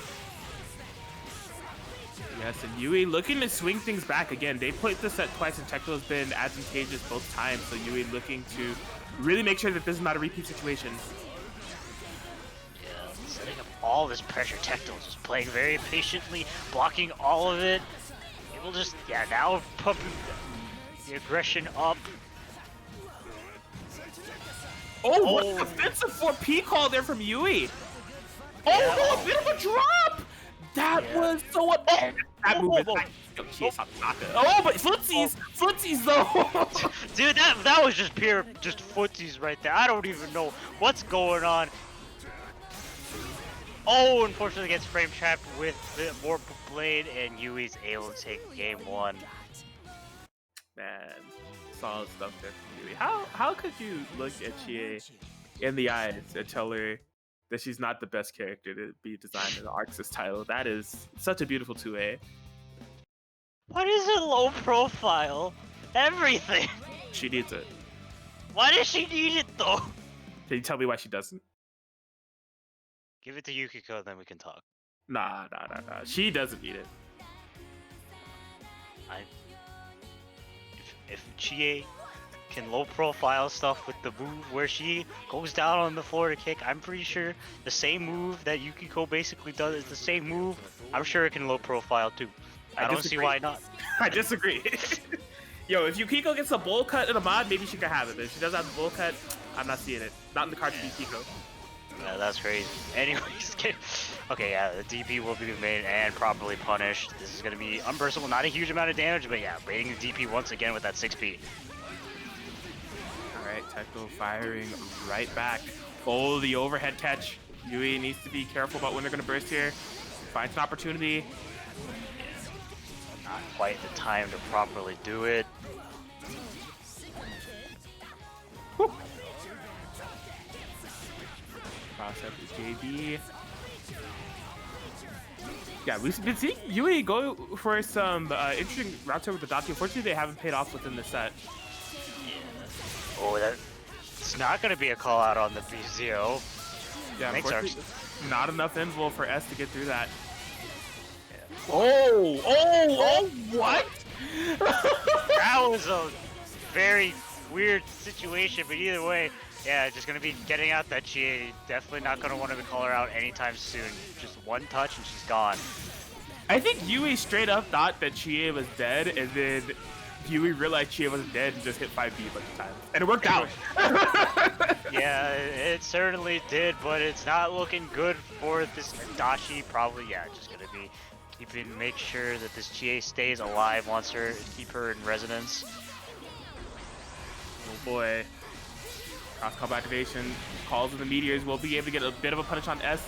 Now it's up to Ragna to hold these meatballs to the face. Tecto going for that same slow-paced play style.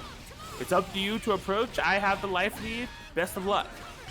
Yeah, it's forward. Tecto, like, just playing, once again, extremely patient. He's literally just standing there menacingly. Yeah, Tecto has to be the player in BBTAG that is most willing to do nothing for the longest amount of time. Like, not do nothing in the sense of they're holding back, but like, no, literally do nothing. Like, that's just a thing that he does.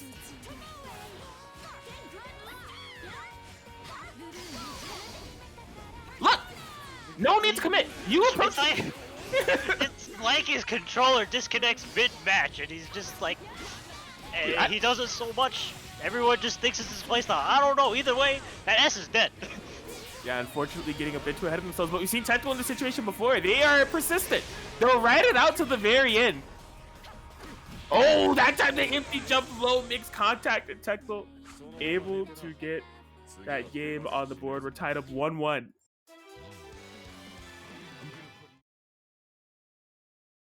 Dude, and I love it. I think what's really throwing me off about, like, Tecto's gameplay, I mean, it is kind of in essence the Ragna, like, subconsciously. Because, like, we see so many Ragna on our side of town, but, like, none of them, I mean, some of them almost have the spacing. These are, like, similar strats that we see Cheap and Josuke do from time to time. But not quite like this. And some of it may even be the assist kit. I think the S assist kit with Ragna, with Tecto's playstyle, kind of supplements it a lot. Have access to those 4Ps and 6Ps, but it's fascinating to watch. Like slow-paced Ragnar, like molasses Ragnar, but I mean, like, hey, it's got him in this far, and it's doing well. Yep, so see who is going to be able to get momentum and have their team be at a disadvantage between VL and don't mind if I drop in, do ya? Oh, able to bait this S burst. Yui cashing in these Chie combos. Jump C. Oh, wow. No, did not catch the tech, but still able to get a sandwich situation. A huge cash out here.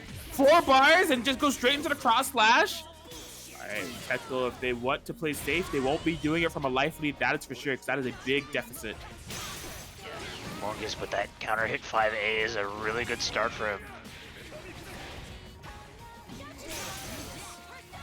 Woo!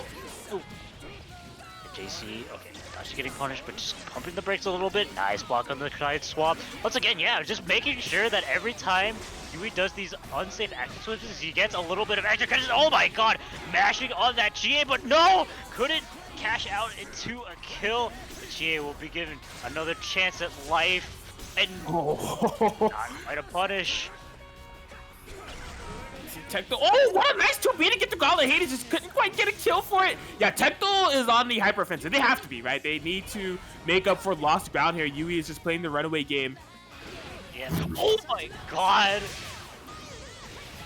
It's gonna be hit with the AZO running and kill. Yeah, gonna be putting Ragnar probably in a one-touch situation. Has to be really careful about the Zoe. Just pushing block out immediately, running in with a 5A. Yeah, staying patient, just waiting for that chi to go away, but couldn't get anything there. Tecto. Yeah, Gauntlet Oh my god! in the air to try to nullify the sandwich a bit. We'll be able to recover in time and block the meteors. The runaway. And there it is! The low check. Yui's able to find the hit. And Yui, third time's the charm here against Tecto, able to go up in this set this time around between Don't Mind If I Drop In, Duya, and VL. So it will once again be putting the pressure on Zero Shadow Blood for the nth time. This is a situation we see Zero Shadow Blood in quite a bit throughout this tournament, that they've been able to persevere a number of times this time. Having to go through Razo and Yui. I mean, the Razo Zero Shadow Blood set is something that we've seen, but the Zero Shadow Blood Yui set is one that we have not. So a tough hill to climb, but we will see how this works out here. This is going really the long haul. And if Tecto will auto pass so Razo can play their set, that would be good.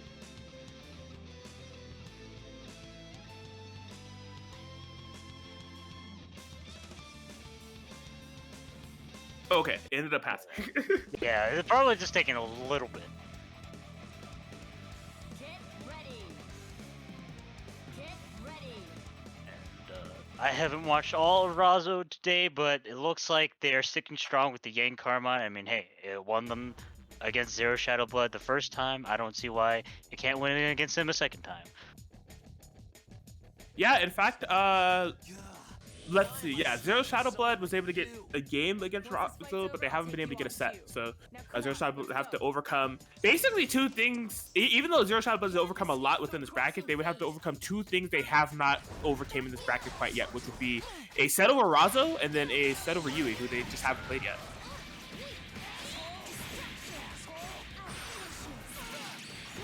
As of right now, making some good pacing. Yeah, oh, good push block out, just able to avoid the JC, but it can't avoid the second one. Oh, the throw. throw! Yeah, that will definitely be unburstable with that find. A solid throw from Zero Shadow Blood to take out this Power Man as soon as possible. Solo Yang coming in. What? Oh! Like, if Tecto is like the most offbeat player I've ever watched defensively, Razo is the most offbeat player I've ever watched offensively. Like, I don't know what he's gonna do at any given time. No, he's wild. That's for sure.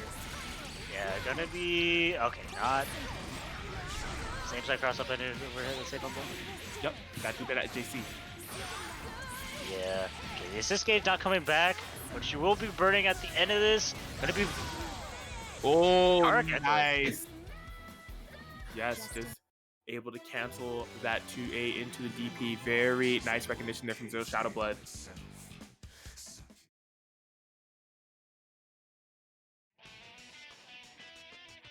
All right, well, that's a solid way for Zero Shadow Blood to begin. Tecto, please go on auto pass. Oh no. Stop getting your coffee or whatever. Is Tecto here? Tecto. Okay. You know, I'll give him some slack. I'm pretty sure Tecto's an East Coast player, right? Indeed. Yeah, it's like 1 o'clock over there. Yeah, it's a bit late.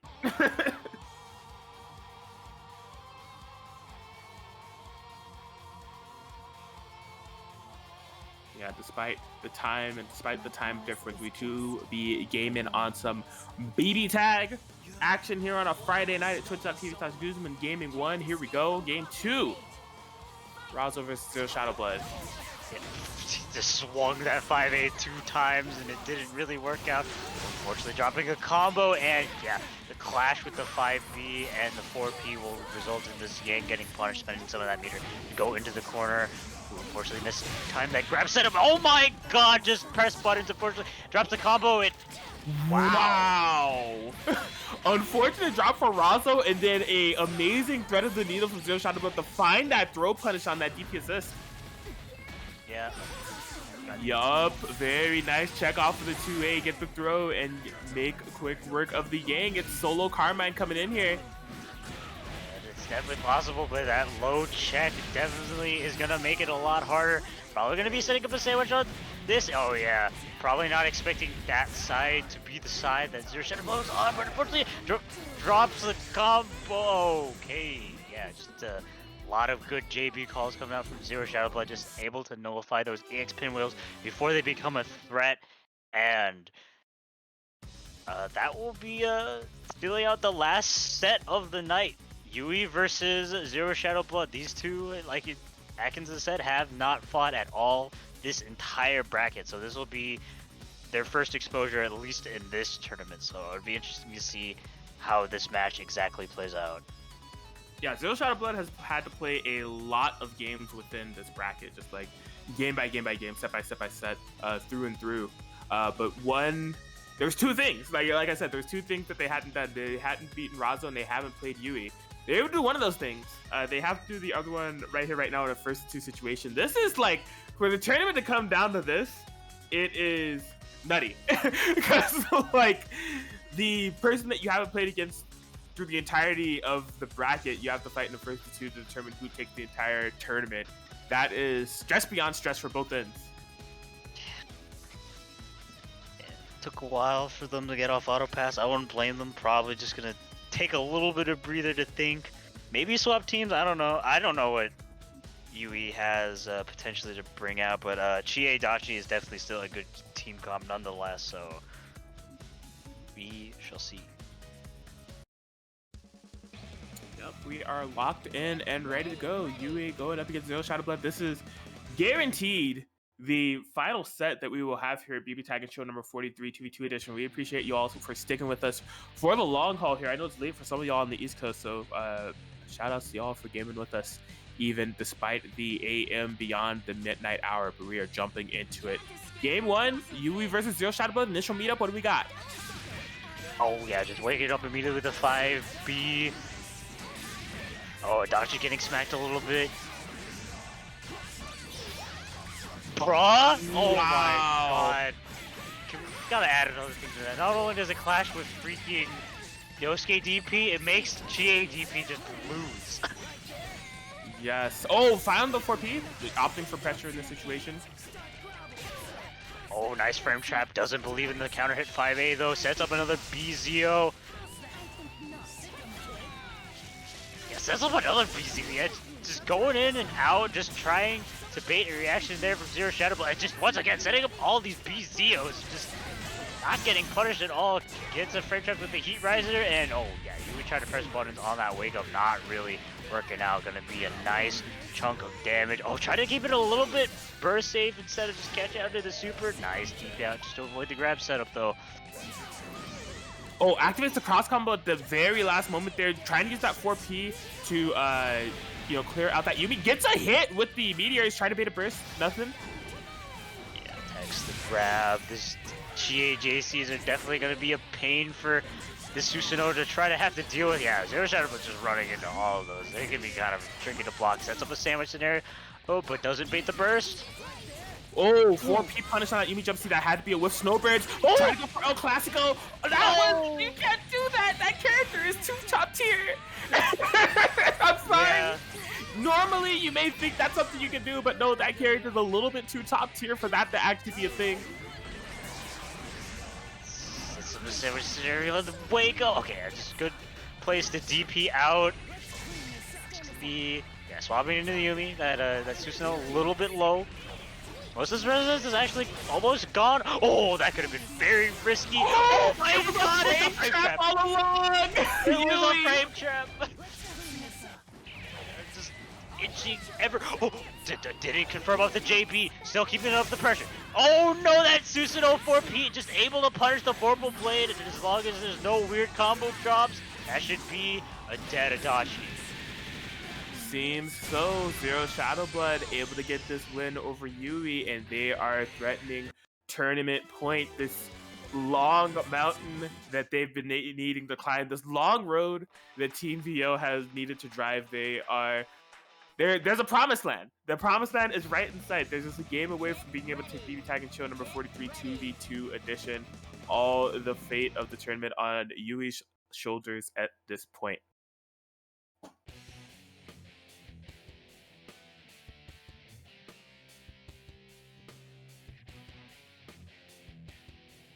Again, we've seen Zero Shadow Blood in this situation time and time again.